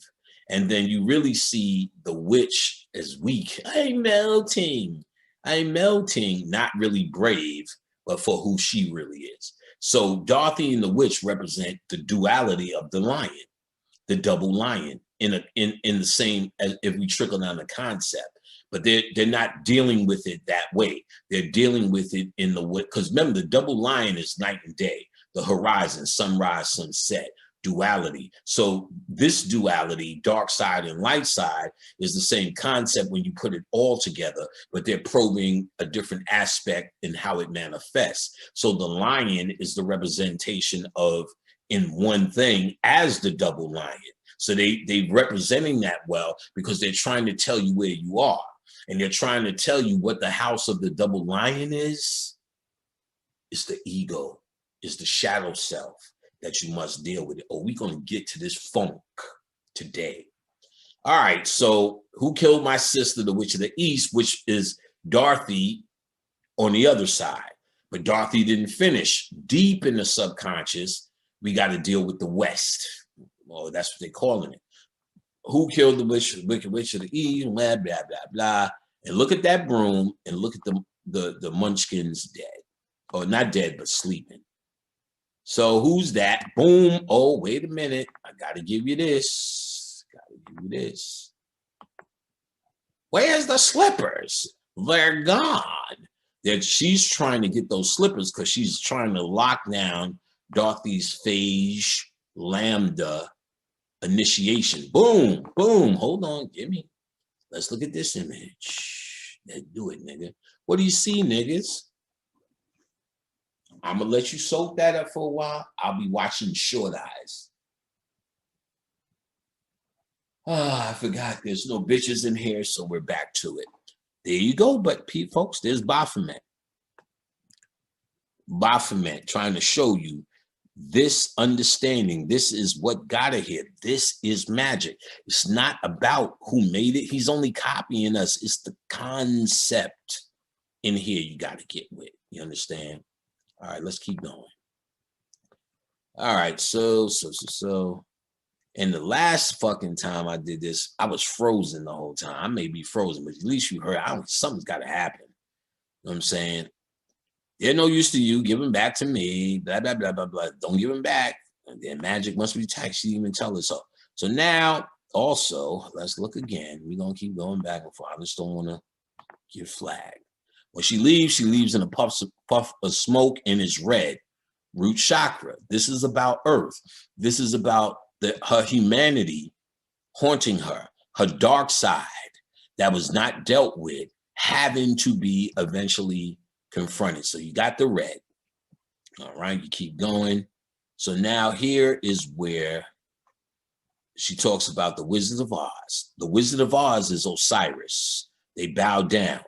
Osiris is the transformation tool. It's all about Osiris, your judgment scene. You sit with Osiris. They tell you in the Book of the Dead, you must bring your heart, the Horus eye, your conscious, and make it the eye of Osiris. The Horus eye must become the eye of Osiris. Osiris is your new body.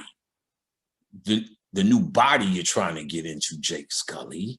Oh, y'all gonna get it when I give you that. I'm a park James Cameron. I'm gonna fuck up that shit so bad, y'all might not even want to see all these sequels coming. Y'all do it for the visualization. But the science, I'm going to end his little trickery, because that's what they're doing. That's the only hustle, and I got told this a long time ago in the dream. The only thing that's actually working against you are these movies. And I could see how they do it now. I got a big trick that I just showed you it, how they did a whole song and they first set it up like they're singing about the witch. But the people who knows that Dorothy's the witch, they're confirming she's dead so they can exist. So they were sleeping. You seen the same thing in The Wiz. They were stuck in the wall. She came, total. That's waking up the junk DNA. Y'all little niggas could come out now. Isis comes and like, she's helping us. She's on that cosmic boat with her. So here you go. Follow the yellow brick road. Let's start seeing the yellow brick road. Okay, well, what you mean, bitch? Follow the yellow brick road. Yeah, bitch. Yeah, nigga. What happens if you just follow the yellow brick road? Then, of course, let's see this while it's right here. Boink. This is how the witch leaves.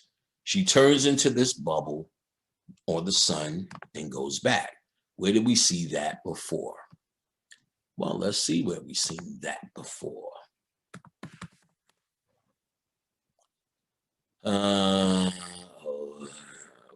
That's another name. Because Biosense, what is that? Well, whatever, I don't care. Let's keep it on going. 8.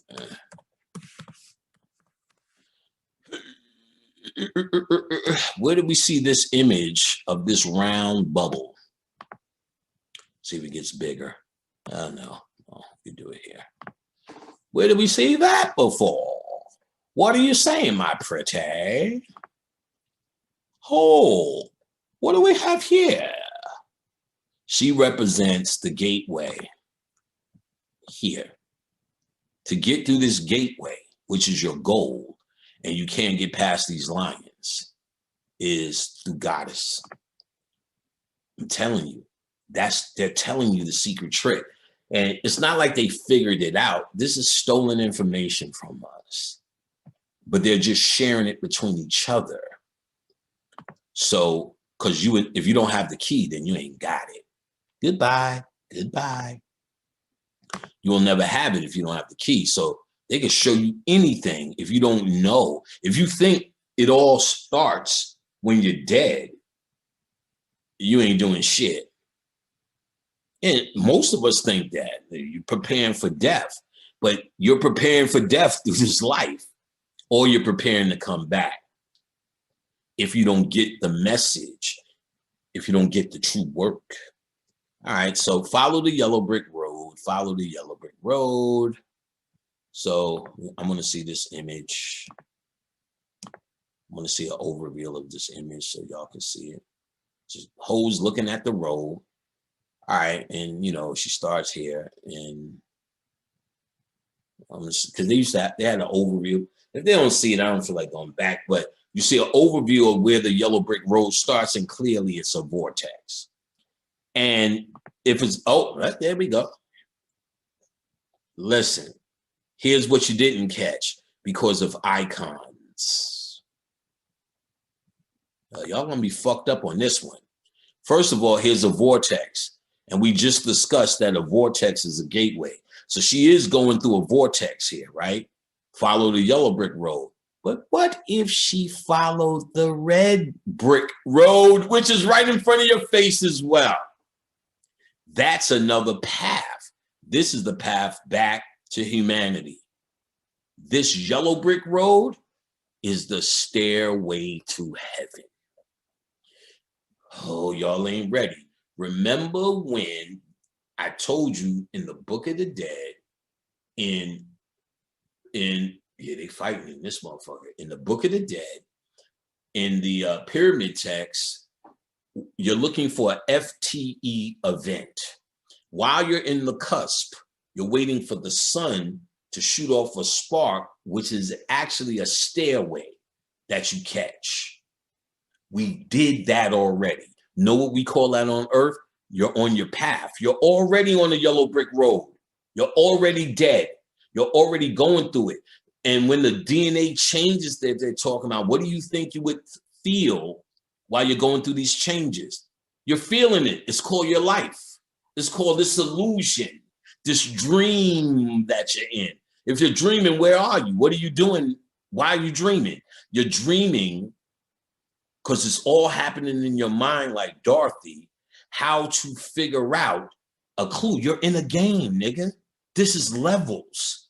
You're stuck between the two mountains because you're stuck on a level, nigga, until you get the game code, until you understand the game. You're stuck here. The conscious ones are the ones who are the old ones who are at the top of the game. Some of you niggas are still gonna be doing another life because and even I would have done it if I didn't deal with this work. But I get it. All of that shit I've ever done is actually coming to this point. This is starting to, and I don't see any end in sight, answer a lot of open questions. There's shit that I found out I don't even know how to discuss with you niggas yet. I don't even know how to discuss. Man, Tupac came through and told me his code, but they can only tell you now. He said, nigga, I am the Kali Yuga, nigga. I am the duality walking. I could not get over his contradictions. I am the dark side and light side. I am thug. I am a thuggy. I am the product of Kali Yuga. And if you really understand me, there was a documentary where his friend was like, Tupac used to beat his ass all the time. Then he lay on the floor and do this kick. He's scared. But out of that, he learned how to become bishop. Oh, come on, stupid. Y'all can't, let me stop saying, I'm just saying it in a general way. Y'all not stupid. You know, I don't feel that way. It's just lecture shit. But let me say, come on, people. Can't y'all see that? How when he became bishop in that movie, he became bishop in real life? Because bishop is the same way I was sitting there drawing Panic, is guarantee you somebody he was cooking up. And when the director said, you this type of dude, he said, oh, I know that guy. And somebody else was supposed to play that role. And he came in and did a couple of lines or whatever. And the director, Ernest Dickens, said, wait a minute, nigga, you. And of course, y'all know the rest is Bishop. Terrible ass movie. But his role, you know what I'm saying, is what made Tupac. That's a shadow, nigga. That's a protection. That's a cowardly lion that managed to act and find a character that is damn near flawless in his aggression and what he's willing to do. He was willing, this is a made-up character, but all your characters, as I'm telling you, Brother Panic, is made to fuck up. Bobby lecturing. You think when I pick up the phone, hey, what's up, Panic? Which, you know, what's the line? Y'all all right? You think he was saying that to me? Yo, wait a minute, don't you know no good? Oh, yeah. But then I seen we'll get on the phone with somebody else. Well, basically, and I'm like, yeah, it's a character. It's somebody you have to see in your head to project. That's what this shit is about. Understanding what motivates that. You understand what I'm saying? And what you find that motivates it when you wipe everything away is because you were trying to protect yourself, you cowardly lion. So again, here you see there's also a red brick road, but this type of vortex, your eye it's an icon. They're saying yellow brick road, yellow brick road, yellow brick road. You don't realize she actually has a fucking choice here. The red, seeing the red smoke symbolizes falling back into the root or falling into hell. Y'all gonna learn today. Today, y'all gonna learn. All right, Ho follows the yellow brick road. All these little fuckers. All right, so she needs to, what they realized when the witch came is, though she's awoke, though she's in that world, there's some humanity, some ignorance, some undealt with shit in her that she has to deal with. Go on, bitch. We'll be here when you get back. Thank you. So the first person she walks in, Scarecrow, and he is, oh, let me stop share. Oh God, I don't want this shit to get flagged for these little parts. If so, I'll take it down. This motherfucker has got to go up. This one is going up, even if I just have to make this audio. It's going up. This information is fucking valuable. There's so much resistance. This is the third time I'm doing this shit. Is wearing me the fuck out. But I remember all the points though, so that's better. So you got the Scarecrow on the pole. He's stuck on the pole because he's her brain. He's a consciousness and he's stuck on the pole. Need I say more? Boom. I told you your spine is that pole. Your spine is that chimney. So her consciousness is stuck on the pole. So she must first restore her in her right mind. And that's where it starts. This is you looking at lectures. Panic said, get that book. Bobby said, get that book. That's you freeing your mind off of its pole to walk with you in your consciousness. All right. So I'm just going to go through it. He already has an idea on how to get down. It's really her consciousness. She needs that. Takes him down. There's a scene. Let's see. We can find it. Make it easy. Show you who this guy is. Hold on. Well, I'll let it play. Look at this old goofy ass nigga. Hello there, Dorothy. All right, I'm going to show you a scene. There we go. Here we go. Here we go. Which they were, boom. Go again. This crow sitting on his shoulder. Booyah, booyah, booyah. He's Tahuti. You see his green? He's Tahuti. Also note, he's got a pyramid on his head. He's Tahuti. Is that pyramid? It's green, and they showed you his scroll. He's her mind. So they're telling you on your conscious path, you first have to have your mind right, which meaning you have to take control of your mind. What they're talking about, and I get it, the straw man and all that shit. Great job. But what they're talking about on a more esoteric level is you taking control of your own mind. Conspiracy theories, investigation, research, that's what she's doing now. All right. So I'm going to tell you about this. When they start dancing, remember how goofy he was? Then there's a minute they both step their legs up together and start easing on down the road in synchronicity. So what it's saying is her humanity is starting to synchronize with her thoughts, and she's going good. Yeah, he's doing a life would be a ding-a-dairy if I only had a brain. All right, we get it. So then they continue walking. She tells them, come to see the Wiz. We're off to see the wizard. Now they're walking. They come across an apple tree. Red apples. This is the same thing M. Night Shyamalan did. He kept all the red out of the movie Sixth Sense. And then he said he only put red, the color red, at certain key parts. And this was to wake up pretty much the root chakra. And the root chakra makes you aware. You see a stop sign, you become very aware. So when you start to think, maybe Bruce Willis red, maybe I need to go to the bathroom. What's my date doing? Need something to drink. It takes you out of thinking mode. And really, it's also a representation of planet Earth itself. Hold on. Oh, here we go. It's also a representation of planet Earth itself, or the root chakra, Satan, or hell.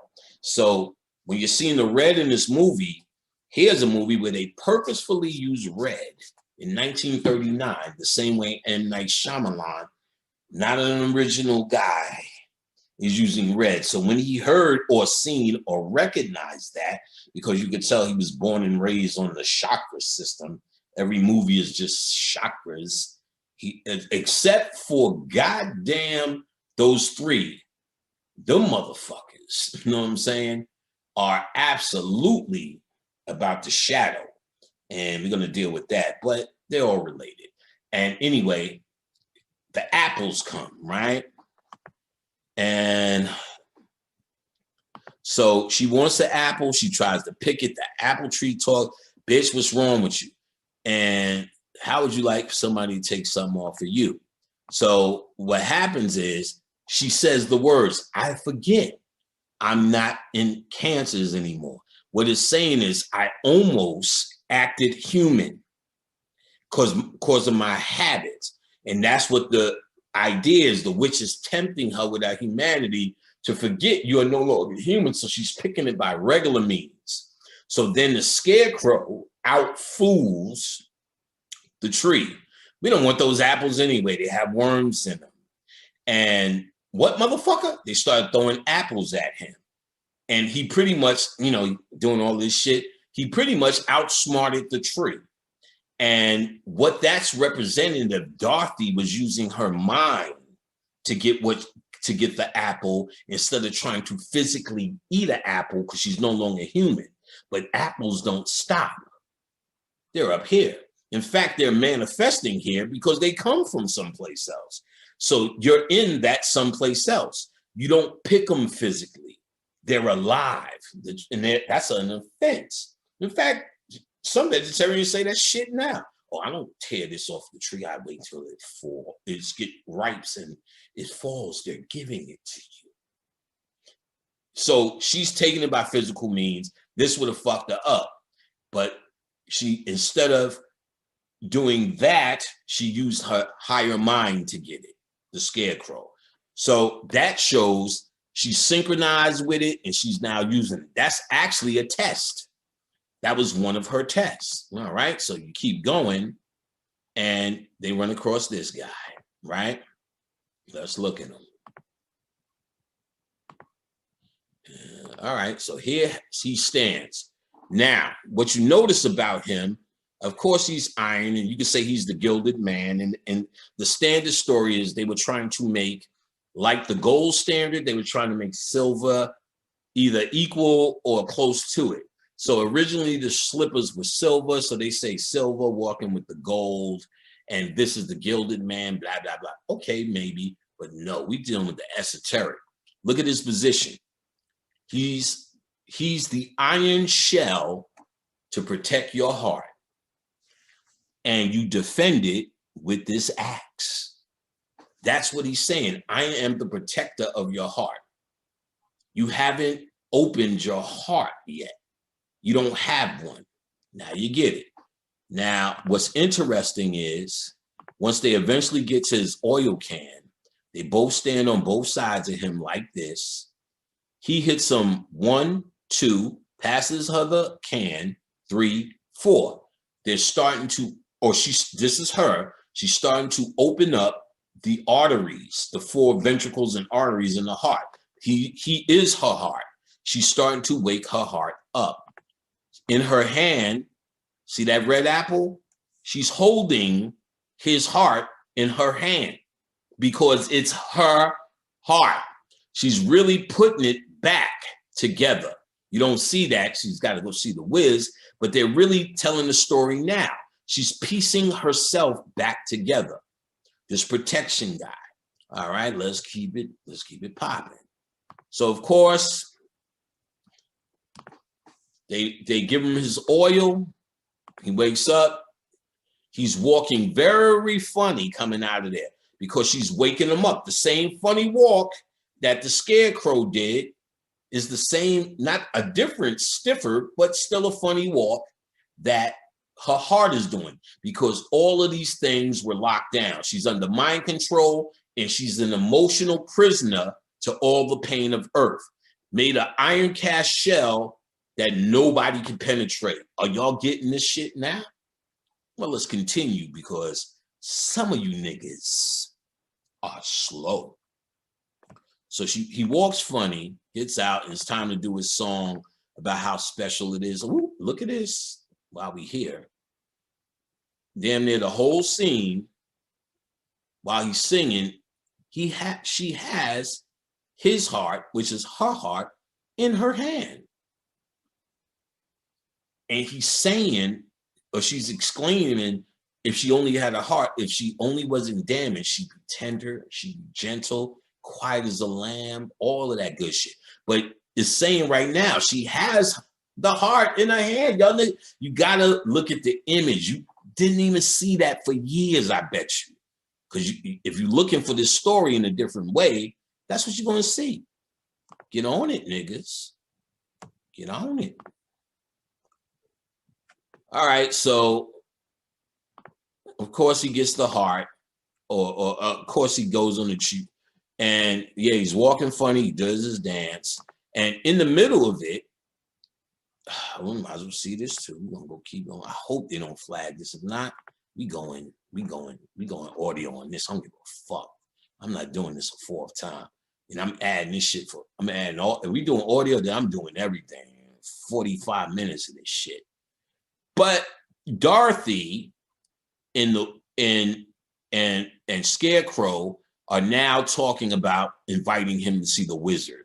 And it didn't seem like it was a hard idea, but it's really her now using her mind, talking to her own intuition. Her intuition and her spirituality is talking back to her now. She took this back online. So now she's dealing with her masculine side and now her feminine side. This is about duality, the masculine and the feminine. She needs to balance that out with the third guy. Well, like, who is he, perhaps? They tell him he's down. There's another event that happens. The witch comes and she says, helping the little lady along, my fine gentleman, bitch ass niggas. And ultimately, and of course, she comes and goes. Oh, y'all watching this. In a red cloud, there's her root chakra again. And ultimately, what they say, let's see, once she's gone and did all them threats, Scarecrow says, afraid of her? I'll see you get safely to the wizard now, right? Listen to this shit. Whether I get a brain or not, stuff a mattress with me, huh? And then here comes Tin Man, and he says, I'll see you reach the wizard, whether I get a heart or not. Now that she now activated her heart, you see these niggas are now doing this, getting her to the whiz as a selfless act.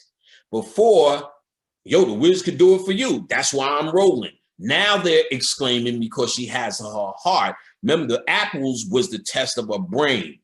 Her heart is now, these guys are now saying, I'll get you there whether I get shit or not. I am the heart chakra.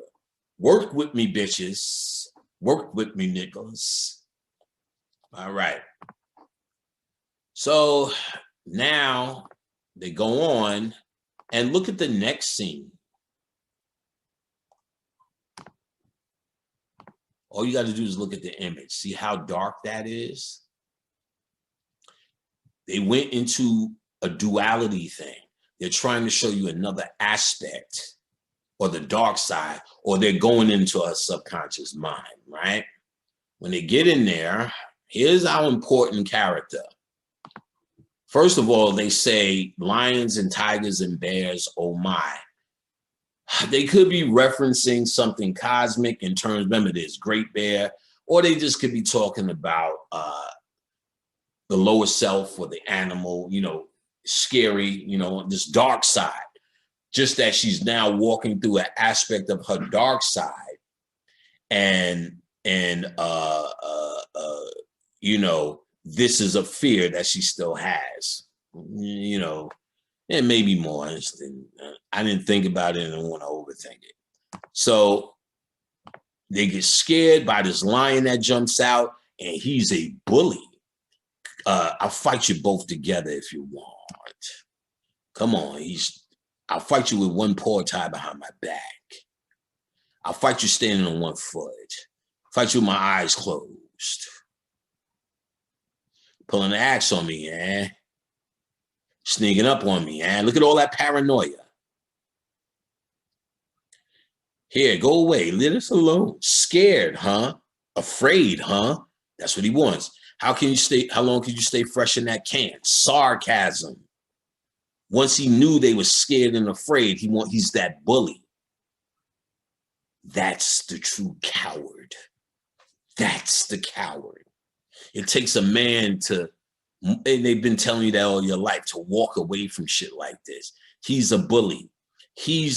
What they're trying, when he's scared, that's not the coward. That's the guy telling you the truth. That's the bravery. The coward is this guy. That's why they introduced him this way. He's the coward. You met the cowardly lion. He's the one who's fronting, the one who's honest. Ask any woman, nigga. Be honest with her. Who loves you, not just some bitch who's in a fantasy when you're fucking her about how you need to be goddamn Wesley Pipes or whatever. But someone who loves and really concerned about you, they want honesty. No, I'm scared. I don't want to do that. I need to figure out how to do it instead of put them up. They know you bullshitting, which is what they're doing here, showing you. And then they're showing it in the form of duality, because he's tough 1 minute, coward, tough, coward. Not, you mean in the classic definition of tough and coward, back and forth. And what they're trying to point out in this particular moment, in this particular way, in this particular thing, is the duality, the double lion. They're trying to show you, once you got your mind right, and once you deal with your emotions, your mama, all that shit I've been dealing with, your ego now has to be dealt with. That's why the lion was the most pivotal character, and it's the last. It is the path of consciousness. The first thing you must do is get information. The second thing you do is chakra work. And the third thing you do is deal with the shadow ego, the cowardly lion that's created all of these shells, all of these tough guys, all of this sarcasm, all of this nigga what, all of this ornaments around you that you hang on to be a beautiful Christmas tree.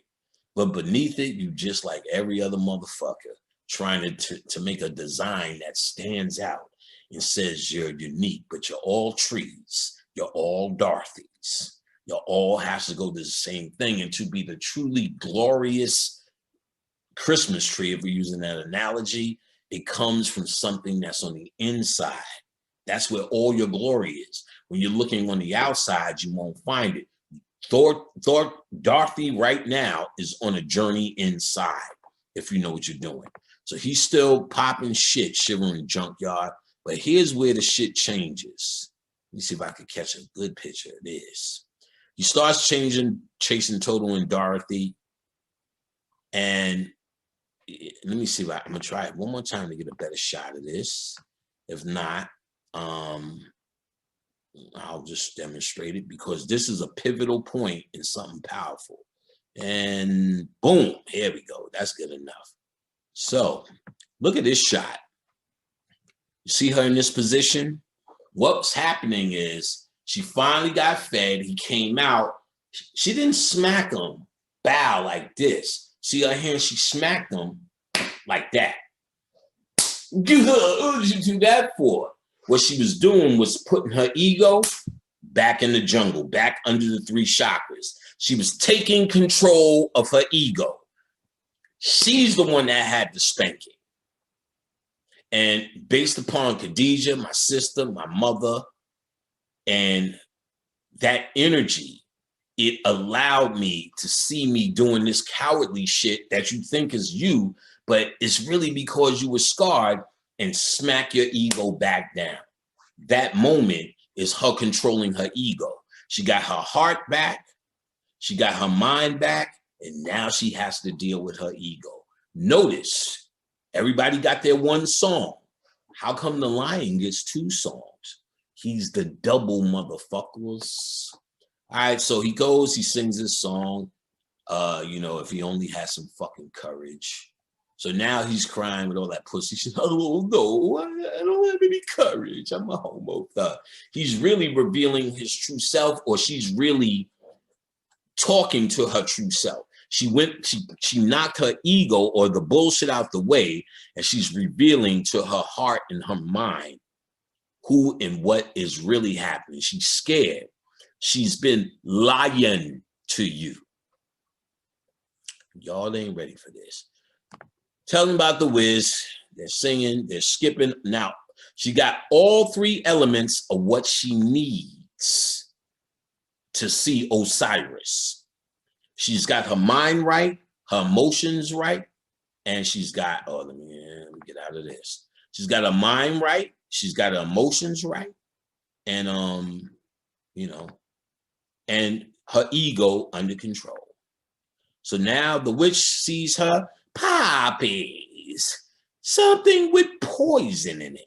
So what are they saying?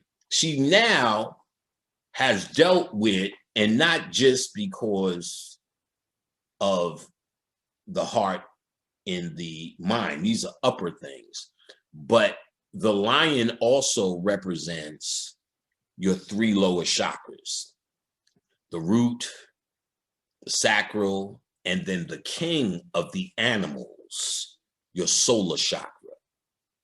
The lion is also the sun or the solar chakra. In this particular case, it's your aggression. And an out of balanced chakra, you're either too aggressive, put them up, or you're too timid. I don't know. So he is that chakra, but there's duality in all of them.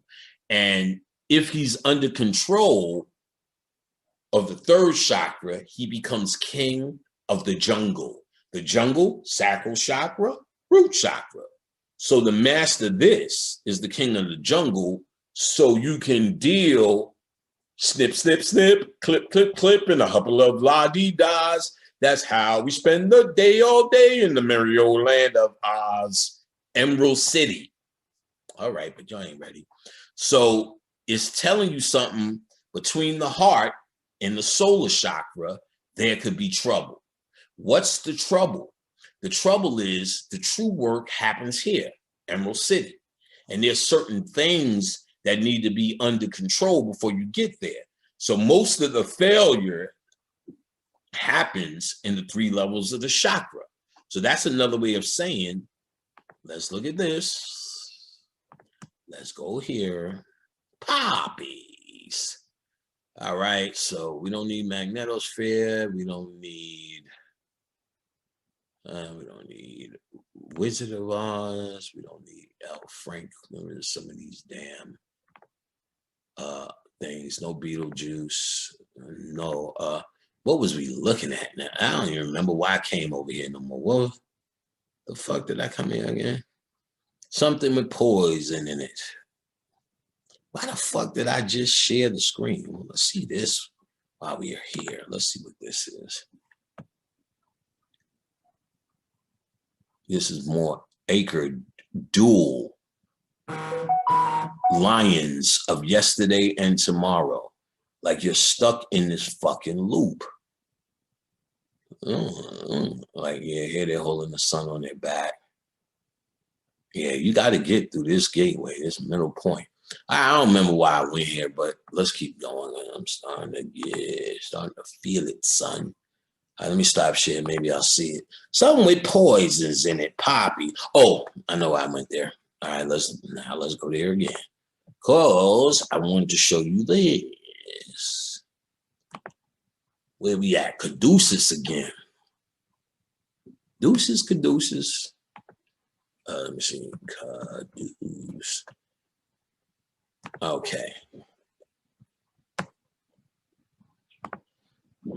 You could look at it like she's on a path. See, this is why if she's walking, let's say the yellow brick road, which is the straight path to God, you see, as she's walking this path, there's some light on this side, dark on this side, and it just switches back, which is the yin-yang thing. And again, if you looked over the top, you would see the vortex. But now, at a certain point, this is when she's walking through the forest, and or walking past here, and this is the forest. You can look at it that way. And she might, most people get, unless, I don't know if this is the spot, to your solar chakra. So let's say you're walking a path and you're getting up this path, this can happen. Wow. Back at the bottom, you get recycled again, and depending on your level, you may just do this. Let's call that Christian. Yeah, let's call this Buddhism. And let's call this Orisha shit. And then let's call this understanding you're the Christ. Understanding what your heart chakra is, understanding this, then perhaps you get to the next level. And let's see what that is. And the next, and then perhaps you get here. I can't remember because I broke all of these two snakes down, but this is the point. Oh, this is the point where Dorothy and the witch face off. And these are the wings of where Dorothy was, the flying monkeys. Hoo-hoo-hoo. Hold on. We're going to do it. We're going to do it to satisfy whatever it is. Whatever it is.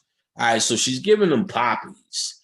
And that can represent, but see, when you see it, of course, looks like this.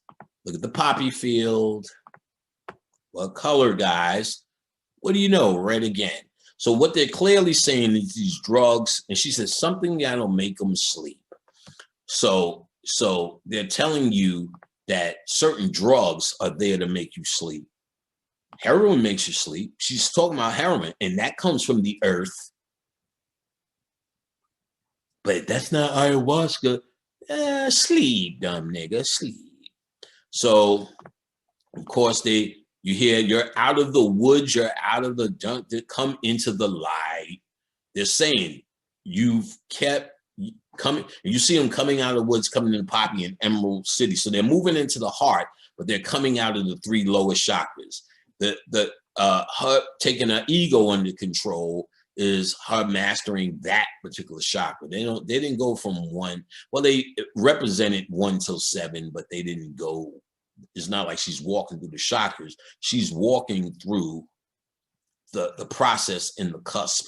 Each conflict, which I could probably line up if I wanted to do that work with one of the gates or whatever, or some of them, however they decide to make whatever point, if you will, or just one gate, the gate that you're stuck in, this one, between the two lions. It could just be just about that gate. And you'll see why when we get to the end. All right, so we know the story. Just the lion and just Dorothy went to sleep. Not the Tin Man, not her intuition or her heart. The things that are connected to the physical world was actually the things that were going to sleep. So, and then, that is representing of along your path, the DNA being stopped in some sort of way. Of course, Isis comes, you know what I'm saying? See that Baphomet? Oh, I didn't even know I caught that. Look at that for a minute. You see that Baphomet? They're trying to tell you what's waking you up, this root, but she's configuring their DNA, which says also Isis is watching this whole thing. Isis is helping her on the path, because that I've seen analogies. Glinda is really the bad witch. She set her off there. She could have helped her, mundane interpretations as I was looking around and seeing if anybody really was doing it on this level. I found some, like I said, good shit, but it's not really a comparison. I just wanted to see what was out there. I don't want to do a whole thing. And no, we already said that. And, I would still say what I was going to say, but I would say, well, somebody said it, but here's what I think. I don't know if people made the connection. If they did, bless them. Somebody made the connection because somebody who knows and is designed to, because I can tell you at least 10 movies that got the same thing. Matrix references, Dorothy, but not in Kansas anymore. So many of that, so much of that. Just like Cypher, I only see the code now, or I can see the code of this place. And I'm not so shocked. If I really told y'all what I see now, y'all would think I'm absolutely crazy. And I'm seeing shit now that I'm not so sure I'm not. But here's Baphomet. Clearly, why is this wand always upside down? Her right side up, because you can see this is up and it's a point. It's supposed to be up. But she's always holding it where you see in Baphomet. That's peculiar. Baphomet. So she wakes them up. They going. She wakes them up. You're out of the blah, blah, blah, blah, blah, blah, blah, blah, blah, blah, blah. Her heart has a problem again. She gives it more oil. They skipping their little bitch asses back on the road. The witch leaves her castle, said, oh no, I'm gonna meet that bitch in her heart chakra, Emerald City. She in Emerald City, I'm going to see her. They get to Emerald City. You're out of the dark, you're into the night, step into the sun, step into the light. You're out of the dark, you're out of the woods, you're into the light. Boom. Open, boom. Open. Hotep. Opening of the heart chakra. So they go, they ring the bell, says knock on the door, they talking about a heartbeat. Boom, boom, boom. She wakes him up. The wizard, and as the doorman, same guy, they're saying this is a symbol of her a consciousness. She's working away. She's seeing his face. It's different roles, but in the end, well, know this, the wizard is her too. You're the wizard. There's nothing outside of you. This all is happening in you. What's crazy is, oh, y'all can't see it though. No, don't worry about that. So she's making a case. She shows him the phase lambda shoes. I got these on, bitch.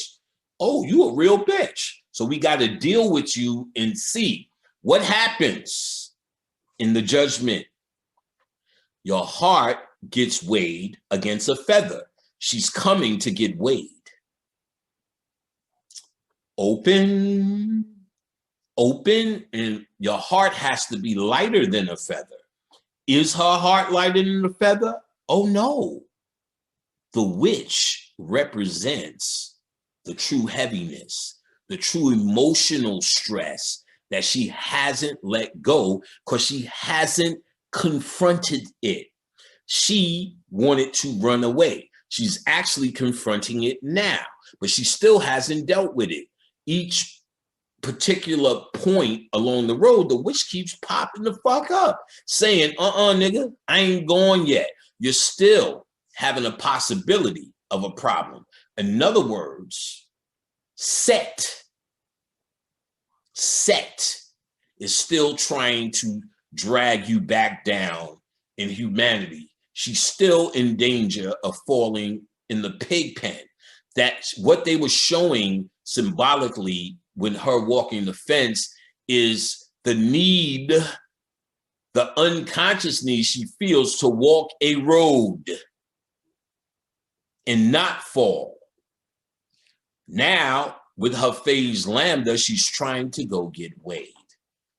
So before she gets weighed, they show a horse of a different color. I'm sure you could add something to that, something about chakra mastery or whatever the fuck, or a horse of a different color. Oh, I got it now. You've been told many times, and many people said on ayahuasca and all the rest of that shit, sometimes they see colors they've never seen in our physical existence. So a horse of a different color may be some quantum reality they're talking about that's now pulling up. So what they're doing is trying to go get them fresh. This represents something that changes in the DNA in the heart, and you can see who's benefiting the most from this change. Look at this old bitch ass nigga. What are they doing? Maybe I'll get a permanent. Look at this old faggot, faggoty ass, faggot. Hey, Ephraim, faggot ass, faggot. Yeah, they kind of made it. What they were showing though, when they were showing that kind of feminine thing, it's her ego that's kind of letting it go. And as you can see, or as you've seen, I can just show you this. Look in his head now, what he has on. He has a red bow. It represents he is now mastered or lifted up the root chakra. Out of it is no longer submerged down in his ego. He now wears it on his head like a crown. He accomplished something. You understand what I'm saying? He accomplished something is what she accomplished something. All right, so of course now they're all clean, and then you have the witch surrender Dorothy. What she's telling Dorothy to do, if I said surrender, that means give up. Give up your walk. Give up your path to consciousness. Isn't it easy to come back what you know? Isn't it easier to say, fuck it, I guess there's Jesus, and everybody will like me if I say he exists, so fuck it. Maybe I'll just say, I don't believe it, but maybe I'll say he exists, and before you know it, because you don't find nothing else, yeah, maybe he does exist.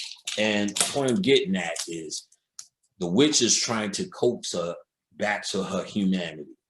Surrender Dorothy. The heart chakra doesn't know any of this. It's pure of heart. Who the fuck is Dorothy? The witch? Oh, nigga, that ain't supposed to be here. So Dorothy's the actual one bringing the witch. Dorothy is the witch. That is her dark side undealt with. All right, so 7, 8, 9, 10. Okay, let's go. Surrender Dorothy. Who's Dorothy? Here's where this fool sings his song. If I was with his red in his hair, if I was king of the forest.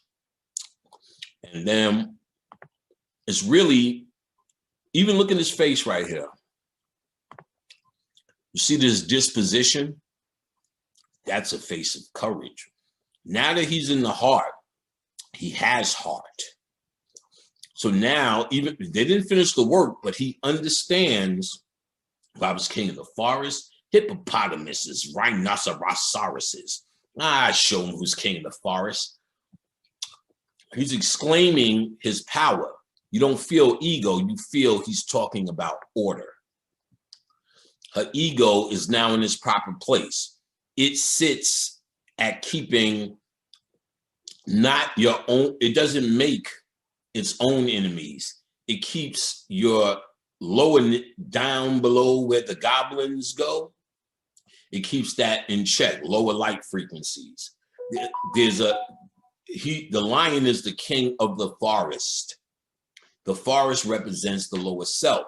That means you have that shit under control and you don't fall into that. That's the training. You're figuring out how, this is what this is about. This love is perfection.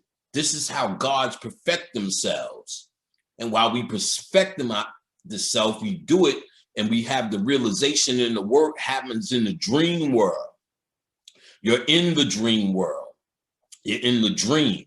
And at the specific place in the dream, you're between the two lions, which your boat can stop, which it has. That's called reincarnation, night and day. And a big part of that is because your mind is under control, your emotions are out of control, and your ego is a scared baby walking around as a bully. This is trying to lay out the work. You must get your mind right. You must deal with your real emotions, and you must deal with the shadow self.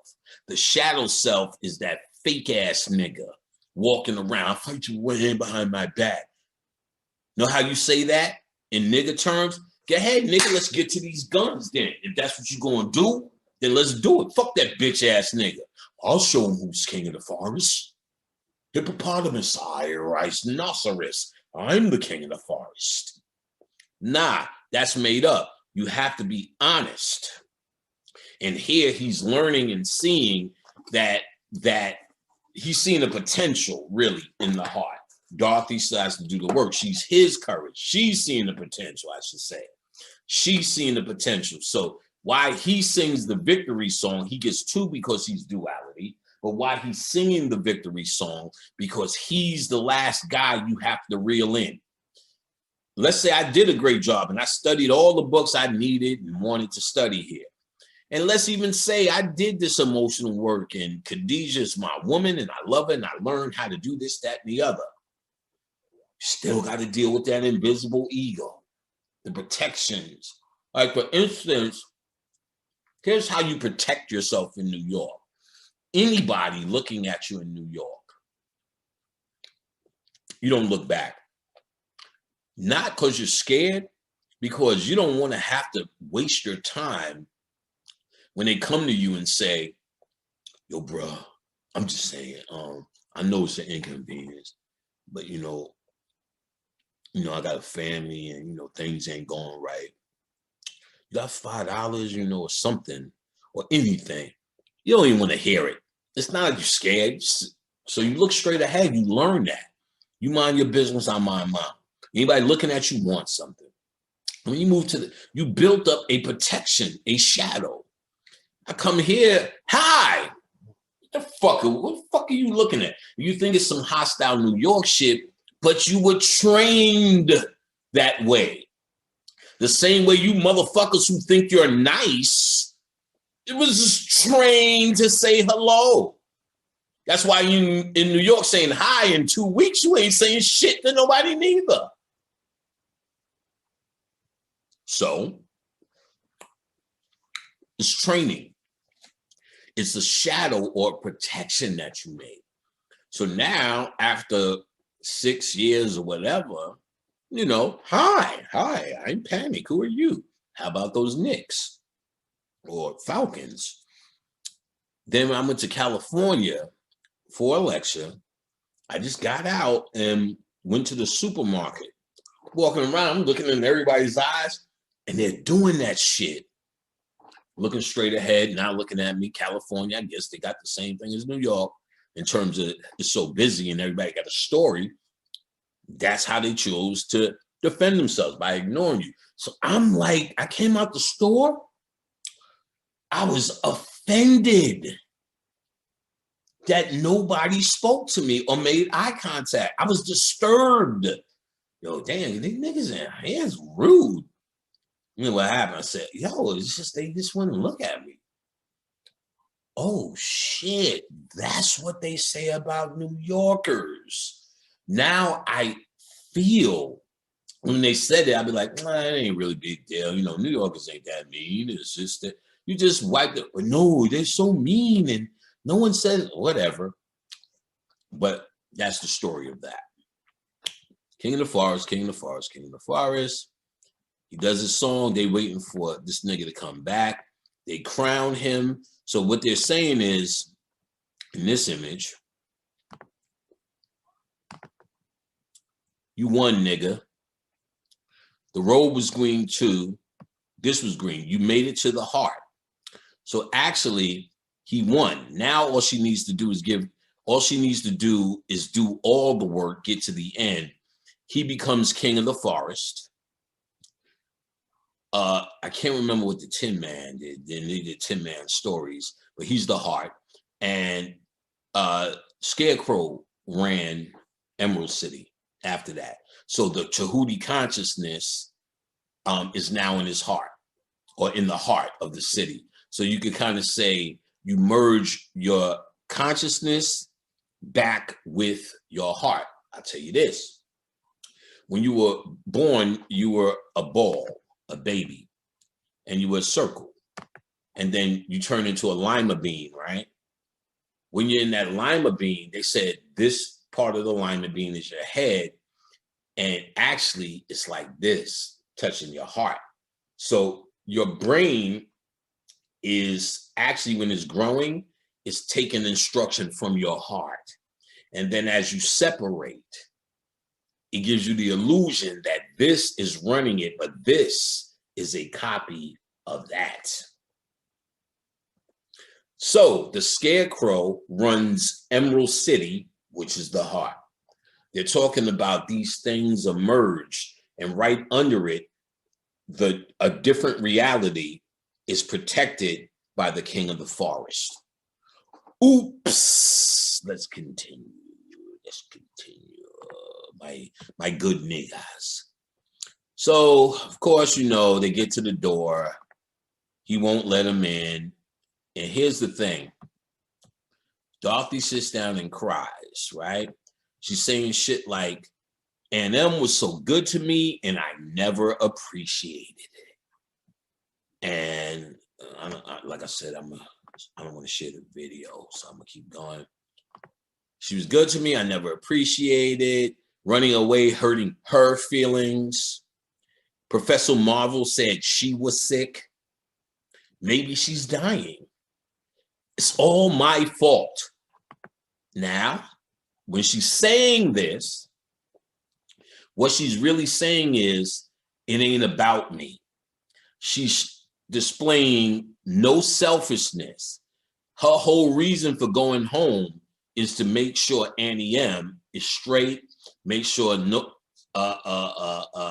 ain't just about her. She showed the compassion. She showed, or what she did, look at this guy. What she did, she opened up the heart chakra. What he seen was the same story in her that's in him, which the defenses go down. So in other words, like, you meet certain people, I can't stand that motherfucker. You meet certain people in a very short time, and I could say that shit for my man Bob and Bobby Hemmett. For that regular short time, y'all just kick it off. And you find your backstories are similar, because the cowardly lion, or the ego, is protecting the innocent child, is protecting Dorothy. So the innocence, usually, when you like a person, you've seen it. Something happened where you clicked with the honesty in it. That's the moment now that she's having in the heart. And that's why you like these people, because there's something in the heart that connects. When you hear their story, you hear your story. And what that is representing a quantum connection. Dorothy's proven and opened the heart chakra when she can care for others, see others as themselves. Why you say shit like that you made so empty, namaste, I see the God in you, I see you. What you're really saying is, I see me in you. Therefore, if you don't eat, I don't eat, and I'm concerned about that. I'm not getting food for me, I'm getting food for us. And if it comes down to me and you definitely can eat before me. That mentality, not saying that's the thing, is what you're seeing here. This dude, and then as he's crying, he says, I had an Auntie M myself. She said, Dorothy says, I'll never forgive myself. Her grief is not for her loss. Her grief is for the loss of someone else. Compassion. That's the key. You have to understand, as much as I say I hate niggas, I don't really hate niggas. I hate humanity.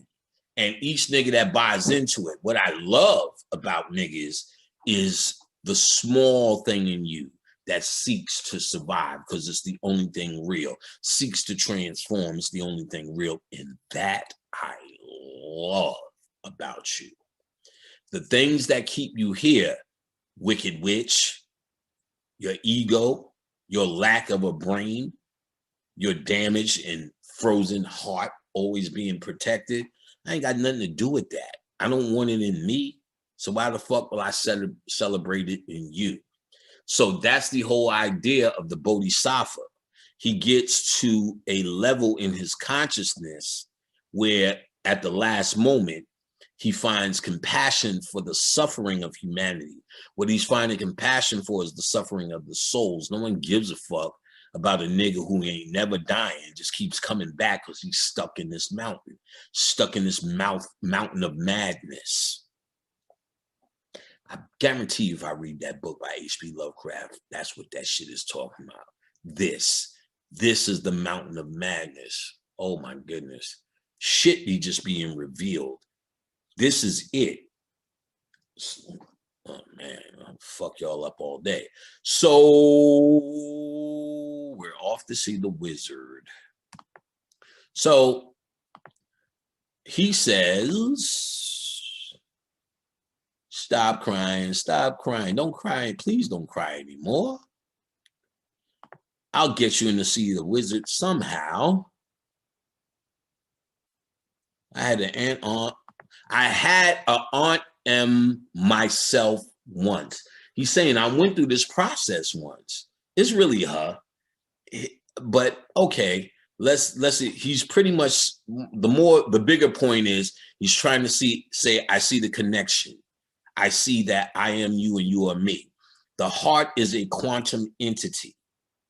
So that's why your natural abilities to share and to want to be shared with, because in every good thing you could do primarily is from your heart, and it's usually you feel better when you do it for others. And even if you do some loving shit for yourself, some of us feel guilty, but if you do if I do some loving shit for myself but surprise Khadijah with it, I always feel better.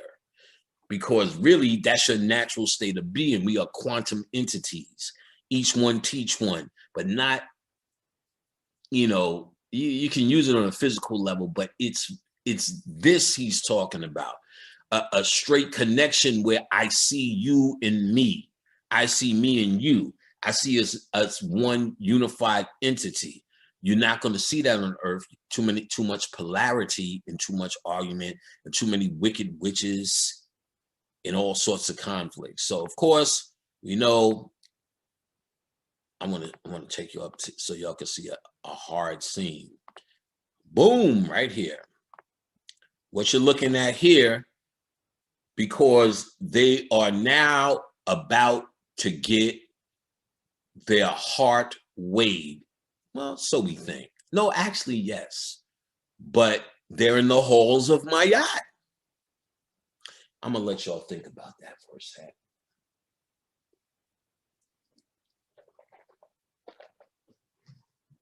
They're in the halls of my yacht. They're about to go see Osiris. He's about to judge them. Maybe he is. So they get there and, he asks each one of them court for it. As soon as they talk, even this part, what happened? Somebody pulled my tail. It was you. They're saying you're your own worst enemy. That's a statement of that. And each one comes forward. And each time, well, we were walking down the world. Shut the fuck up. So let me see. Oh, here we go. This is a good one. See this image? Look here. See the two snakes where they meet up, right? And what you're looking at is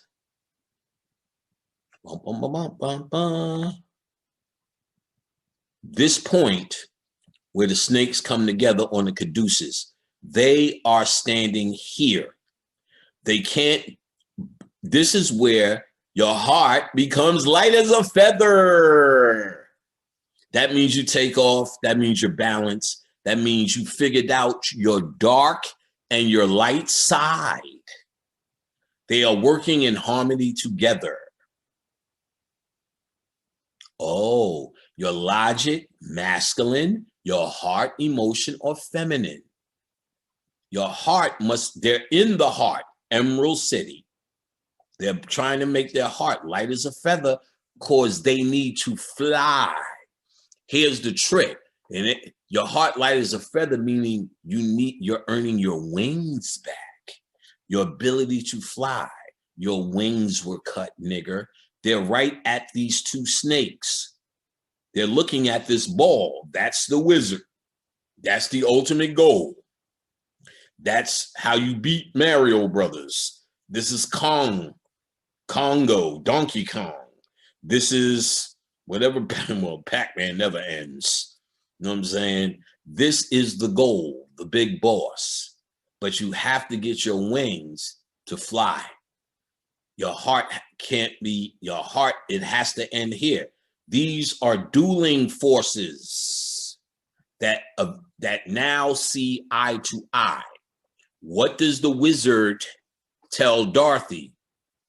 You got to confront the witch. Your light side consciousness must fuck with your subconscious. It has to unify to get past this point. And once it's unified and you get all the hidden shit out, your heart becomes lighter than a feather. You're still holding on. How do you know? The witch keeps showing up, nigga.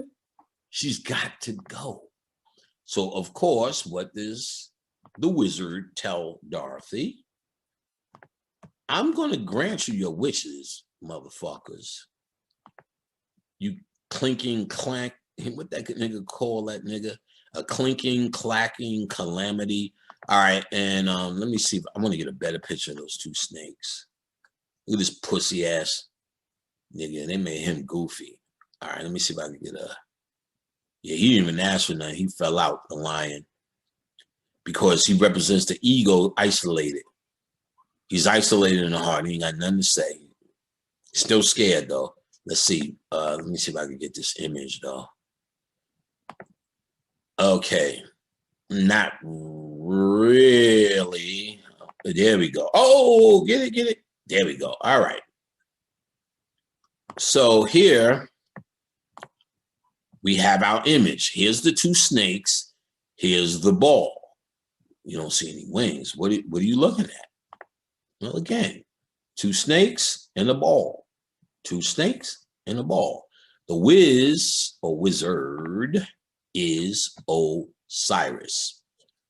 The beneficent Oz has every intention of granting your requests. What, bitch ass nigga? Oh yeah, they'll crash your request, but you have to do the work. All right, so next scene, of course, is back to darkness. Why is it back to this darkness? She's back in the jungle going to the witch's castle. Why? Because she's got to go into her dark side. So, of course, as they're walking with all their weapons, they say, they start chanting, you think this is haunted? No. The Tin Man did it. He picked up our heart and slammed it. They're trying to deal with her emotions and scare her heart. Tin Man said, fuck it, I'm still doing it. And then you had the ego saying, I do believe in spooks. I do believe in spooks. What he's saying is, I do believe in shadows. I do, remember we told you what a spook, a thuggy was. I do believe, he's trying to say, I do believe in the world of the invisible. He was a spook. The bully he made was a spook. So he's saying he does believe in it. So they're becoming this realization is coming. And what, this nigga got a big ass wrench in his hand? I've never seen that. Hold on, where's this gun? Why does he have a wrench now? I've never seen that wrench. He had a gun. And even then, people were saying the gun was the Mandela effect. Now let me see. Does he have a gun now? Yeah, the Scarecrow has a gun. He has a big ass wrench. Yeah, I ain't never noticed Scarecrow had a gun before. So they dropped him. Are you all right? I do believe in spooks. One of them I found something else. Yeah, I do believe in spooks. And then the witches says, he's praying, you'll believe more than that before I'm finished with you. So you believe more than spooks. She's just pretty much telling, once I get your asses back to Earth, you'll believe any motherfucking thing that comes out their mouth. Chemtrails is killing us, or the white man is doing. You just believe more than that. You believe that the white man is real, to be quite honest. So half this shit is real. So you'll believe more than that. She's talking about Earth. All right. So she's sending her flying monkeys. You know what I'm saying? Y'all remember how that scene looks. Fly, little monkeys, fly monkeys. Why do you see, well, actually, let me show you. Why you see flying monkeys in this scene? Because I told you already. She was already here with the wizard. You need to see wings now. Flying monkeys. This is why the monkeys fly. I think you need to know now, niggas. All right, so she sends the flying monkeys. The monkeys get them and bring them back. The monkeys represent the helpers of Set, the conspirators of Set. So here you see they destroyed, while they took Dorothy, they destroyed her, or tried to destroy or challenge her consciousness, i.e. the straw man. So Dorothy which is some of the best shit ever on the screen, her and this witch. Dorothy is finally confronting face to face her dark side.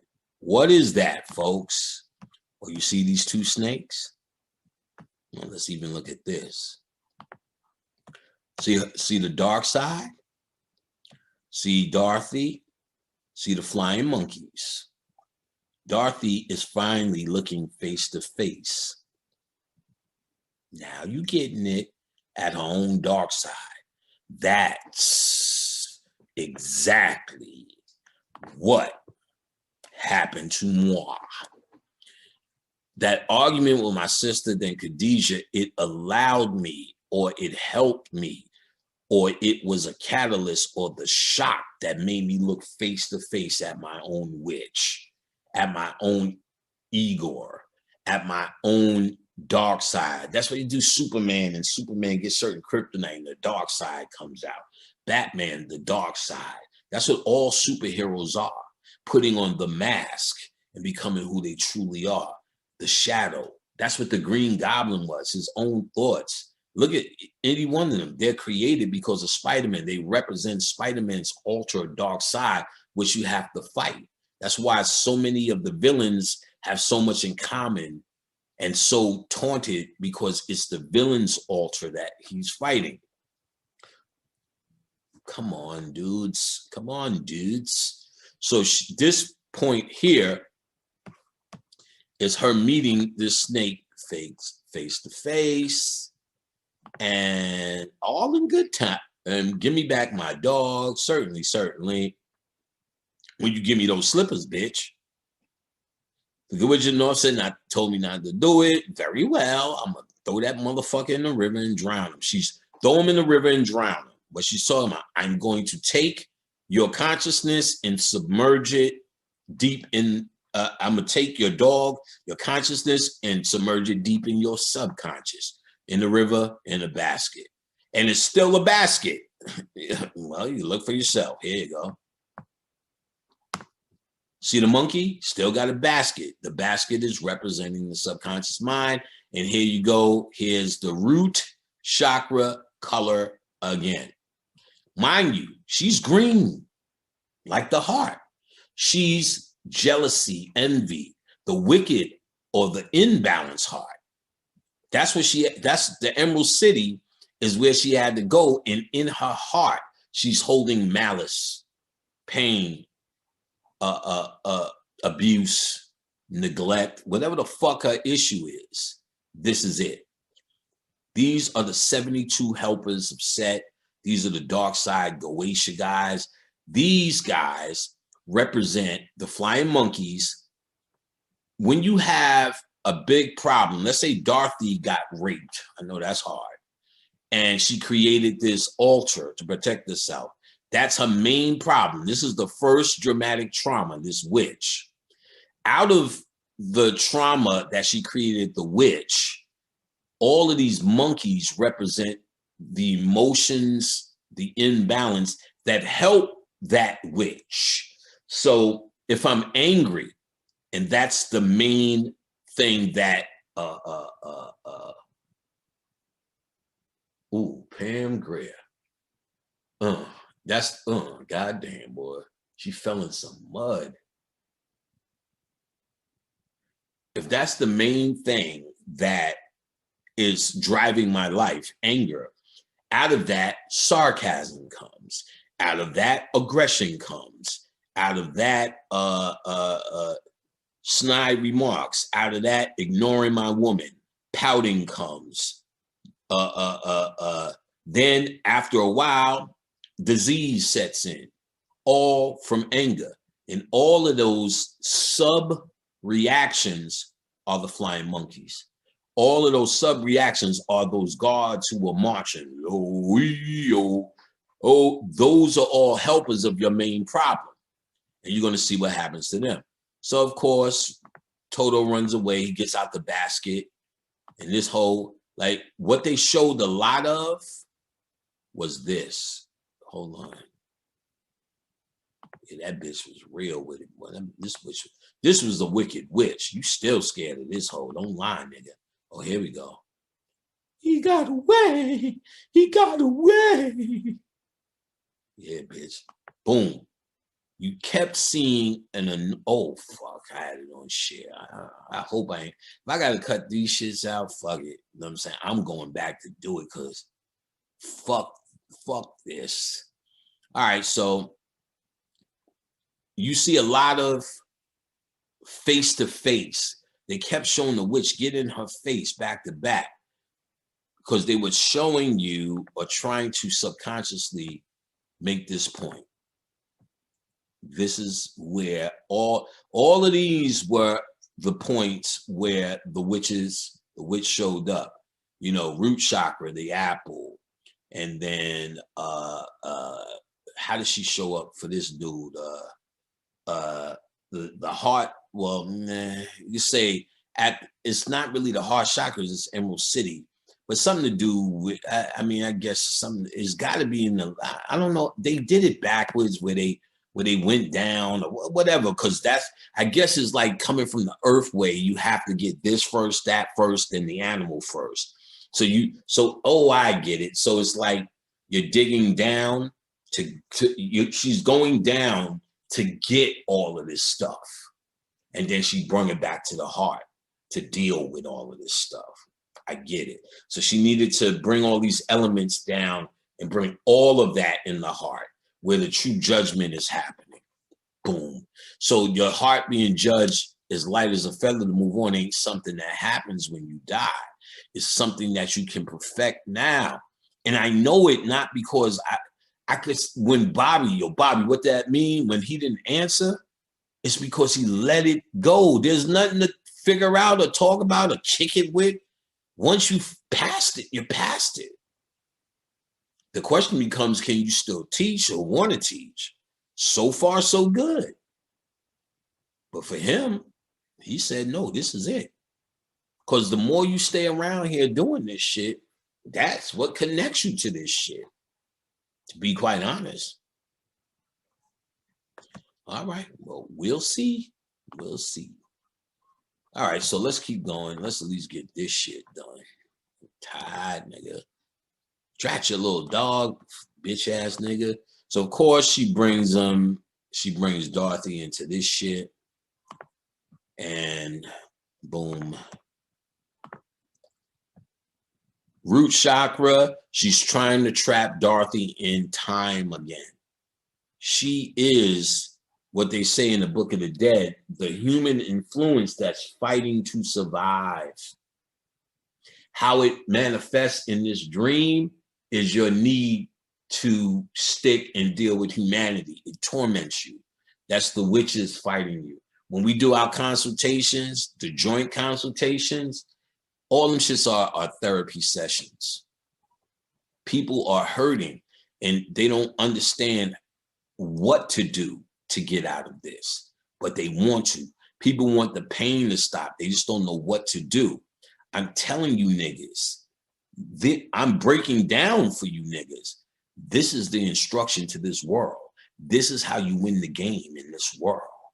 This is how you beat this simulation. This is how you pass the board. Those elements. I'm telling you, this shit is real. This is the 3rd time I'm doing this shit. I put one up and they took it down. 115 people probably seen the beginning. And the one before that, the images didn't come out 7 and something hours.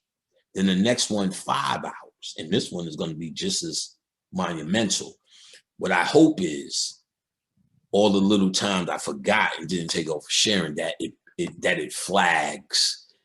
If it does flag, then you're gonna get this. I don't give a fuck. I'm not doing this again. I am gonna cut. We're gonna figure this shit out. Root chakra. Okay, here's the deal. Remember, and I wish I could show you this live, but I can't. She's looking in her pineal and she finds Annie M. Where are you? Where are you, Dorothy? Where are you? I'm looking for you. But that's a trick because she's not a real mother, but she's trying to play on Dorothy's emotion, her humanity, right? Oh, I'm here in Oz, Annie M. I'm locked up in the witch's castle. And then Annie M turns into the best scene ever made, I think. Don't go away, I'm frightened. And then as she's talking to Annie M, come back, but wait a minute. Look who comes back. Annie M, come back. I'll give you Annie M, bitch. Best line ever. But remember, I told you in the beginning that Annie M is the witch. Dun, dun, dun, dun, dun, dun. Pop your collar, nigga. Annie M is the witch too. It's the duality, but if you look at Dorothy's face, she's realizing it. That Annie M is actually the one who abused her. Like, y'all, see, know what was different about me? And I noticed this, and I noticed through Khadijah. We got taken away from our mother, forced to home when we was 9. Everyone looked and treated us like, when y'all, how fucked up are y'all really? You know what I'm saying? Because we know it's there.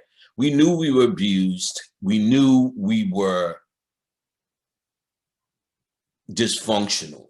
And therefore, we operated as such. But what I found out is the people who never had such a traumatic experience don't know they were abused. I've seen things, I'll just say with folks that, you know, that's dysfunctional. What do you mean? I said, do you know you was abused? That's abuse. But since no one ever told them, it's normal in their head. They don't know.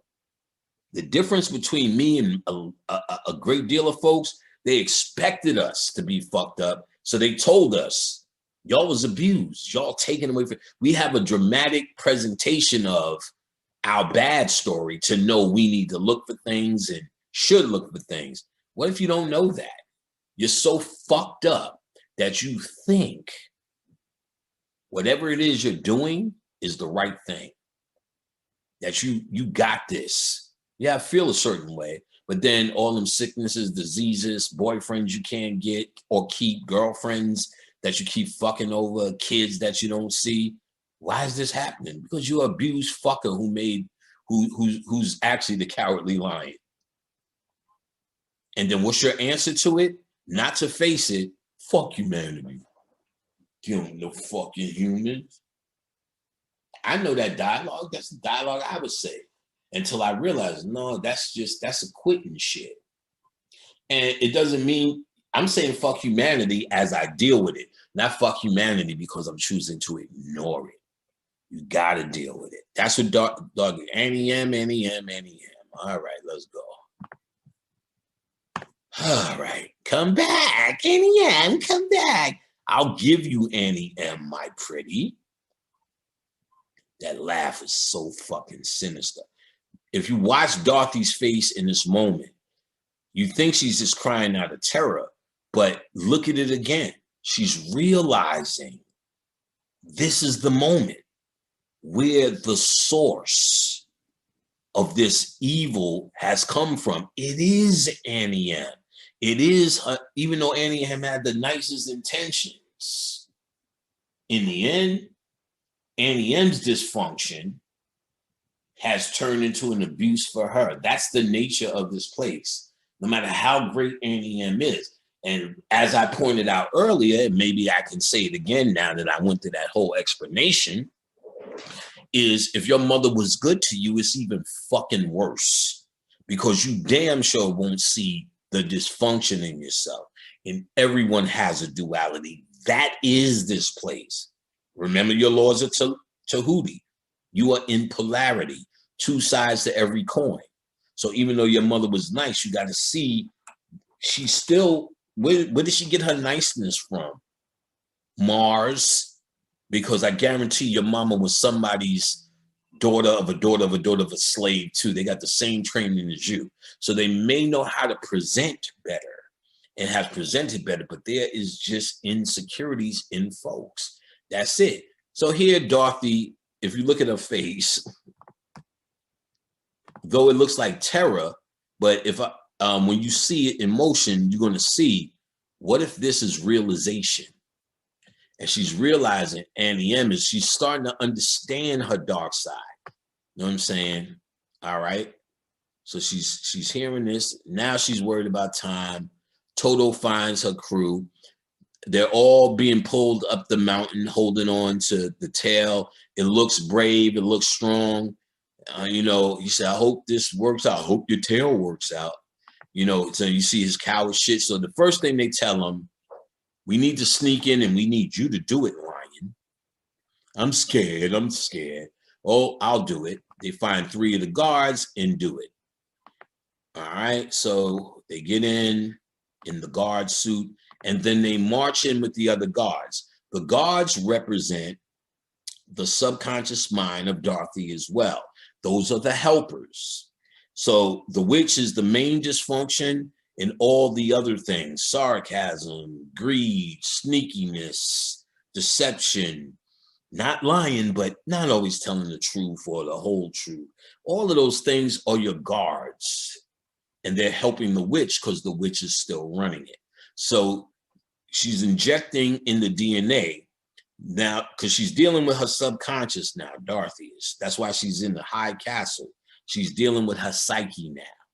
Okay, so she needs to inject in the DNA the wisdom, the emotional balance, and the control over the ego, right? So they go in, and then of course, when she's locked in a room, she's getting locked in her subconscious mind, and the heart breaks through that with the axe. So now you got the courage to sneak in, the heart breaking down the door. You got everyone doing a roll now because all her consciousness is working, and she's going against time. Then witch comes back, witch chases them. Damn, I wish I could show y'all this part. So, all right, they catch up, and after running around. Now, oh, here's a perfect thing. You see this? I don't really want to do this. Oh, he already hit it. Y'all see these? Here's the symbol. You see these swords here? They're all at the level of their penises. Their penises are erect. Watch the swords. It's the only scene I'm going to show y'all as she's melting. Look at the swords. Look at them losing their erections. Oh, they hitting you with subconscious shit. Their dicks are going down. They no longer exist without her. And basically what Dorothy found, and mind you, the scarecrow now, who was scared of fire, because his brain was scared of Kundalini fire, is no longer scared. He's still reacting, but she through the water, they're working together, because it's her brain, this bitch melted. She's melting her problems away. She confronted them, and she confronted them, and now she's dealt with them. Let's just look at it that way. Or dealt with it. that demon, she found there was nothing there. You know what I'm saying? She washed away her sins.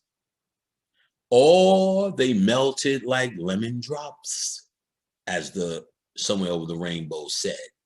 So you seen the penises go down, and she's sorry, heart shot. I didn't know she would melt, blah, blah, blah. And what they say is this: all hail Dorothy. What happened? They bow on their knees to her. What just happened was she took control of her subconscious mind now. Boink. Let's keep it popping, all you deep niggas. So thank you so much. And also note, here's a good idea. Yeah. They all look like the witch, because the witch created them. She was the master one. These are her children. She now took over the dark side. She's ruling this. She owns that castle. She owns her own head now. Now she's got to go back to the heart. What did the wizard tell her to get? Remember I told you to look at that broom? He told her to go get a feather. Now she can be weighed. He said, your heart is heavier than a feather. Go get me her broom. Go get your feather so we can balance this shit out. You heard, Big Bird? Pretty much deal with your heart, and your heart must be lighter than a feather. I got her broom. Boom. Here they go. They got their feather right there that you can fly on. Let me stop this goddamn shit. All right. So I hope they don't flag me for this shit. If they do, I am going back. This is just going to be an audio, nigga. This has got to come out. So he telling these hoes, go away, come back tomorrow. We know Toto, her guide dog, pulls behind the curtain, which represents removing the veil. So she actually was successful. She had to see what was behind the corner, but here's the deal. This is where it's supposed to confuse the general guy. We already psychologically remember this actor playing Professor Marvel, the hustler. The real niggas know if you could see past all the looking and the hustle, because you want to say, them mind readers and crystal ball seers, they're hustlers. They're all hustlers. You want to say that anyway, and you've seen a hustle game. But the esoteric thing is, he guided her in the right direction, and he let her say what she wanted to say. That's in mind control books. Neuro-linguistic programming. He pretty much just kept throwing shit out there. It's a weather vane. It's a horse. I see a barn. That must be our farm. Yes. I see a lady. She has a polka dot dress. That must be Annie M. Yes. Oh, she's sad. Because he's trying to get her to go back home. She's terrible. She looks bad. She's on the bed holding her heart. Why would she do that? Because I ran away. Yes, it doesn't look too good. I better go home now. Yeah, okay, go home.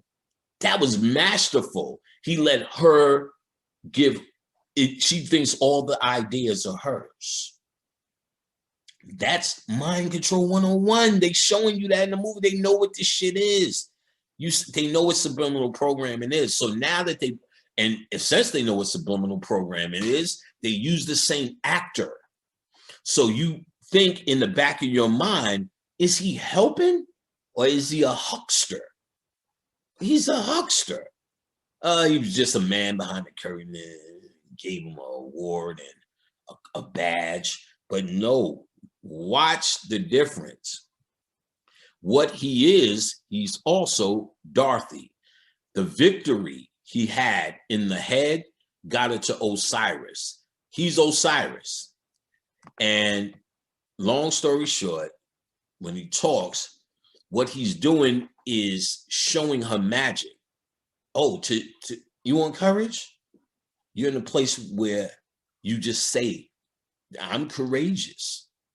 So symbolically, here's a medal. Oh, you want smarts? Just say you are. Here's a diploma. The isosceles triangle, blah, blah, blah. In other words, you ain't got to study. You ain't got to go anything, blah, blah, blah. What did he say about himself that was deep too? Oh, yeah. I remember this. And let's see. I'm gonna go up a little bit. Y'all see, y'all can watch this deep yourself. Confusing. Oh, he's talking about heroes, giving him the courage. Duh, that's what I get. And he told this nigga, you need a testimonial. Now he has a heart. His heart is now under his control, or Dorothy has it under control. The courage.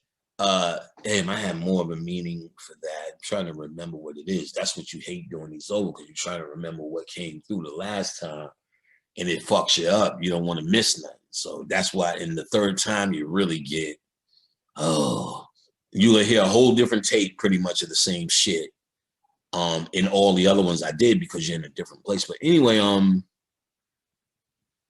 what was I saying? The brain guy, what did he get?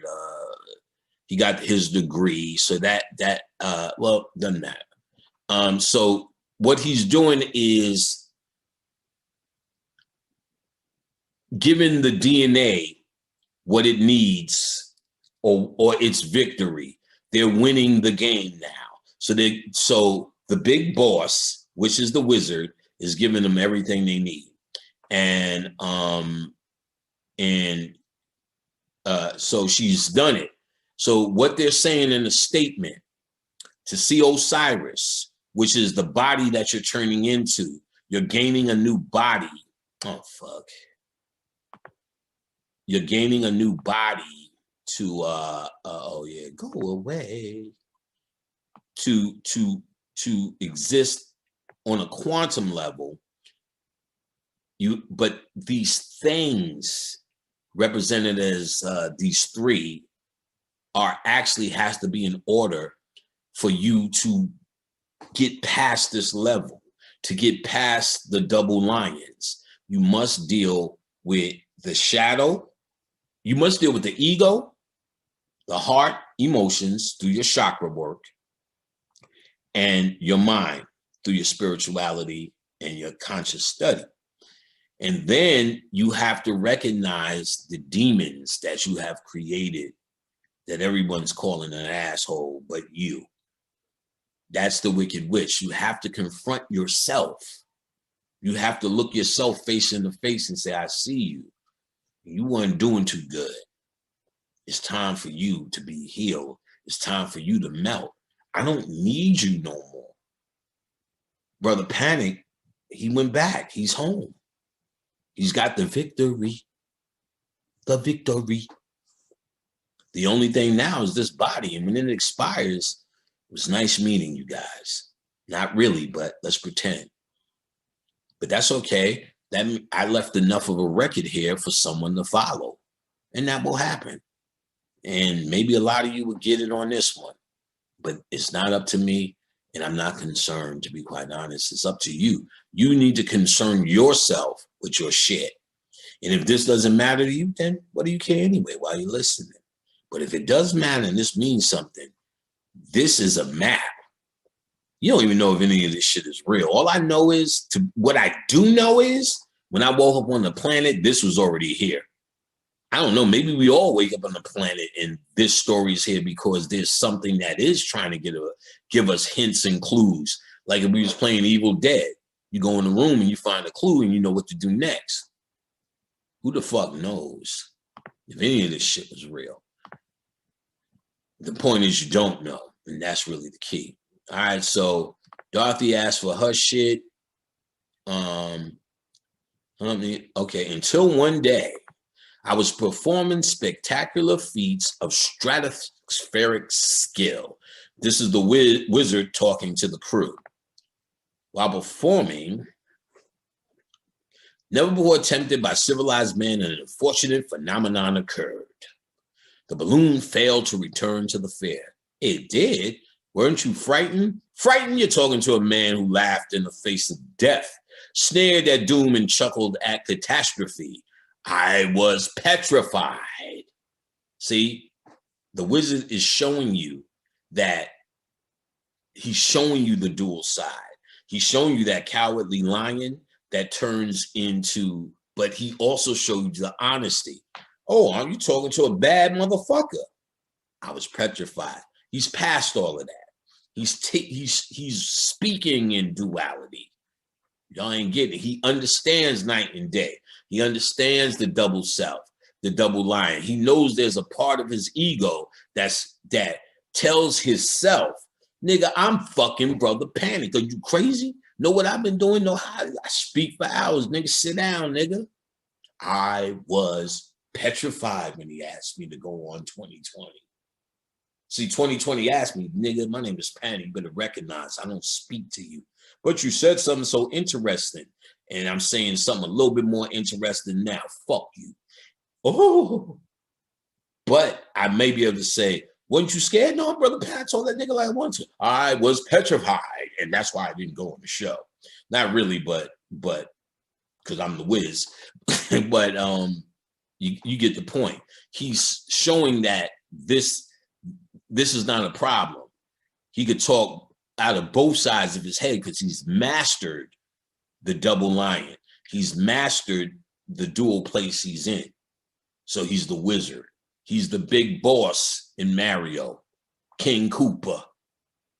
Y'all ready? So the wind changed, blew instantly, and I was instantly acclaimed Oz, the first wizard, deluxe. It's been time being when I accepted the job, retaining my balloon against the habit. Blah, blah, blah, blah, blah, blah. You'll find I will return. All right, so you know he's out in the street, got his balloon, making that shit, talking that shit. Dorothy sees a cat. We used to see that cat. Remember, the Egyptians have a love affair with cats. Why? Because they were trying to tell you, you in the house of the double lion, nigga. You heard me, bitch. That's why they love cats. So Toto jumps out of the basket. Dorothy gets out to chase a cat. That represents, you can look at it. In this case, you could look at it as a failure or a temptation, but this had a purpose. But remember, Toto got all of us in trouble in the beginning because he was chasing a cat, Miss Gulch's cat. So they're trying to say there's something Dorothy didn't get yet, meaning she ain't supposed to get in that balloon. And here's why. And it makes sense. So the wizard is leaving, saying goodbye. He's gone. Dorothy's like, what the fuck? I'll never get home. What the fuck I'm gonna do now? Soon as she says that, well, first they're like, we all love you. You can stay here with us, pretty much in the heart. She's like, no, but it's not home. So even though it feels good, for instance, now, more than any time in my life, I've never felt this light. I never felt this good. I never felt this fucking relieved. I never felt this unburdened just by saying sorry to niggas. Remember, you forgive people, it's for you. You fucking right. It's for me. And what I noticed is I'm in the Emerald City.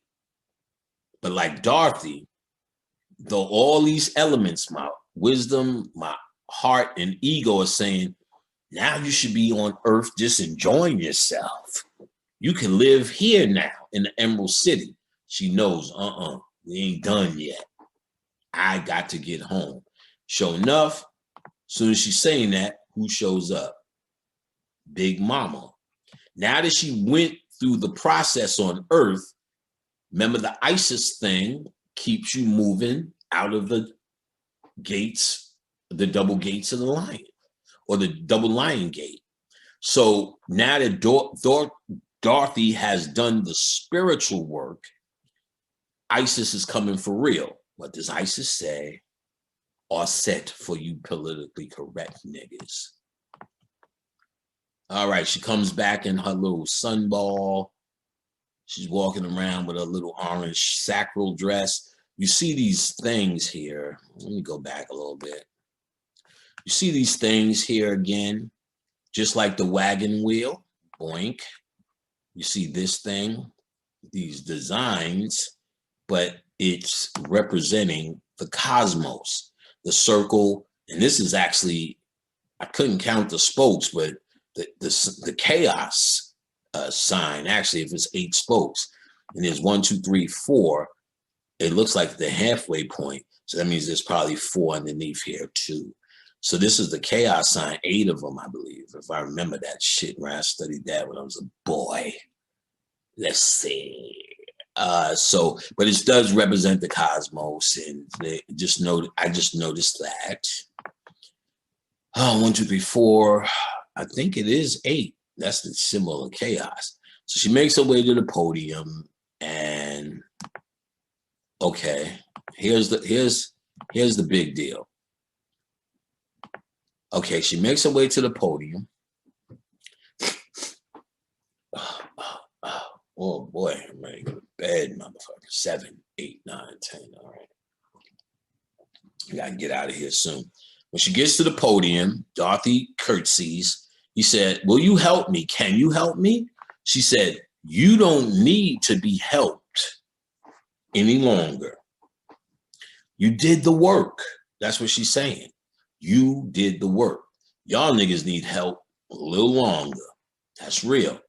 You always had the power to get back to Kansas. Kansas representing the center of self or home. Your home is in the center. That's what that's a symbol of, among many other things. And so you always had the power to go within self, which is your real home. I have? Why you didn't tell her before, bitch? You know, valid question. He said, she wouldn't have believed me. She had to learn it herself. So this whole process that we're going through is a learning process. Why we're doing it? We're perfecting our DNA. What's the purpose? The real why? It's all about love. Via Bobby Hemmitt's message when he came back out of a coma, they said he wasn't supposed to come back from. He came back with a message. It's all about love. This is about perfecting your DNA. And we do it, believe it or not, it is a game. This is nothing more but Grand Theft Auto, and you are player 1. You need to understand that. You got to figure out how to get out of these rooms like Evil Dead, Raiders of the Lost Ark games, how to find the Diamond, Adventure, Metroid. All of those games are trying to practice at the biggest game you're in. It's called humanity. It's called whatever you call this shit. This is nothing more than a game. You got to find the clues, figure out the clues, and damn near go crazy doing it. But you have to learn it yourself. What you're learning is yourself. As you're going through these gates, and you may have to spend time as a human and as a this, but what you learn, like Dorothy just learned, was how to perfect aspects of yourself. And then in the next thing, which it seems there might be a next thing, because you're always chasing the wizard. What happened to the wizard? He went to the next level. You beat him on this level. He gave you the gifts of this level. He certified these aspects in your DNA. Now he's on his balloon going away. Why is he going away? Because your dog had to get out. It got tempted by the cat. It got out, but it wasn't about the cat. It was about her path home is different. You're always perhaps chasing this boss. So remember how you would beat Donkey Kong? He said, "Oh, you got that, nigga." He'd take the princess and walk up another level. Or get in a balloon and fly away. While you think you're going with him, not yet, bitch. You're going to go home, meaning you're going to deal with the victory here, or you could say you're going to go home until you actually lose your body, which is what I would say. I am home now. I feel like I'm home. I feel like I was gone for such a long time. Yo, this shit is weird, nigga. It feel like I was gone. Like, it's like I remember myself. I remember it's like how I was thinking, how I was feeling. I was less burdened with shit just by turning this shit on. And we just had to begin it. But perhaps the home, because they say, what? Home is where the heart is. So I think she had to find her true self. You can look at it that way. And as she gets back to Kansas, finding her true self, when death does come, she actually did the work on earth, physical death. When the body or the vessel expires, it really comes down, does her consciousness need to come in another vessel and try to finish this game? Or just live here forever. But you're walking through a path. And then each one who becomes conscious is the actual ones who's taking the opportunity in the cusp. And if you don't get what you need, you're going to fail. You're not going to be able to scarecrow, wizard. But where most people I see are failing is the ego and the shadow self. When they get to that cowardly lion, they don't know how to deal with it. They don't know first, they don't know what they're dealing with. So at least the first step is finding your brain. They find some books, they find some lectures. The second thing is finding your heart. Maybe they find some emotional shit, change their diet and eat less aggressive food, which doesn't seem to do shit. But let's say they did that and they did that right in the heart. Then that takes you to what you have to deal with in the heart, which is the dark side of the heart. What's in the subconscious because of all of these things. So the subconscious is the witch's castle. They don't know how to go in their subconscious mind because they really haven't dealt with these two right, and they haven't dealt with the ego right. If you do that, then all three can help you with the subconscious mind, the controlled ego, to see true perspective and honesty with yourself, your true heart that breaks down any of the walls. That's why he was cutting shit through. And then your wisdom is the wisdom of what it is, once you find out what you're confronting, to dissolve it. Come on, nigga, this is the message here. She had to learn it for herself. Meaning, I could bring you to all the doors, but you have to walk through, Neo. Or meaning, you could lead a horse to water, but you can't make her drink. So if she would have brung her there and told her, she wouldn't have necessarily wanted to drink it. Because she would have went through all of that, seen this fucking guy behind the curtain and said, what the fuck? This nigga? No, after you've seen the adventure, you've seen, what she's seen is his logic, how what he's doing is working, how the magic is working. She can't see how the magic's working unless she walk the path. Let's say after all of this in the graduation, and I was talking to students, and some students say, I got a heart chakra, and I don't know what to do. Let me tell you something, son. As a veteran who went through the 12 gates, you went through the 12 gates, yes. And when you get to the double lion, this is where you can get stuck in the game. How so? Because this split, this polarity, this. You're looking for three elements which are hard to find. It takes a while to find it, but when you find, but that's what the conversation would be, niggas. Because you're in a game. Oh, you're in a game, nigga.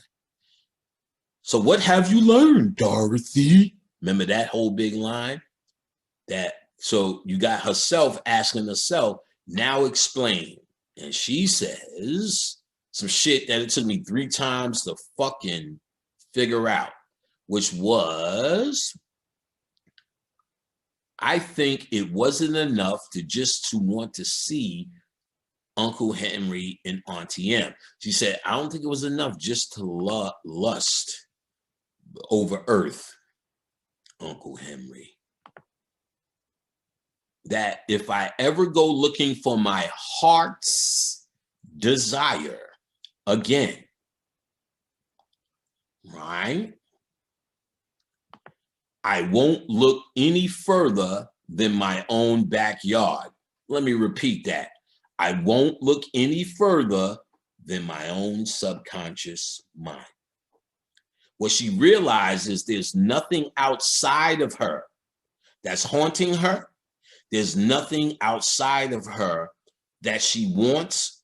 Home is where the heart is. Home is what she makes. And if she's looking for her heart's desire, home is where the heart is. If she's looking for her heart's desire, home, she wouldn't have to look any further than her own subconscious mind, because your subconscious mind is where all of your answers are. These symbols and these things are to unlock that. You're doing this. She won't look further in her own backyard, because if it isn't there, I never lost it to begin with. So she's saying, wow, I'm looking for this. So what she did was look all around the world, or like maybe Bobby Hemmett got it, maybe Panic got it, maybe it's in this book, maybe if I go to this seminar, maybe if I eat this food, I'll find this.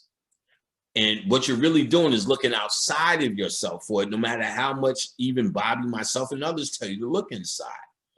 So what she's saying is, if I do look inside and I'm looking and don't find this, I never really had it. I never lost this to begin with. It's not a part of me. And I should look for what's in me for my heart desire, not what's out of me that I think I need to obtain as my heart desire. What she's pretty much saying is to look within. The work is within. And it took me a minute to say, what the fuck is this hoe is talking about? But she's talking about the inward journey. And then she asked, is that right? Almost as if she was supposed to walk this path to find this out. And that's the true reason that she gets home. Because they really question, look at this, well, I'll show you. Look at this image. She asked her, is that right?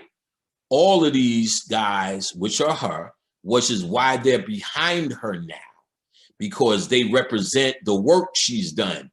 She's asking Isis, is that right? Look at them. They're waiting for her to approve Dorothy, because Dorothy's statement is what the actual, she's pretty much asking, bitch, did you learn? I see you did the DNA work.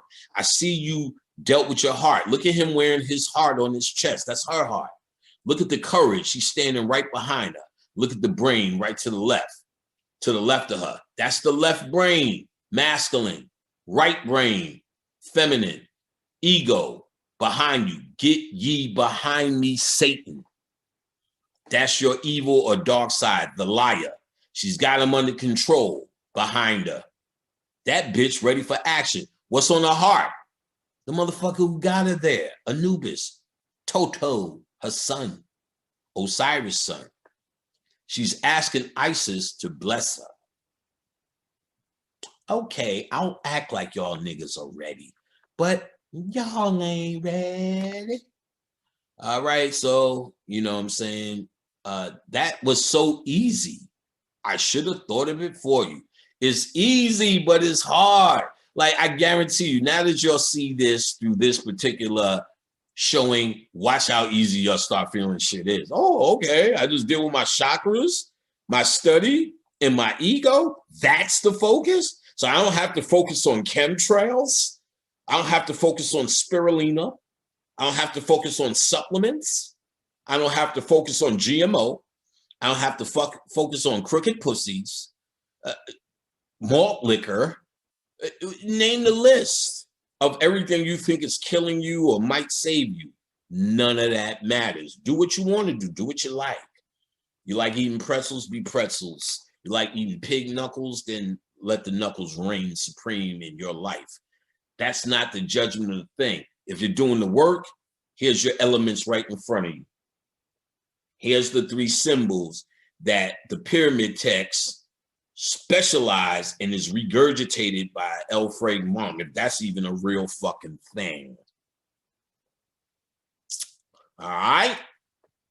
I should have thought of it for you, Dorothy. So then I should have felt it in my heart.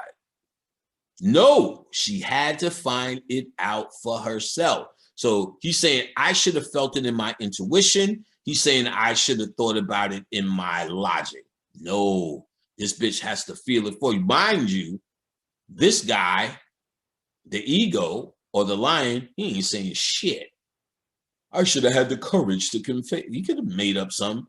I should have had the courage to do this or that. They're not doing that because, oh, I'm not even showing you, but it doesn't matter. No, let me show you. So they're in this position, you know, she had to find it out for herself. So left brain, right brain behind you, they both speak to her. You know what I'm saying? He says nothing. There's nothing for him to say. He's tamed. He's her ego tamed. Let's go. Almost done. I'm happy about that. Now those magic slippers will take you home in 2 seconds. So now that phase lambda, we about to make that work. You had them on. That's what walked you through. Take you in 2 seconds. Toto 2, bitch. Whatever you wish. Now, he said, whenever you wish. Meaning, bitch, you in control. Oh, dear. That's too wonderful to be true. It's going to be hard to say goodbye. Okay, she's saying goodbye. They're going back in the thing. Goodbye, you lying motherfucker. See, he's honest. No more tough guy. The ego is over. He's controlling. He's the king of the forest. He's got her root on his head, which means he's got everything underneath, under control. All the animal self, he's the man. He's got his courage, and his courage is, to be honest, look at him crying, Mr. Courage. He's crying because it takes courage to show emotion. Even to this day with niggas, it takes courage to say, yo, that hurt, man. What the fuck? Like, you don't go in the studio, nigga, yo, nigga, what's up, nigga? Word is born, nigga. Your head shake. You smell funny. That hurt, brother. Why would you say that? I mean, nigga, word is born. Your mom's like it. You know, whatever you're going to say. Your mom's love to smell right underneath my nuts, and she loves it as soon as I come in. There's something about that sweat. So, you know, I usually just take out my nuts and just wave them over your mama's head. And I usually do this dance, but the nuts are hanging, and they go boom, boom, boom. I know how to make all sorts of beats on your mom's head with my nuts. What the fuck? That's a long ass defense, nigga, in the ego. But that's to say, that sounds more reasonable than, why'd you say that about me? You said that hurt, and take it back. He's showing that. Yeah, I'm starting to get tired. He's showing that shit. You know what I'm saying? All right, let's get the fuck going with this. So goodbye, lion. I say goodbye too. Now look at this. Oh, look at this. Here we go. See her bluebird above her head? Let me go back 10 seconds. Look at her bluebird above her head. She's going to where bluebirds fly. Once on a lullaby. Let's see. See a Baphomet star? Go on, Baphomet. Go on, Baphomet. Go on, Buffy. Go on, Big Buff. Go on, Buffy. Go on, Buffy. Then here comes the vortex. There go Baphomet. Look at that vortex. She's going where bluebirds fly, nigga. She's going back home. See her in this middle gateway? She's the middle point. She's the house. Here's Baphomet. Here's the circle of Baphomet. Look behind me, stupidity.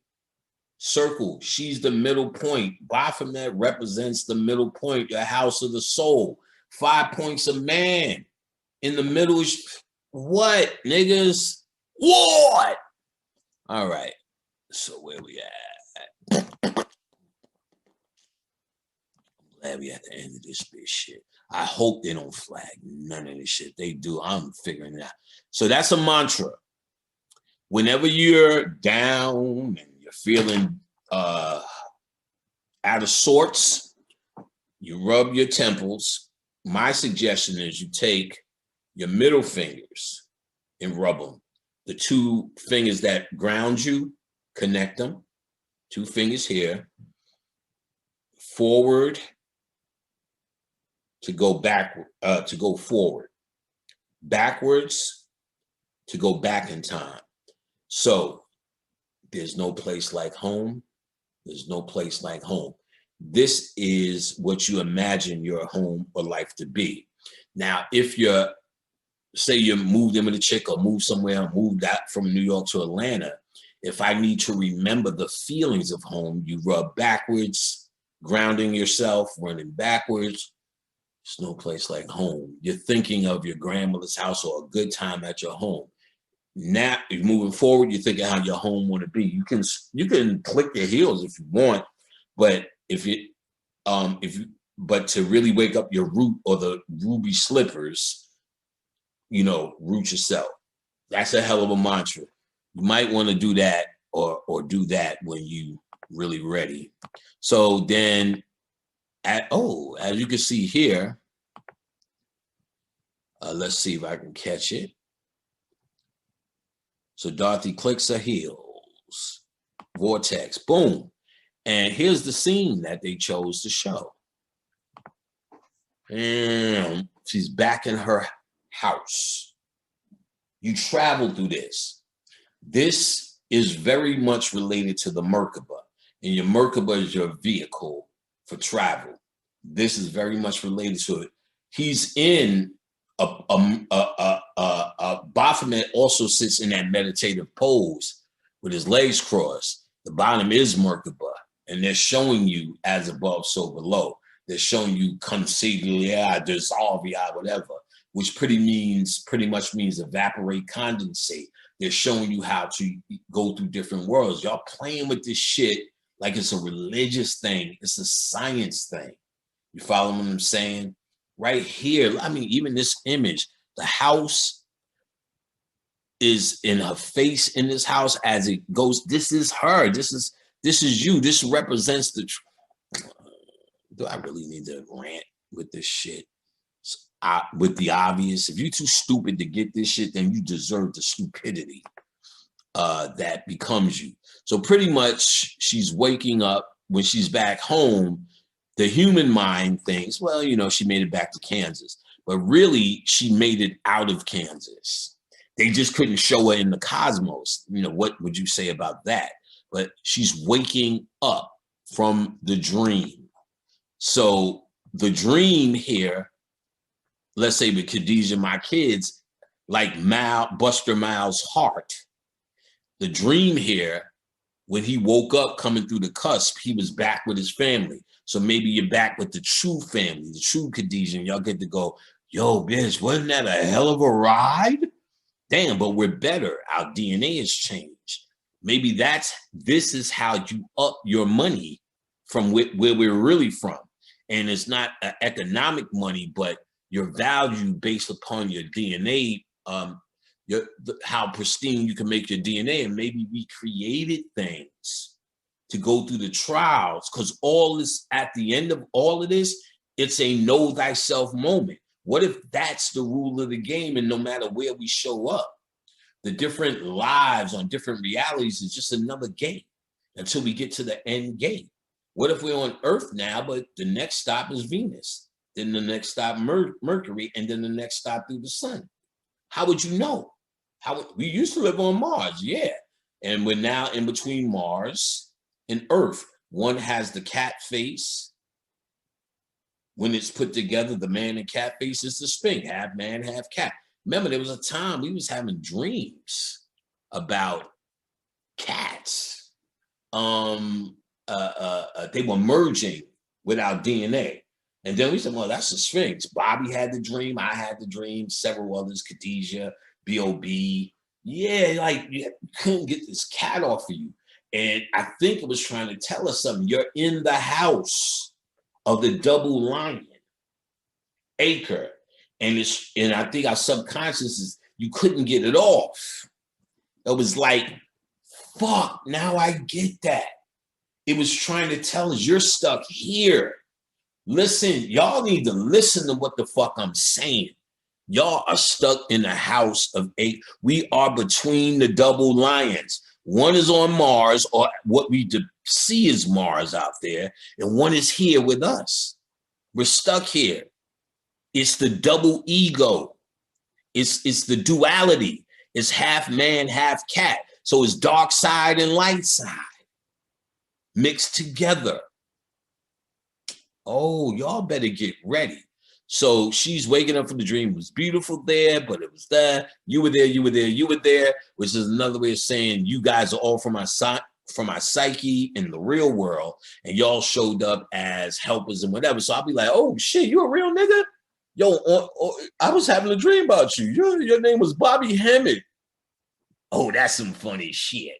But nah, we used to go to school together, and you know, we became cool, and I was your gym teacher. What the fuck? Why did I symbolize you on Earth? That's also a possibility. Well, I had a dream, nigga. You were there, or in the dream that I purposefully asked to do for my DNA change. You was there, and you was there. Oh, bitch, come on, nigga. And then we don't know what this is, but I'm telling you, this is a reflection, and you would never know what it is if you didn't. If I would have never found the cusp information, would you have seen this? And I'm clear on what this is. And when I do Avatar, it's just as much fuckery in that. That ain't about Jake going to a new planet. It's about Jake dying and waking up in the cusp. Ooh, I'll just give you that preview and see if you can see it yourself. Look in the beginning of that movie. Jake is looking at himself dead. Ain't no brother. No more than the Wicked Witch of the East was the Wicked of West real sister. They're the same thing. So Jake is the one who died. He was conscious because he was sitting on Isis. When he landed on Pandora, he landed in the cusp. And I'm going to fuck you up with the rest of that shit. Now, so she's just woken up from the dream, and that could be symbolic of what or whatever.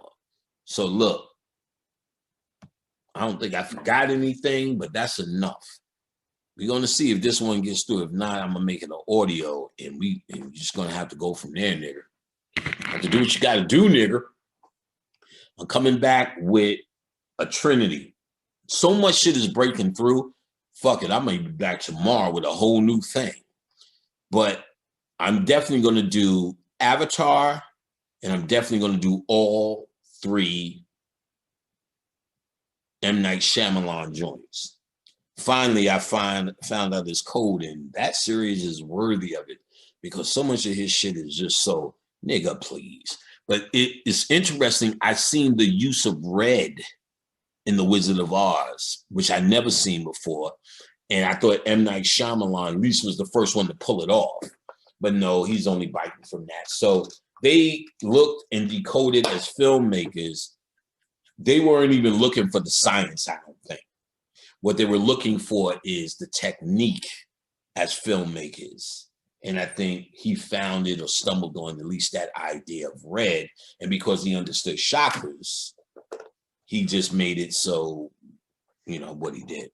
All right, niggas, occultlectures.com. You know, as soon as the COVID go away, after winter is over, as soon as they're able to start, we're gonna start doing live lectures. That's the thing I want to do. And my book, I'm thinking about March. Do not ask where's the book. You will know when it's out. So if it's not on March 1st, don't worry. I'm thinking March is the time. The spring, that's ushering. That's that spring equinox is ushering the 2012 era. I think you're going to really start feeling the rise then.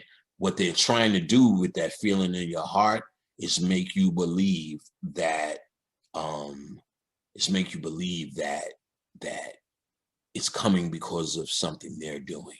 Make you believe that you feel that way because they are now setting up a long overdue justice system, a long overdue economic system, and more than any of that shit they're going to give you more fucking props. And we love to go with props. None of that shit none of Obama changed your economic system, but you feel them props though, because they can appease you with that. You got to got to start developing new values. These new values should come when you get an understanding like this. It's been laid out. And the crazy shit is that's the only thing we ever really worked on is your consciousness and your chakra system and checking your ego. We were doing it anyway. Like I said, you're not lost. We just have more of a game instruction. It's like somebody threw on Mortal Kombat and you're supposed to know the moves. You know you're supposed to fight, but you don't know the codes. You know what I'm saying? You know, what else? I'm looking at my other games. Well, that's good enough. Mortal Kombat, you don't know the codes. And the point is, the codes were laid out in the pyramids. The pyramids are nothing but game instructions. Who even said they were built? They may be, when this matrix was built, this simulation was built, what if that architecture was built into it? Just for you to create wonder. So what if 1,000 years from now, some green motherfuckers is here because it's their turn to do this work? White people weren't here before because maybe they haven't elevated to a point where they can go through the 12 gates. Maybe they're doing a terrible job. Maybe they'll be here longer because they have more to figure out and do. I don't know. Maybe they won't. Or maybe they're here and they have a different criteria to go to the next level because their idea of home is not your idea of home. This may be a matrix we built for this progress that's been up for more years than there are numbers. And different things that people go through it. Maybe those fucking pyramids are just a part of this simulation. Enough for you to wake up on the planet, they're there and don't know. And maybe everyone never knew how they were there. Now, all of a sudden, they're older in the Sphinx. The double lion is even older than that. And they have no idea. And they saying they don't know who put that up. The Sphinx is like 25,000 years older when they did a geo test. What's his name? John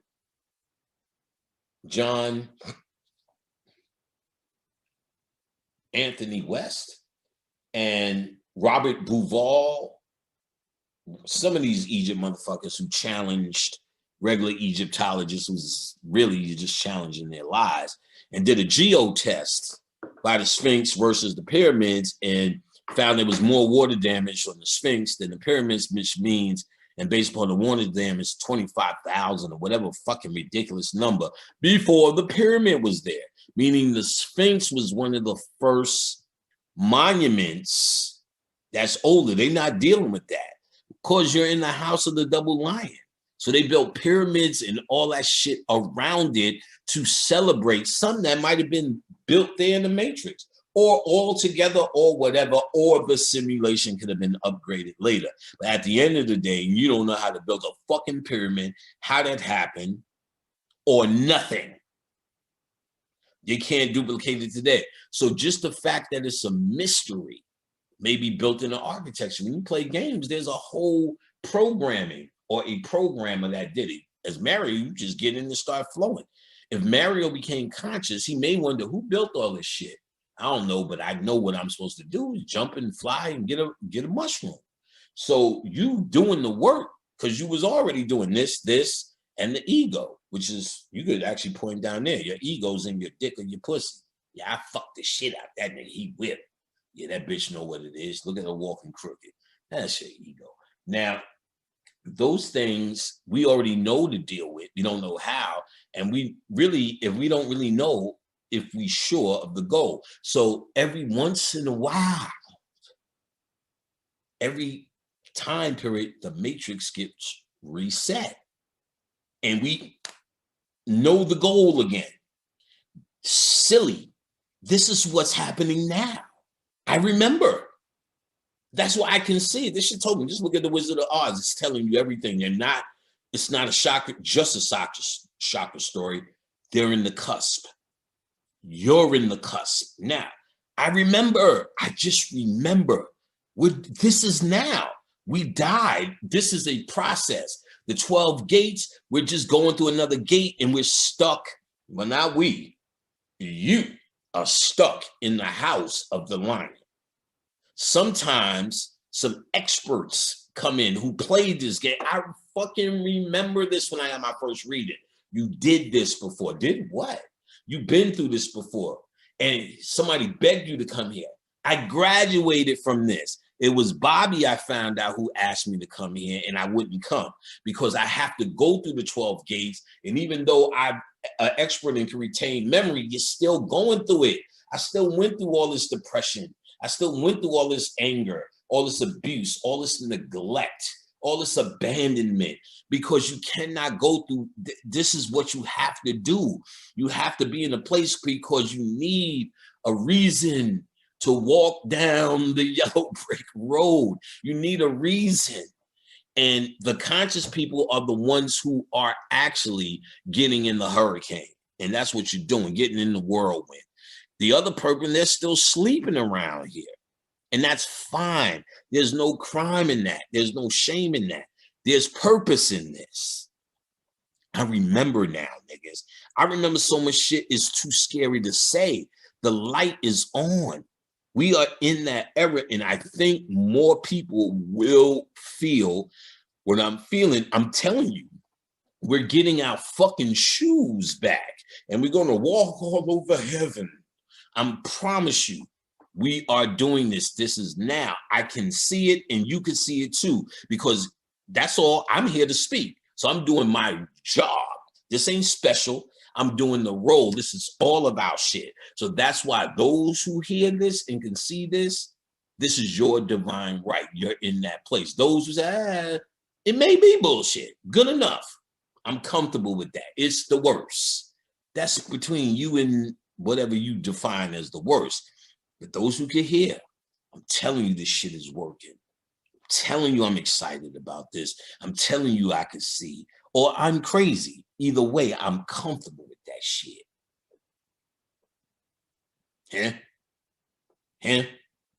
There's no place like home, nigga. Home is where the heart is. The work is in the heart. The work is in the ego, and the work is in the mind. We did a pretty good job on the mind. So y'all niggas took the scarecrow off the pole. That's becoming conscious. Now you have to unfreeze your heart. You have to give it a little bit of oil. And that oil is thinking and starting to talk love. And then you have to slap that fucking ego back into place and admit, I'm a coward. That's why I talk angry and talk smart, sarcastic, because I'm scared someone's going to embarrass me. Come on. Come on. I'm scared somebody's going to say something and bust me out.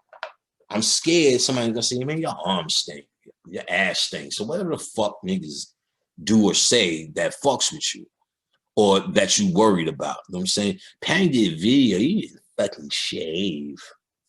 Whatever. That's where you have your sarcastic return because you put them up.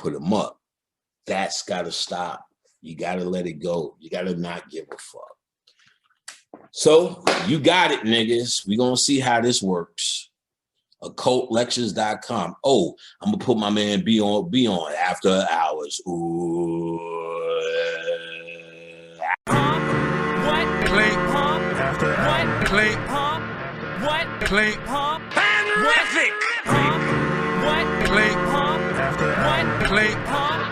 What? Clink. What? Clink. Clink. Woke up with a drink. Hey, don't blink. Looking for your boo high seat. Ayy, roll that shit pronto. Kush OJ Bronco. Pass that shit rondo. Now yo ho, my ho. She bloom like a flower off that whiskey sour. And she lit in Vegas in the Encore Tower. She know I can only lick it after showers. Keisha fuck Tommy and Belly and Empower. No, my eyes ain't low. That's just the way my eyes go. Sit back, gon' work out at home. She squat this pole like cardio. Two wheel. Bobby got a jump and doing flips. Front flips, back flips. Boom, for mattress. We just crack the town flips. Feeling fantastic.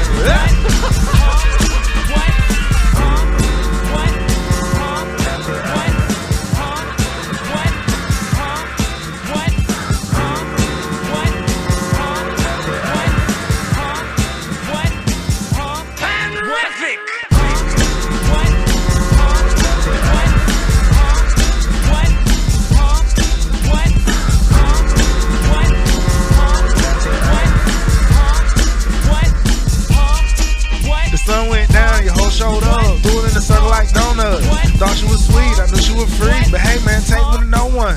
Party in the hills, party out pills, that's why you can't keep still. Niggas be fake, but the hate be real. Somebody tell the bro niggas chill. Ass on fake, but it feels so real. Fuck it, I'm still gon' drill. Say she gon' go and she gon' go hard. Yes, or I bet she will. I'm just trying to get in her bed. She just trying to get in my wheel. I'm rolling on 2 wheels. So bitch, don't tell me chill. I don't drip, Bob just spill. She trying to get a refill. Walls gotta get rebuilt. Looking for that nigga, he here. Tell her I hit it all night. And I was being so sincere. Say that she celibate, I know she celibate. And like I never trick, she wants some evidence. She been trying to smash us the elements.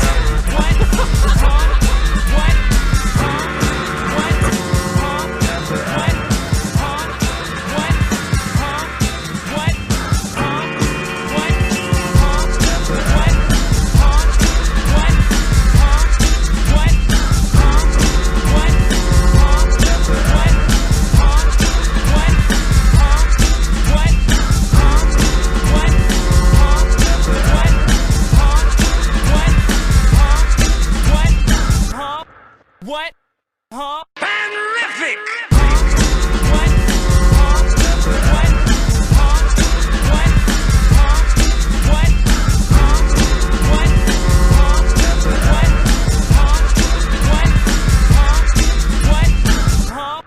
What?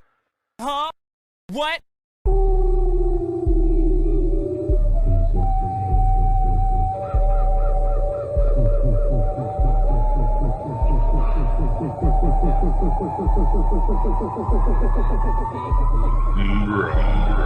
Yeah.